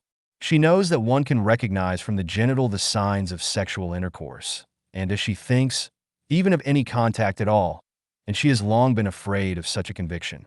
I believe that the accent in all these dreams is to be laid upon the idea of knowing. She is reminded of the time of her childish sexual investigations, the results of which made her quite proud at the time. 5. Again, a little bit of symbolism. But this time I must first describe the psychic situation in a short preface. A man who spent the night with a woman describes his partner as one of those motherly natures whose desire for a child irresistibly breaks through during intercourse. The circumstances of their meeting, however, necessitated a precaution whereby the fertilized, discharge of semen is kept away from the womb. Upon awaking after this night, the woman tells the following dream. An officer with a red cap follows her on the street. She flees from him, runs up the staircase, and he follows after her. Breathlessly, she reaches her apartment and slams and locks the door behind her. He remains outside, and as she looks through a peephole, she sees him sitting outside on a bench and weeping. You undoubtedly recognize in the pursuit by an officer with a red cap and the breathless stair climbing, the representation of the sexual act. The fact that the dreamer locks herself in against the pursuer may serve as an example of cat inversion. Analysis of sample dreams 161, which is so frequently used in dreams, for in reality, it was the man who withdrew before the completion of the act. In the same way her grief has been transposed to the partner, it is he who weeps in the dream, whereby the discharge of the semen is also indicated. You must surely have heard that in psychoanalysis, it is always maintained that all dreams have a sexual meaning. Now you yourselves are in a position to form a judgment as to the incorrectness of this reproach. You have become acquainted with the wish fulfillment dreams, which deal with the satisfying of the plainest needs, of hunger, of thirst, of longing for freedom, the dreams of convenience and of impatience, and likewise the purely covetous and egoistic dreams. But that the markedly distorted dreams preponderantly, though again not exclusively, give expression to sex wishes, is a fact you may certainly keep in mind as one of the results of psychoanalytical research. 6. I have a special motive for piling up examples of the use of symbols in dreams. At our first meeting, I complained of how hard it is when lecturing on psychoanalysis to demonstrate the facts in order to awaken conviction, and you very probably have come to agree with me since then. But the various assertions of psychoanalysis are so closely linked that one's conviction can easily extend from one point to a larger part of the whole. We might say of psychoanalysis that if we give it our little finger, it promptly demands the whole hand. Anyone who is convinced by the explanation of errors can no longer logically disbelieve in all the rest of psychoanalysis. A second equally accessible point of approach is furnished by dream symbolism. I shall give you a dream, already published, of a peasant woman whose husband is a watchman and who has certainly never heard anything about dream symbolism and psychoanalysis. You may then judge for yourselves whether its explanation with the help of sex symbols can be called arbitrary and forced. Then someone broke into her house, and she called in fright for a watchman. But the latter had gone companionably into a church together with two beauties. A number of steps led up to the church. Behind the church was a hill, and on its crest a thick forest. The watchman was fitted out with a helmet gorget and a cloak.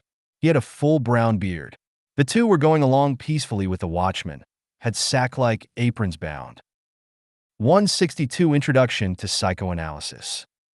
Around their hips, there was a path from the church to the hill. This was overgrown on both sides with grass and underbrush that kept getting thicker, and that became a regular forest on the crest of the hill. You will recognize the symbols without any difficulty. The male genital is represented by a trinity of persons, the female by a landscape with a chapel, hill, and forest. Again, you encounter steps as the symbol of the sexual act.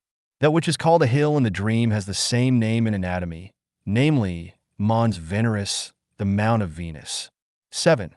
I have another dream which can be solved by means of inserting symbols. A dream that is remarkable and convincing because the dreamer himself translated all the symbols, even though he had had no preliminary knowledge of dream interpretation. This situation is very unusual, and the conditions essential to its occurrence are not clearly known. He is going for a walk with his father in some place which must be the Prater. One for one can see the rotunda, and before it a smaller building to which is anchored a captive balloon, which, however, seems fairly slack. His father asks him what all that is for. He wonders at it himself, but explains it to his father. Then they come to a courtyard in which there lies spread out a big sheet of metal. His father wants to break off a big piece of it for himself, but first looks about him to see if anyone might see him. He says to him that all he needs to do is to tell the inspector, and then he can take some without more ado. There are steps leading from this courtyard down into a pit, the walls of which are upholstered with some soft material rather like a leather armchair. At the end of this pit is a longish platform, and then a new pit begins. The dreamer himself interprets as follows. The rotunda is my genital. The balloon in front of it is my penis, of whose slackness I have been complaining. Thus one may translate in more detail that the rotunda is the posterior, a part of the body which the child regularly considers as part of the genital, while the smaller building before it is the scrotum. In the dream, his father asks him what all that is for. That is to say, he asks the object and function of the genitals. It is easy to turn this situation around so that the dreamer is the one who does the principal street of Vienna. Analysis of sample dreams 163. Asking. Since no such questioning of the father ever took place in real life, we must think of the thought of this dream as a wish or consider it in the light of a supposition. If I had asked father for sexual enlightenment, we will find the continuation of this idea in another place shortly. The courtyard, in which the sheet metal lies spread out, is not to be considered primarily as symbolical, but refers to the father as place of business. For reasons of discretion, I have substituted the sheet metal for another material with which the father deals, without changing anything in the literal wording of the dream. The dreamer entered his father's business and took great offense at the rather dubious practices upon which the prophets depended to a large extent. For this reason, the continuation of the above idea of the dream might be expressed as, if I had asked him, he would only have deceived me as he deceives his customers. The dreamer himself gives us the second mean. Ing of breaking off the metal, which serves to represent the commercial dishonesty. He says it means masturbation. Not only have we long since become familiar with this symbol, but the fact also is in agreement. The secrecy of masturbation is expressed by means of its opposite. It can be safely done openly. Again, our expectations are fulfilled by the fact that masturbatory activity is referred to as the father's, just as the questioning was in the first scene of the dream. Upon being questioned, he immediately gives the interpretation of the pit as the vagina on account of the soft upholstering of its walls. I will add arbitrarily that the going down, like the more usual going up, is meant to describe the sexual intercourse in the vagina. Such details as the fact that the first pit ends in a platform and then a new one begins, he explains himself as having been taken from his own history. He practiced intercourse for a while, then gave it up on account of inhibitions, and now hopes to be able to resume it as a result of the treatment. 8. The two following dreams are those of a foreigner, of very polygamous tendencies, and I give them to you as proof for the claim that one's ego appears in every dream, even in those in which it is disguised in the manifest content. The trunks in the dream are a symbol for woman. A. He is to take a trip, his luggage is placed on a carriage. 164 Introduction to Psychoanalysis. To be taken to the station, and there are many trunks piled up, among which are two big black ones like sample trunks. He says consolingly to someone, well, they're only going as far as the station with us. In reality, he does travel with a great deal of luggage, but he also brings many tales of women with him when he comes for treatment.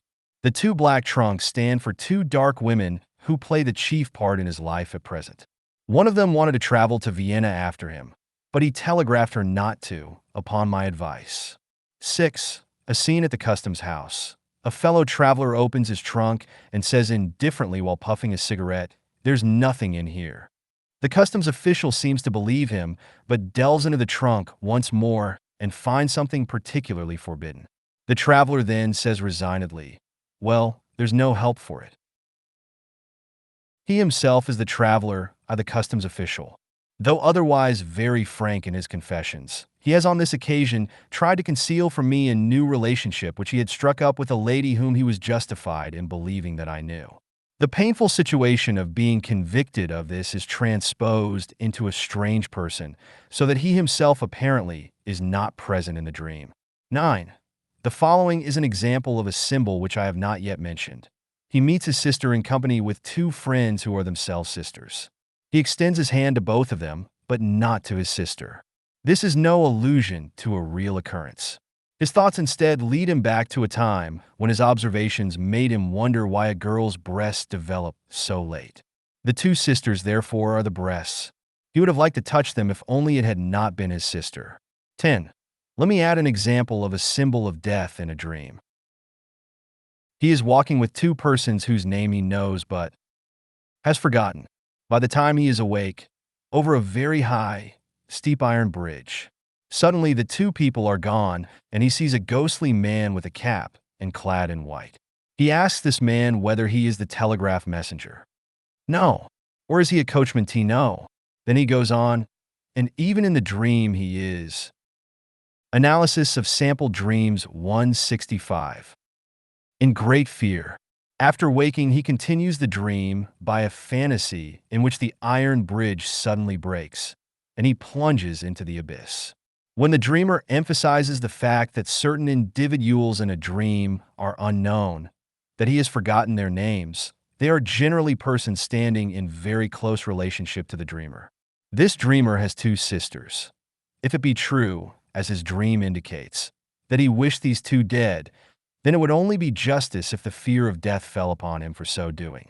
In connection with the telegraph messenger, he remarks that such people always bring bad news.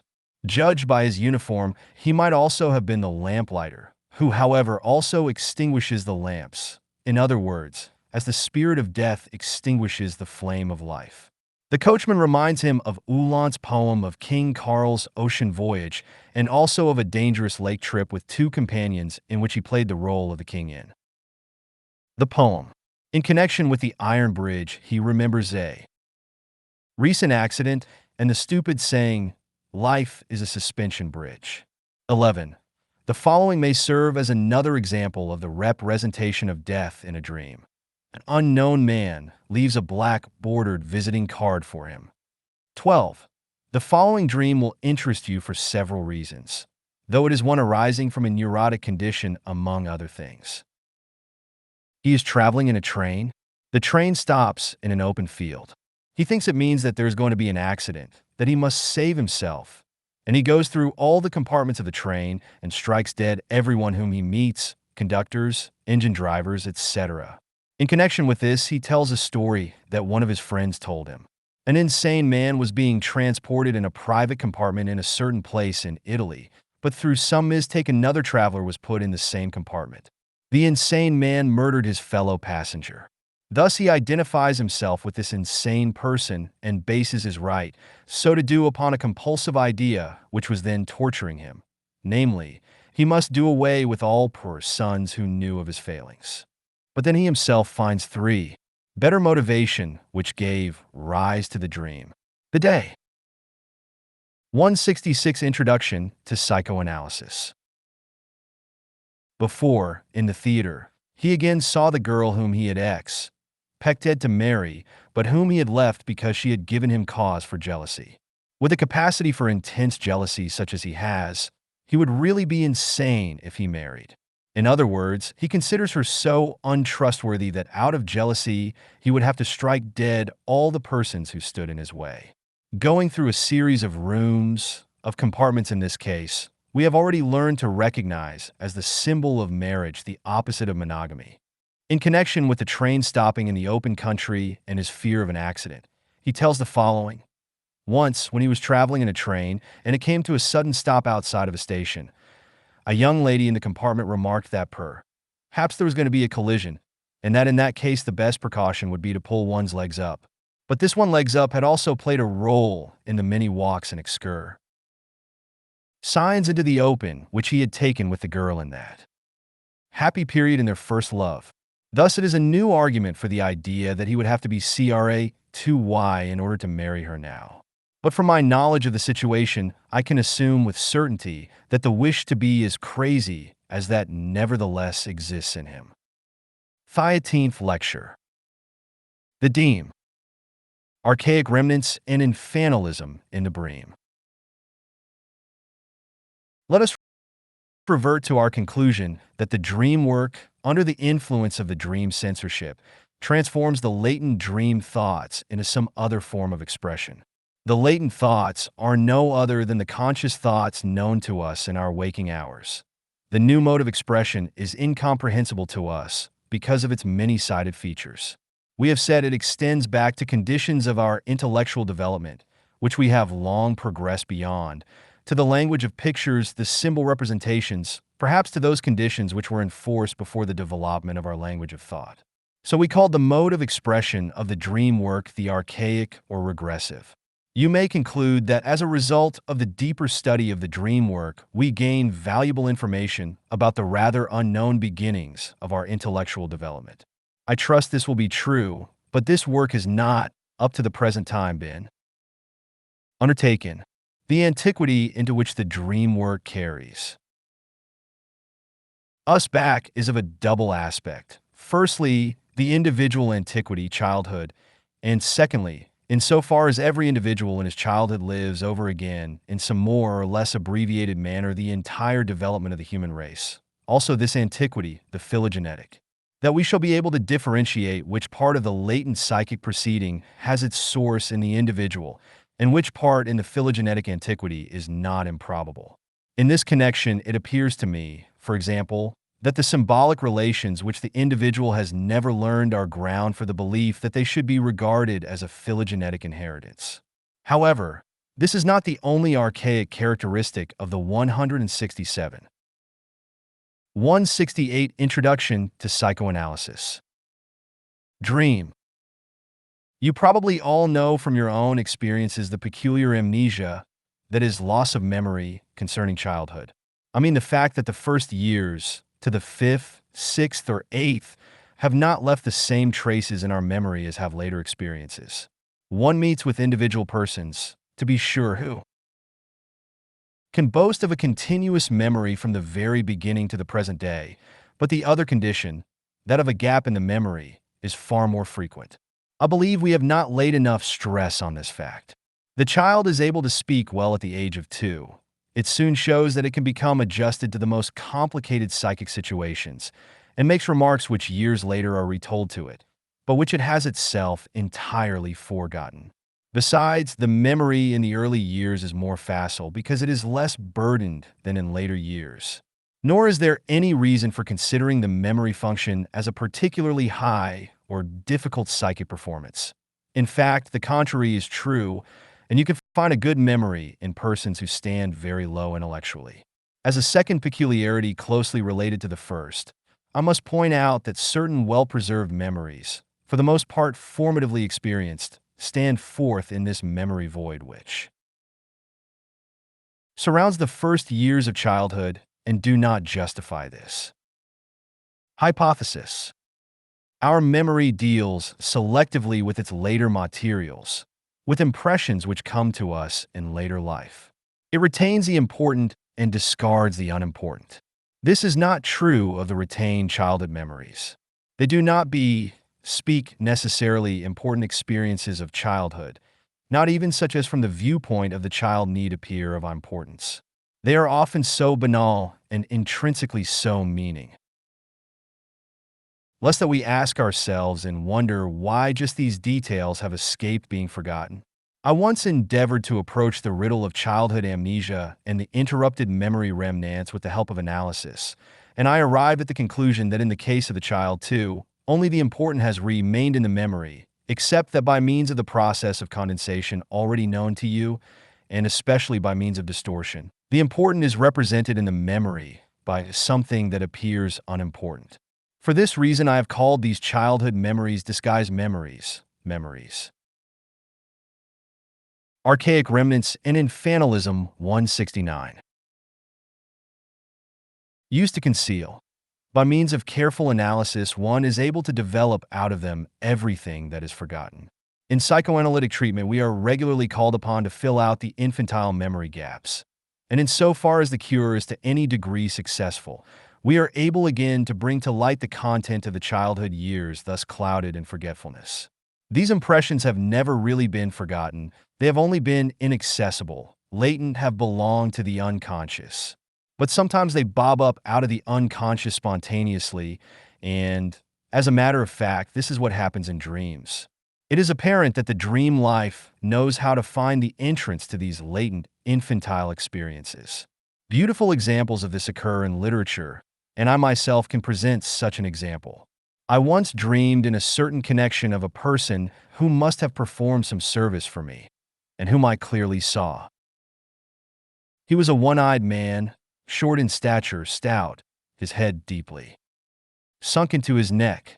I concluded from the content that he was a physician. Luckily, I was able to ask my mother, who was still living, how the physician in my birthplace, which I left when I was 3 years old, looked, and I learned from her that he had one eye, was short and stout, with his head sunk into his neck, and also learned at what forgotten mishap he had been of service to me. This control over the forgotten material of childhood years is, then, a further archaic tendency of the dream. The same information may be made use of in another of the puzzles that have presented themselves to us. You will recall how astonished people were when we came to the conclusion that the stimuli which gave rise to dreams were extremely bad and licentious sexual desires which have made dream censorship and dream distortion necessary. After we have interpreted such a dream for the dreamer, and he, in the most favorable circumstances,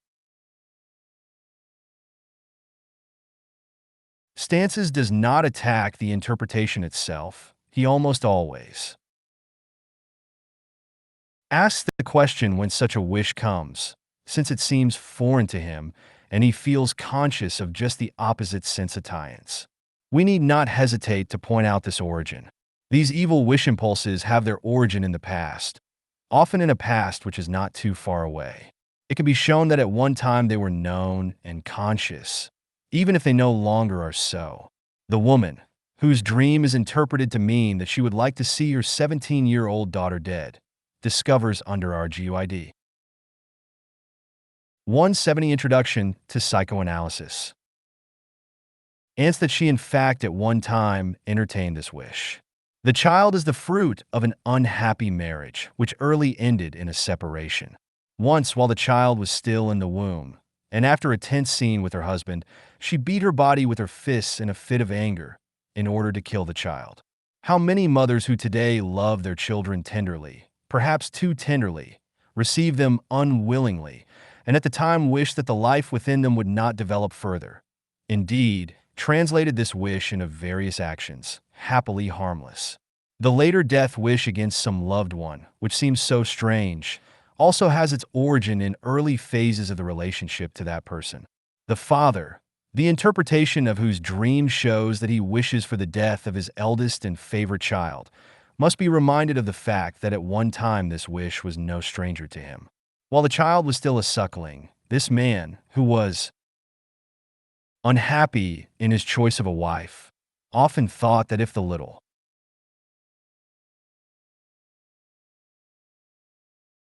being that meant nothing to him would die, he would again be free and would make better use of his freedom.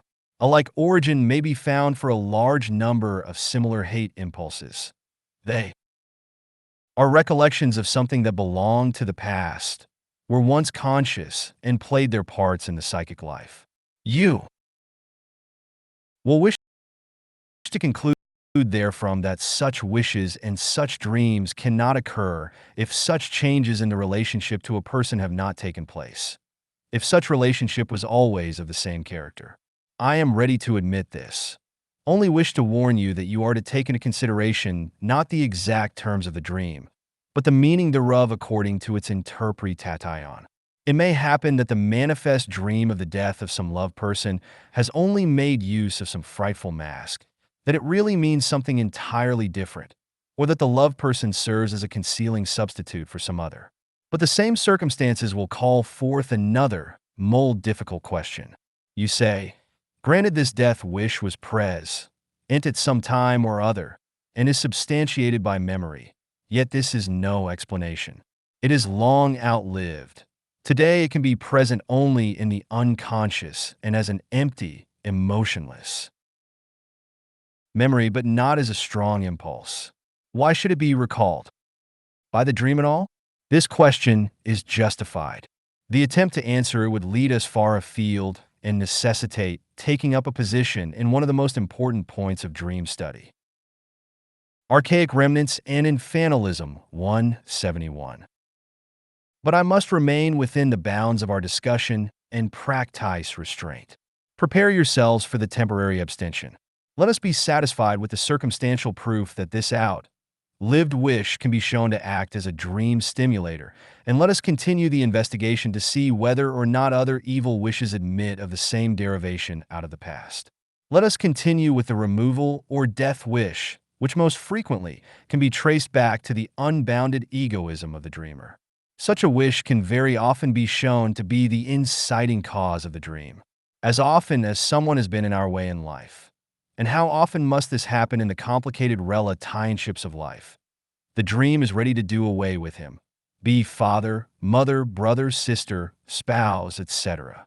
We have wondered sufficiently over this evil tendency of human nature, and certainly we're not predisposed to accept the authenticity of this result of dream interpretation without question. After it has once been suggested to us to seek the origin of such wishes in the past, we disclose immediately the period of the individual past in which such egoism and such wish impulses, even as directed against those closest to the dreamer, are no longer strangers. It is just in these first years of childhood, which later are hidden by amnesia, that this egoism frequently shows itself in most extreme form, and from which regular but clear tendencies thereto, or real remnants thereof, show themselves. For the child loves itself first, and later learns to love others, to sacrifice something of its ego for another. Even those persons whom the child seems to love from the very beginning, it loves at the outset because it has need of them, cannot do without them. In others' words, out of egoistical motives. Not until later does the love impulse become independent of egoism. In brief, egoism has taught the child to love. In this connection, it is instructive to compare the child's regard for his brothers and sisters with that which he has for his parents. The little child does not necessarily love his brothers and sisters. Often, obviously, he does not love them at all. There is no doubt that in them he hates his rivals, and it is known how frequently this attitude continues for many years until maturity, and even beyond, without interruption. Often enough, this attitude is superseded by a more tender feeling, or rather, let us say, glossed over, but the hostile feeling appears regularly too. 172 Introduction to Psychoanalysis have been the earlier. It is most noticeable in children of from 2½ to 4 or 5 years of age, when a new little brother or sister arrives. The latter is usually received in a far from friendly manner. Expressions such as, "I don't want him," "Let the stork take him away again," are very usual. Subsequently, every opportunity is made use of to disparage the new arrival, and even attempts to do him bodily harm, direct attacks, are not unheard of. If the difference in age is less, the child learns of the existence of the rival with intense psychic activity and accommodates himself to the new situation. If the difference in age is greater, the new child may awaken certain sympathies as an interesting object, as a sort of living doll. And if the difference is 8 years or more, motherly impulses, especially in the case of girls, may come into play. But to be truthful, when we disclose in a dream the wish for the death of a mother or sister, we need seldom find it puzzling and may trace its origin easily to early childhood, often enough also to the propinquity of later years. Probably no nurseries are free from mighty conflicts among the inhabitants. The motives are rivalry for the love of the parents, articles owned in common, the room itself. The hostile impulses are called forth by older as well as younger brothers and sisters. I believe it was Bernard Shaw who said, "If there is anyone who hates a young English lady more than does her mother, it is her elder sister." There is something about this saying, however, that arouses our antipathy. We can, at a pinch, understand hatred of brothers and sisters and rivalry among them. But how may feelings of hatred force their way to the relationship between daughter and mother, parents and children? This relationship is without doubt the more favorable, even when looked at from the viewpoint of the child. This is in accord with our expectation. We find it much more offensive for love between parents and children to be lacking than for love between brothers and sisters. We have, so to speak, made something holy in the first instance, which in the other case we permit to remain profane. But daily observation can show us how frequently the feelings between parents and their grown children fail to come up to the ideal established by society. How touch enmity exists and would find expression did not accumulate. Archaic Remnants and Infantilism 173. Tie-ins of piety and of tender impulse hold them back.